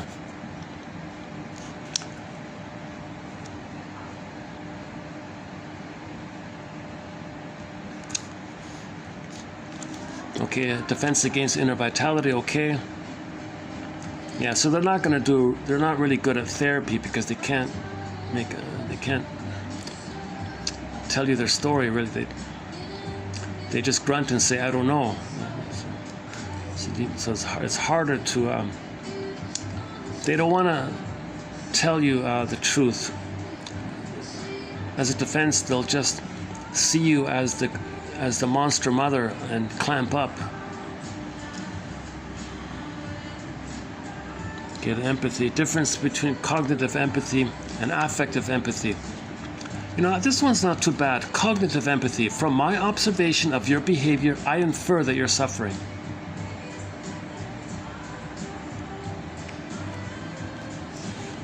Psychological-mindedness. I think this phrase was popular before, but we don't see it too often now.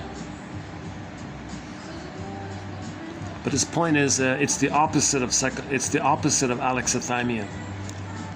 Okay, what else? Oh, the baby one. Yeah, okay. Okay, this is a key one here. I think this one's not bad. Yeah, here's my second favorite. Yeah, okay. Yeah, the first one. What do we got here? 1, 2, 3, 4, 5, 6, 7, 8, 9, 10. The 10th. The first and the 10th, I think. Okay. The first one and the 10th one I like.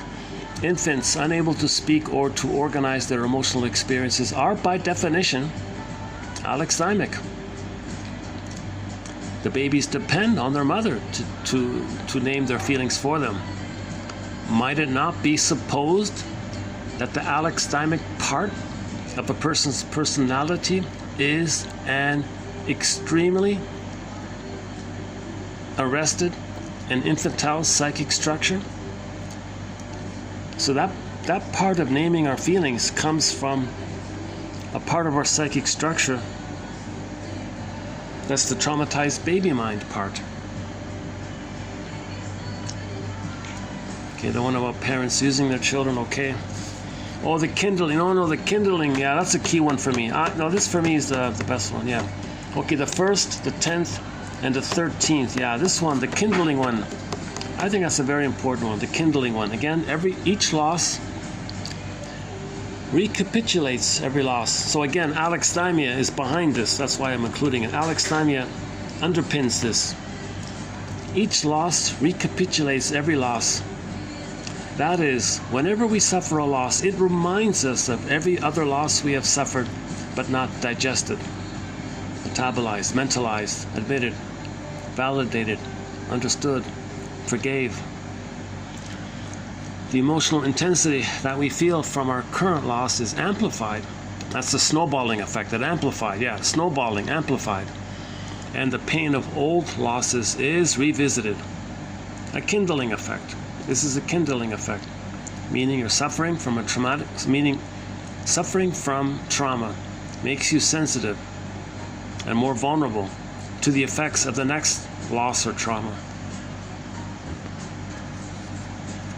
Okay, this is not bad about ancient times. So we've been talking about this for 10,000 years. We've been talking about this stuff for 10,000 years, since we became Homo Traumicus. So, the rapidly expanding knowledge of links between alexithymia and health is giving us motivation to educate people to be emotionally intelligent. So I was saying in an earlier video that there was a positive intention by one young lady. She's either from Spain or Portugal, I forgot if it was Portuguese or Spanish, but she did an attempt to create an emotionary for children, and it got translated into English. I took a look at it. Oh boy, a couple of entries were okay, but either it's a translation issue or the authors missed it, but the idea was good. The format and the coloring and the childlike thing about it was okay. It was a little fun, but they missed it a lot. But the idea was good. That needs to be updated. There needs to be a children's emotionary. So that's a start. She gave us a start. This Spanish or Portuguese emotionary. That needs to be updated and improved. That's not bad, actually. The only other book I found that wasn't bad was for actors. For writers. I think it was called Writer's Thesaurus or something. I forgot the title. It was meant for writers, like novelists, looking for synonyms of terms. So there'd be an emotion and they want to use another word, they'd refer to it. That was sort of okay. But even that one was iffy. It was kind of skimpy a little bit. There aren't any emotional dictionaries. I looked through the various thesauruses myself. I felt unsatisfied. English is very poor. There's a huge poverty in the English language to describe emotions. For example, the word love. We only have one word for love. Love. Seriously? It's a very important love. We have one word. Most languages have dozens of words. Many languages have dozens of words for love. Well, psychoanalysis gives us transference love. At least we got that, transference love. Okay, we can borrow from the Greek, agape and philia. What's the other one? Agape and philia, and there's a third one I forgot. So the couple we can borrow from Greece. One from psychoanalysis, that's called transference love. Somebody in the present reminds you of the mother, you transfer the mother to the present, and the person of the present flares up the bliss you had with the wiring you lay down when you felt bliss with the mother. The person of the present reminds you of the mother, flares it up, you transfer the parent to the partner in the present. The partner is seen as an emotional reincarnation of your mother in the past, so you're transferring the past to the present, but the person just triggers the past.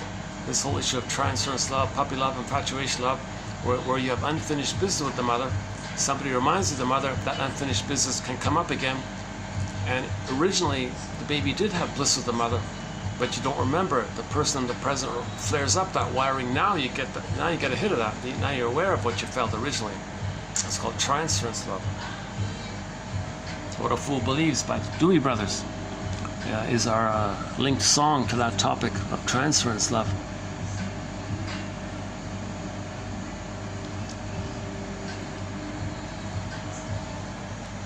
Yeah, every high school,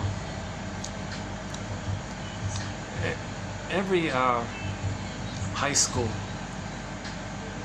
it should be that when you graduate high school, that everybody who graduates high school is basically a counselor, has the basic counseling skills or self-awareness of empathy and relationship skills and communication.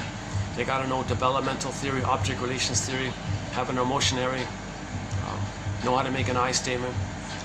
That's the basic. Then you enter into the world. They don't do it at all, right? There's no emotional literacy taught in schools, right? Not once, not zilch, nothing.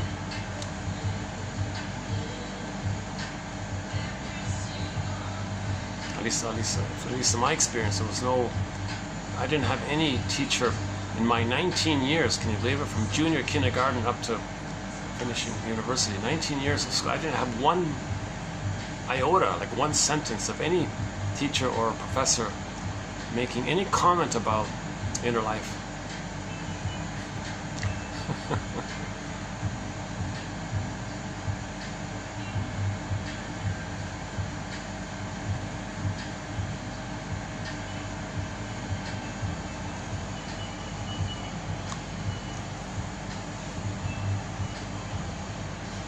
The only one exception was, I remember we read the story, what is it, Night of the Iguana. I think in grade 12 I read Night of the Iguana. And we saw the film as well. And I think they did give us one comment. The iguana was free, but he still had the cord and the collar and the thing, right? So the teacher said, they're not really free. Like he thought he was free, but he wasn't really free when he tried to free the iguana. That was like the first only little crumb. That was like the one little crumb I can remember of anything to do with feelings or inner life. That the guy in the story, Richard Burton, was it? Elizabeth Taylor, that one, that he wasn't free emotionally. And we can see that with the iguana not being fully free because he was still with the collar and the thing. Night of the Iguana. Jeez. Tennessee Williams. Right? Is that worth revisiting? No. Let's look into that Snow White story a little bit, because we can add the song Snow White by Streetheart. Streetheart. I'm not really a fan of that song, but anyway, Streetheart is a major musical voice in our soundtrack. We've got about a half a dozen songs from Kenny Shields. Kenny Shields was the lead singer of Streetheart. They have a song called Snow White. It's not in our soundtrack, but it reminds me of it. Okay, so my favorite was the kindling one for me.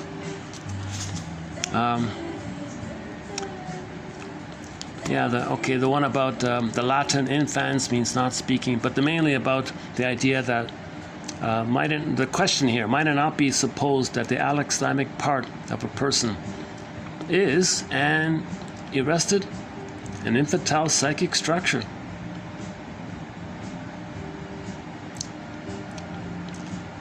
That point conveys that the mother didn't have much reverie. Right? She was in survival anxiety. She wasn't emotionally available for the child. And I like the first one here, just looking for other terms for this. Right? Emotional illiteracy, affect phobia, alexithymia, emotional coma, emotional catatonia, emotional hypothermia, foreclosure of emotions from the psyche, emotional unawareness, dissociation, disavowal, denial. Denial's not enough, yeah. Denial, repression. Yeah, repression, yeah. You forgot repression. Repression should be in here, right? Amnesic memory. Imprint, yeah, Janoff talks about imprints, psychological imprints. He has a book called Imprints. We have these imprints in our brain. The etchings, the neuro etchings of trauma in the brain, called imprints.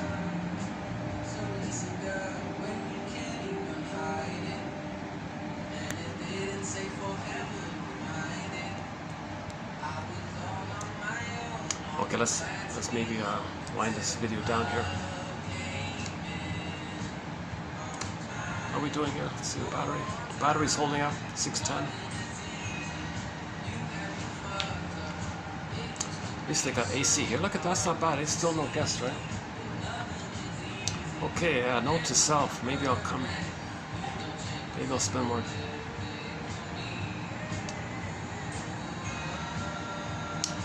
Yeah. I'll check in with them. I'll ask them if my talking interrupted them in any way. If not, if they seem welcoming, I'll come back here again. Yeah.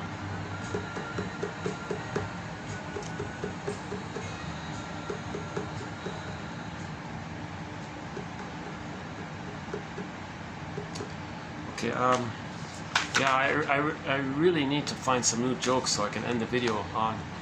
I wish I could bring the laptop, play some songs. Our theme song to 1001 Windmills of the Mind is Katja Epstein's German cover of the song Windmills of the Mind. She does an amazing cover of it. It's on her 1969 vinyl. It opens up with the tuba, the big booming tuba sound. That's a great song. My favorite English rendition of the song is the one done by Barbara Lewis. Barbara Lewis. Oh. There's a smoker right in front of me there. But yeah, Janov thinks that cigarettes are tranquilizers. He calls cigarettes tranquilizers. I never thought of that, right? You see somebody smoking, they're trying to numb their pain. So there's a guy there standing on his balcony trying to numb his pain. Why is he in pain?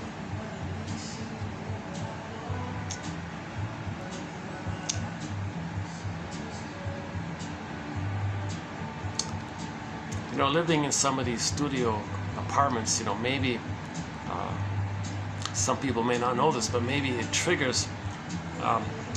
Janov would say, if you're uncomfortable in small little studio units and all this, it may possibly, his theory is it may, if you feel anxiety about it, it may trigger up feelings of trauma in the canal, in the birth canal. That's his theory.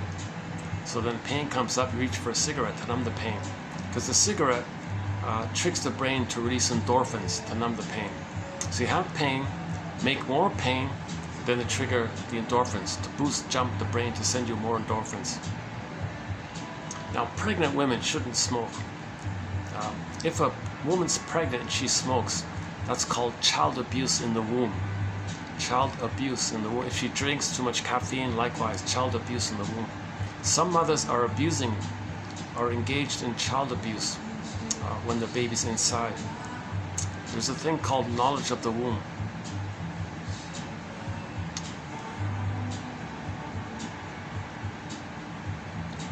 And that didn't last 5 minutes. Janov said the average cigarette is 5 minutes, right? That guy finished in less than a minute.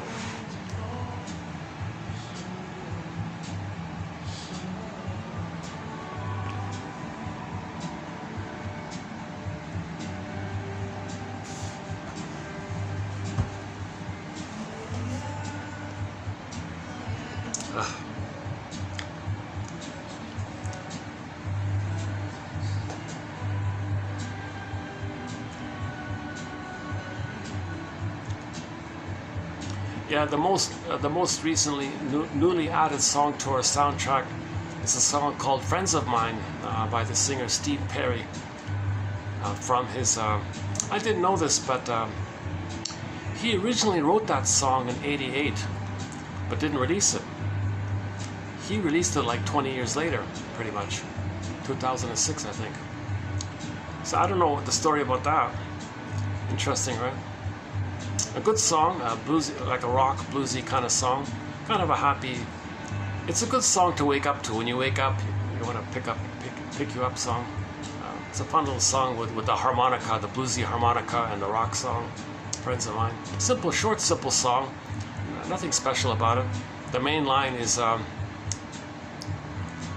you can't buy friends. No matter who you are, you can't buy friends with caviar. You know, part of me, I must admit, a part of me thought for a moment Wait a minute, you didn't ban the song because of the word caviar. You gotta be, is that really? I know, I can't, maybe there's something else, I don't know. You're not gonna, I don't think that's enough to ban a song, to mention caviar. What, you're afraid people might be interested in? God. So I don't know, there's no story. I looked it up, I tried to find out why was the song delayed for 18 years or 20 years. No info about it. Good little song, I didn't even know it existed. Steve Perry's in the news recently, so that's why it kind of came up. Yeah, I didn't know he was an only child, yeah. He was an only child. See, sometimes only children, they miss that sort of banter with the siblings. So later on, they might have a harder time making friends. But only children tend to be the very serious, more responsible, serious ones. All this. Spending too much time with the adults, I guess.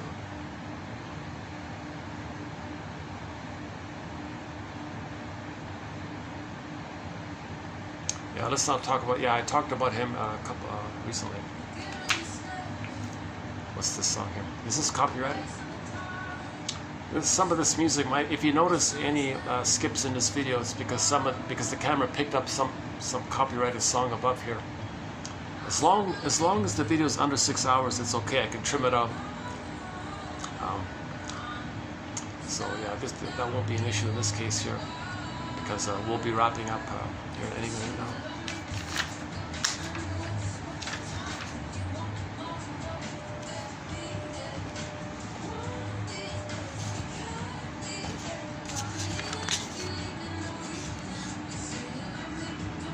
Yeah, once again, emotional eating's in there. Creativity and emotional intelligence are the opposite. Alexithymia. Oh yeah, you know, these guys were saying we should study the link. Is there a link between alexithymia and cancer? There's no answer here. He's saying he's calling for research in this area. Because if people have high EQ and emotional intelligence, psychologically minded, etc., and they're healthier, does that mean there's a less of a chance of getting it? It's kind of obvious, but anyways. Or is it too minor to make a difference? I don't know.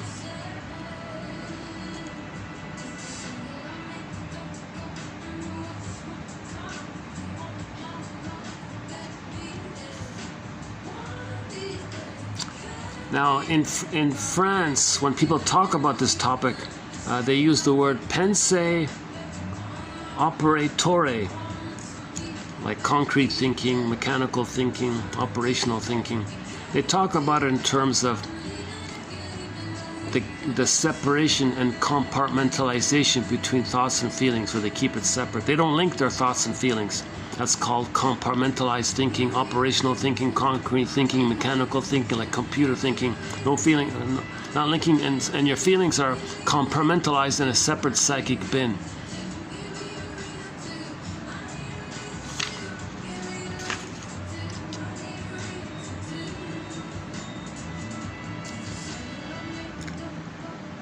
Yeah, again, the emotions are dispersed throughout the body, thus diluting its otherwise intense and psychically threatening impact on the mind.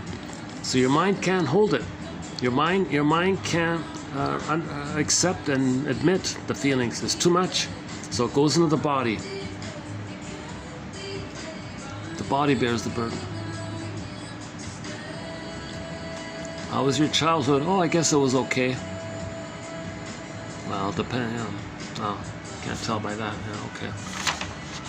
Oh yeah, the quiz. Yeah, I find examination of my feelings useful in solving personal problems.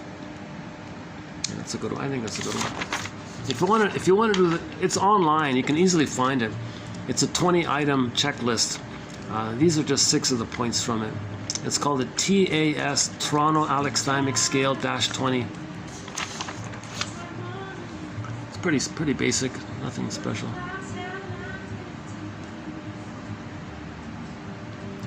Oh, Okay, one way to translate the word alexithymia is non-reading of one's emotional life. Or let's adopt the Greek word athimoa-lexia, athimoa, which means no feelings for words. So the athi part, right, that's the feelings, athimoa, and the lexia is the words, so feelings, and I guess the a, or the a, right, the a is the no, alexi, yeah, so, or, okay, right, alexia means no words, the alexia means no words, right, and athimo is the feelings, so feelings, no words for feelings, yeah, okay.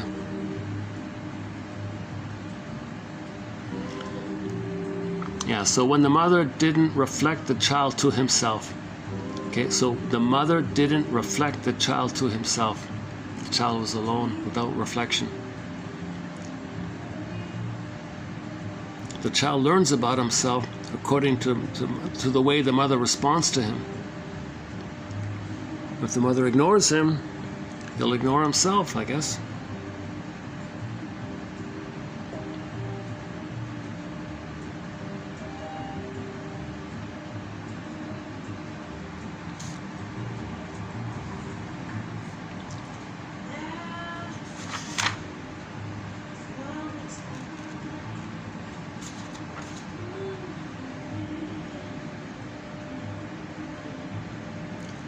So alexithymia is common with anything, basically. OCD, personality pattern, dysfunctional personality patterns, any kind of addictive behavior, addictive living, emotional eating, any kind of emotional issue, any kind of eating issues. Okay, hypertension, of course. Hypertension means you're not feeling. Hypertension means you're not feeling. The tension means you're not feeling. If you feel, you won't feel tense. And then you're healthier, right?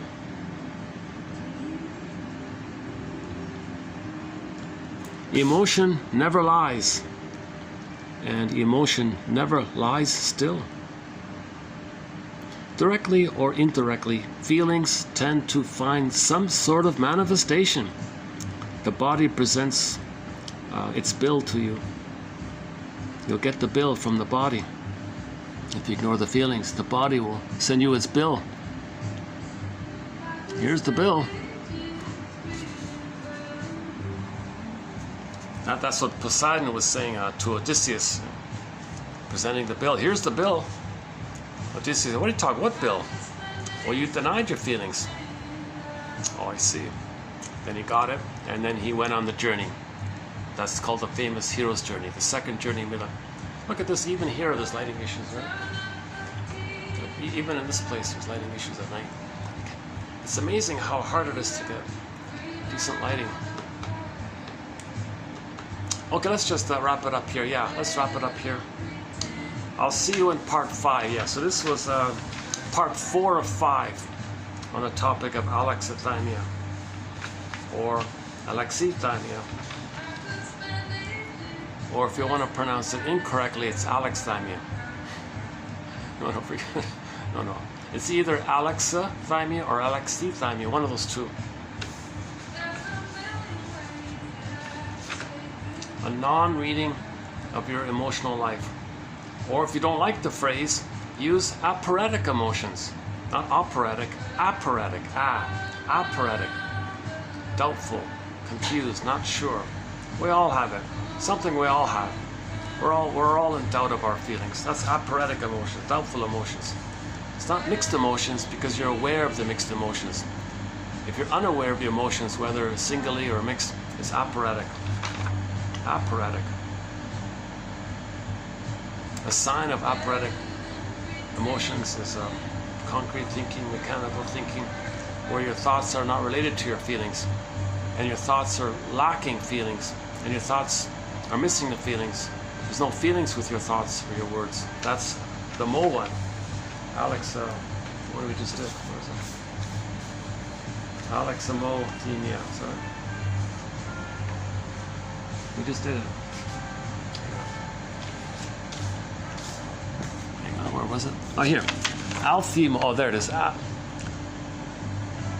Athimoalexia. No feelings for words. So it's both. We have both. We have athimoalexia, no feelings for our words, and alexithymia, meaning no words for our feelings. Because we're not reading our emotional life, because it's too operatic, it's too confusing. That leads to emotional illiteracy, emotional affect, fear of our feelings, because the feelings mean it's going to link you to your needs for a secure attachment style. Your feelings will link you to how your mother failed you. Your feelings will link you to how your mother betrayed you. You see, there's a fear of feelings because the ultimate issue is when you admit your feelings, it's going to link you to how your mother betrayed you. So, and now if you still are psychologically dependent on seeing and idealizing your mother and putting her on a pedestal, okay, because all babies do that to survive, you see. As an adult, you trust your intuition now. Trust yourself now. The greatest hurt of all, mother failed me. Understand why. Find her story. Why did she fail her babies? Why? Why? Why? Wow, there's really no light here. What if I go over there? Let me just check the lighting on this other end.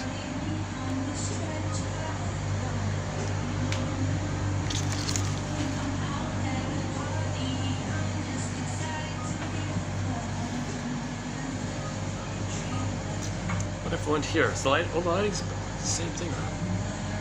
Cheapers. How about here? A little better here.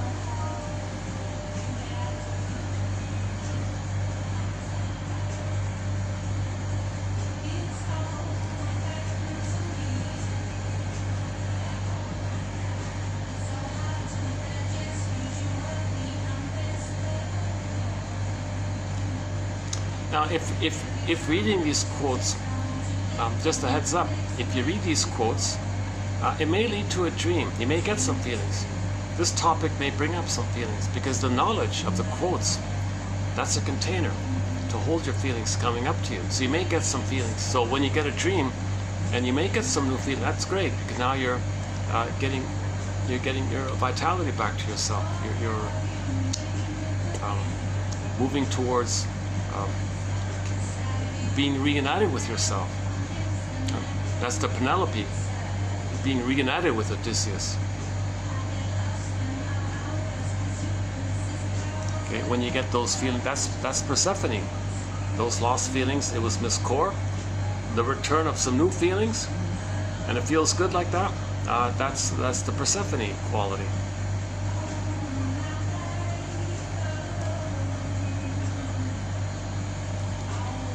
So yeah, so reading these quotes can lead to dreams. Then you're on track. That's the idea, right?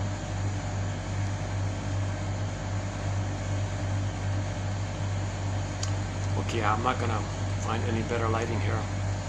So let's just hit the pause button here. I wish I could end up on some really humorous thing, or some really funny thing to say, or some new joke or new story. Jeepers,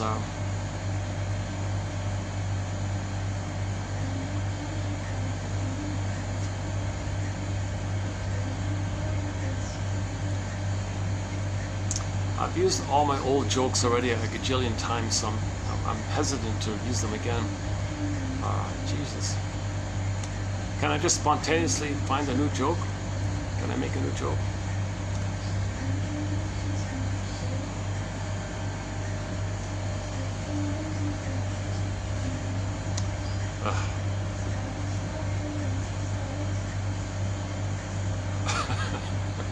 I'm pausing and waiting to see if something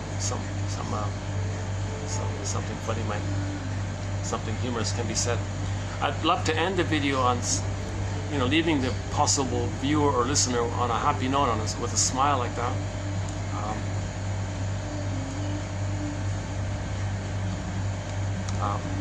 And I don't have the soundtrack, which is a great song. Yeah, so check out the song "Windmills of the Mind." The English, Barbara Lewis, and German, Katja Epstein. Those are the only two covers I kind of go with them. Jose Feliciano's cover is a way down the list, very distant third place. Hundreds of people have tried to cover that. Hundreds, I've noticed hundreds, like 300, 400, 500 people have tried to cover that song. Nobody can do it. I don't get it. It's a difficult song to sing. To my mind, only two people got it: Barbara Lewis and Katja Epstein in German. Actually, there's an ice skating team, some ice skaters did their routine. I think it was a couple or something, and they played a cover of "Windmills of the Mind" by some cover band, something Angels. If you look up figure skating, ice skating. It was in Canada, I remember. Figure skating, ice skaters, playing "Windmills of the Mind" by the cover band, something, the Angels, or the Angels, something Angels, something Angels in the cover bands. That was tolerable. That was okay. It was nice. It was very nice to hear the song in the background with the figure skaters. That's a very intelligent song. It's a great song. Check out the lyrics. It's quite good.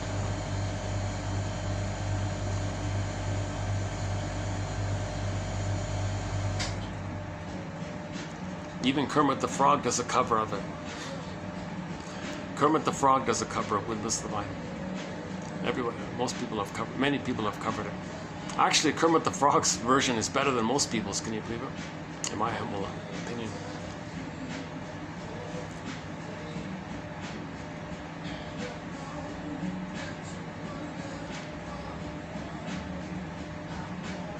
Oh, the song now playing is a cover. What is it?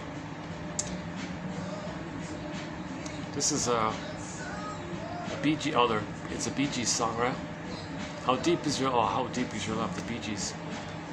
The only Bee Gees song we have is Heartbreaker. Not the Bee Gees, but they wrote it.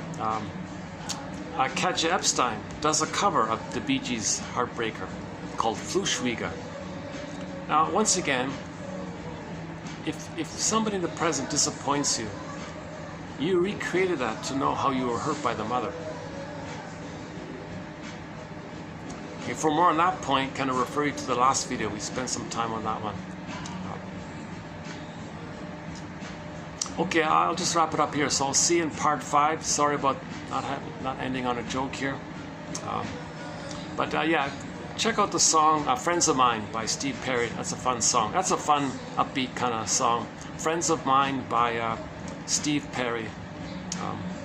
They added it, I think, to his second solo album, the one about something medicine, songs of strange medicine, something like that.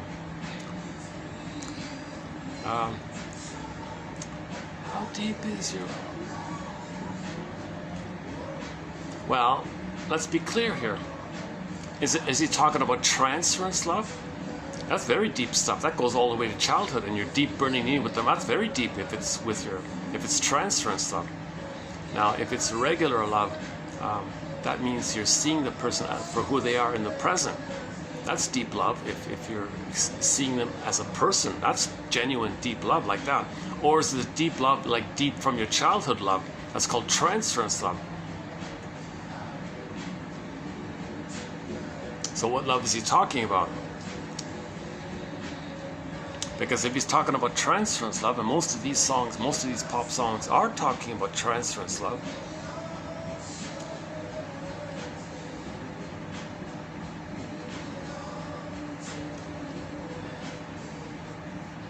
See the belonging part, see we belong, right? So that kind of implies the transference. The baby and the mother kind of belong to each other like that, right? Now you can playfully say that in adult relationships, we belong to each other. But that belong implies like a deeper possessive kind of quality. But in genuine love, it's more like you can be you, and I care about you, and we can make I statements together, and find some new expression that allows us to both be ourselves in.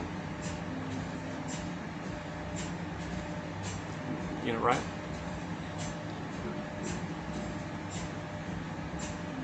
Rather than both replaying the past, you know, like one is the caretaker, I'll save you, and the stinger says, well, I need you to play my shame self so I can shame you because my mother shamed me. That's the transference issue. So you're stuck in the past like that. So you don't want deep transference love. That's gonna break up, obviously. But yeah. So the psychic structure needed for like normal love is differentiation.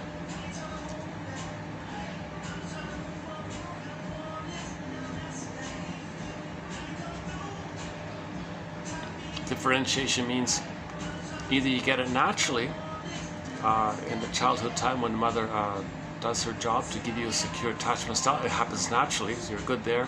If that didn't happen, then you got to kind of do it yourself kind of thing, beginning of midlife, and do that hard work to do it for yourself by understanding why the mother failed and didn't provide it. Then you can get it that way when you become a detective. So let's continue we'll continue our detective work in the next video. So I'll see you in part 5, which will be 2803. This one here was 2802. So yeah, I'm very. I hope this discussion has been of some interest, of some help. Sorry about the lighting here as well. So why don't I just wrap it up here? I'll try to get some better lighting in the next video. Jesus.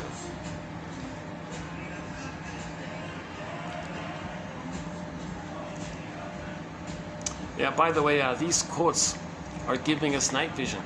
These 10,000 quotes here are giving us a lantern so we can see and find our unknown, repressed, denied self. Our secret self, our second self, our shadow self, our authentic self, frozen down a tunnel. We need a lantern to get it back, kind of thing. I'm still looking for that joke to end on. Jeepers, eh? I keep delaying, thinking maybe I can come up with a joke.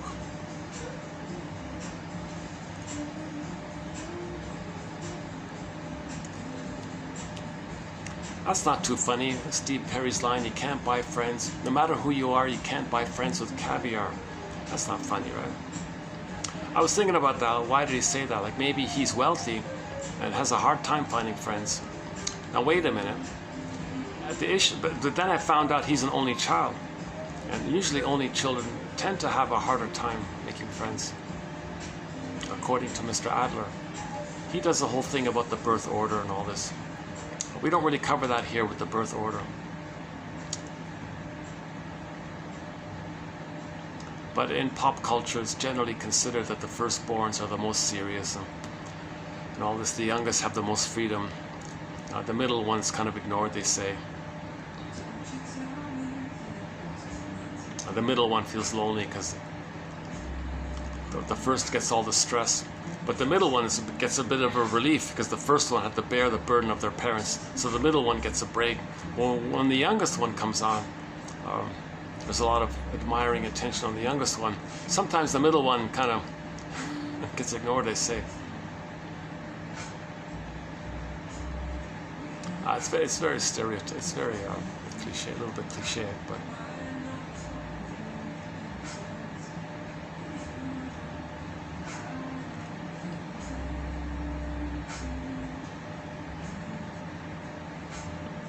Yeah, how can what can an author say about the birth order. Like what much can you say about it?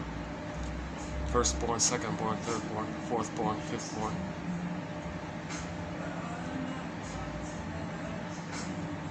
But the first one, yeah, gets all the stress from the parents. So the first one gets all the tension usually. So that's why they're more serious and more responsible, tend to be in managerial positions and things like that. Because the first one had the double burden of trying to save both parents and keep the parents together. Because sometimes the first child is there to keep the parents together. So they're very responsible like that. I got to keep my parents together. How can I do this? I don't want parents to break up. What do I got to do? So he's got a double duty. He's got to save the mother, save the father, save the marriage, keep it all together. Because sometimes parents have a kid and think, oh, well, good, the kid's on the scene. Well, that'll keep us together, because that's the emotional triangle effect. The parents can direct their energy on the kid, and that means the parents won't fight with themselves. The child will say, okay, mother, you got a problem, take it with, okay, father, you got a problem, take it with me. So the oldest one is like the counselor for the parents.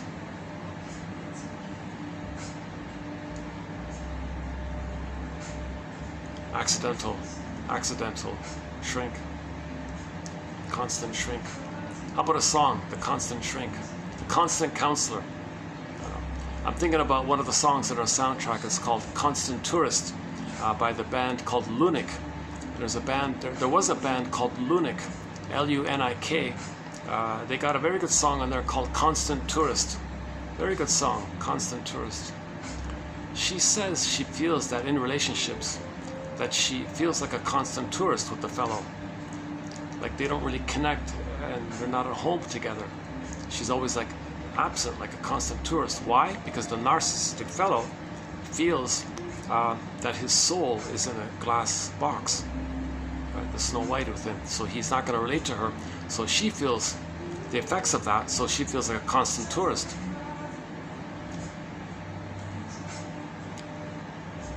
Constant analysis, constant self-awareness, constant understanding, constant search, constant healing. Constant healing. How about that? Continuous healing, constant healing. Constant love, constant nature. Constant nature. Nature's constant drive for healing. Constant drive for self-awareness, constant drive for... So Michael Jackson says, yeah, look in the mirror, start there. Heal the man in the mirror, or heal the woman in the mirror, or heal who you see in the mirror. Heal that person. Speaking, yeah, here's a mirror here, right? Okay. I'm still not finding that humorous ending here. Yeah, so let's a lot of pillows around me, yeah? Yeah, so Althea Horner says that the self-help scam was to beat the pillow. That's not healing. You got to be aware and make the link that anger comes from the needs that the person had as a child for a secure attachment style. When those needs are met, okay, the joy and sadness get zooped away and you're back in the survival brain. So anger's in the survival brain. And you saw that in a Disney film. Joy and sadness got zooped away and you went back to the first brain, the first line consciousness, the first memory system. The first line emotions are sensations, visceral survival, like that. Okay, because the main ones, the primary ones, the basic ones, the normal ones, joy and sadness, are the representatives of the normal wide range of feelings, human feelings, quote unquote, more human side of being human, love and trust and all that. How deep is your natural love? How deep is your, how much do you accept the person as a person? How much do you see the person and have empathy and understanding for the person? How much psychological mindedness do you have for the person? Yeah, how much psychological mindedness do you have for the other person and for yourself? How deep is that psychological mindedness?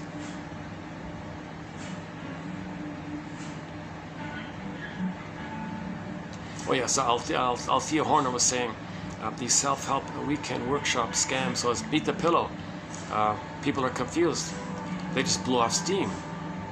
Well, don't you feel better? I don't know. I blew off steam, I guess. You're not healing. Blowing off steam is not healing. you got to link memory and release and feel the feelings from that old memory, and that'll be a release from there. But that catharsis, that release, can only take place if there's a catcher's mitt. So in the next video, we'll continue to weave this catcher's mitt so we can catch our feelings. The catcher's mitt allows for the belated release of our old feelings, and along with it, with the catcher's mitt, there's what facilitates it is a belated understanding of it all. So a belated psychological mindedness appears. So we're looking for this psychological mindedness, constant psychological mindedness, constant self-awareness, lifelong learning, lifelong self-knowledge learning. And I'll see you in the next video. Thanks again.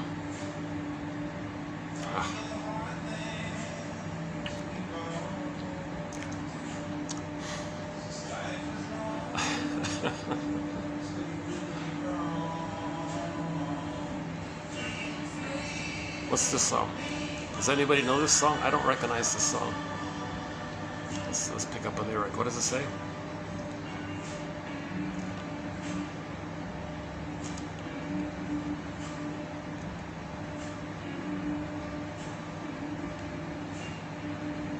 No? Here. Okay. Oh, that was the end of the song. Oh, we missed the whole song. Okay, let's see what the next. Okay, I'll wrap it up during the next song. Let's see what the next song is.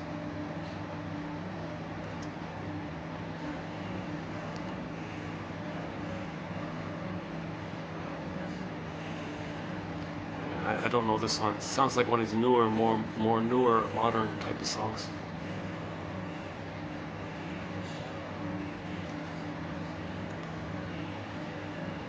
It's got like a nasally, like a nasally kind of sound. I don't know if you can hear it. It's a male vocalist. Typical sort of techno poppy kind of song. I can't make out I can't make out any of the lyrics. Something loving you.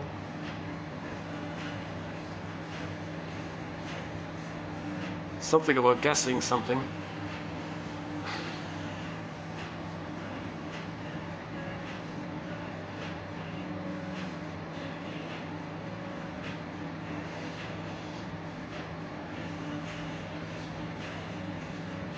More guessing. Something about guessing and something about love. That's operatic emotions. Okay, I think he's got operatic emotions. Doubtful about, guessing about love. I'm guessing if that's what it is. Okay, let's just wrap it up here. I'll see you in part 5. I think that'll be probably the last for this run, for this set. Once again, I highly recommend the Janoff quotes, 2745 to 70, 26 videos there. The BPD, another excellent stretch of quotes, the BPD quotes. Okay, just following, basically start from this year, 2745, all the way up to the present. All of the quotes there. That's a good place to start. Last year's quotes were very excellent. Every quote in the collection, I'm excited about every quote. A lot of these quotes are hard to find. They're only from printed books which haven't been digitized. And now, many of the quotes here were from digitized books that have been withdrawn. Can you believe it? So this material is getting harder and harder to find almost, it feels like. Although at the same time, new books are being digitized. Some books are being withdrawn. So there's like a little conflict like that. But a lot of very good books have been withdrawn. Jeepers. Hopefully they'll come back.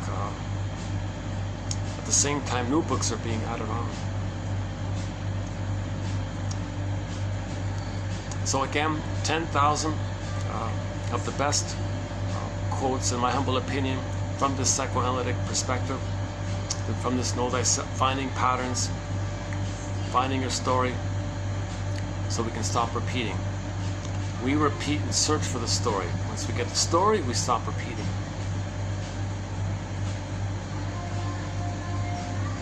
That's the next song, right? I lie. I can't hear it. This is a similar type of. This one's a female vocalist.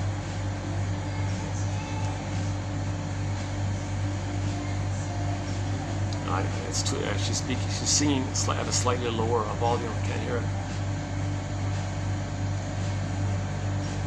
I don't know. How is this showing up at night? Oh, this is a nice one, eh? Why don't we just end up here with this nice painting here? So yeah, let's wrap it up here. I'll see you in the next video. Thanks very much.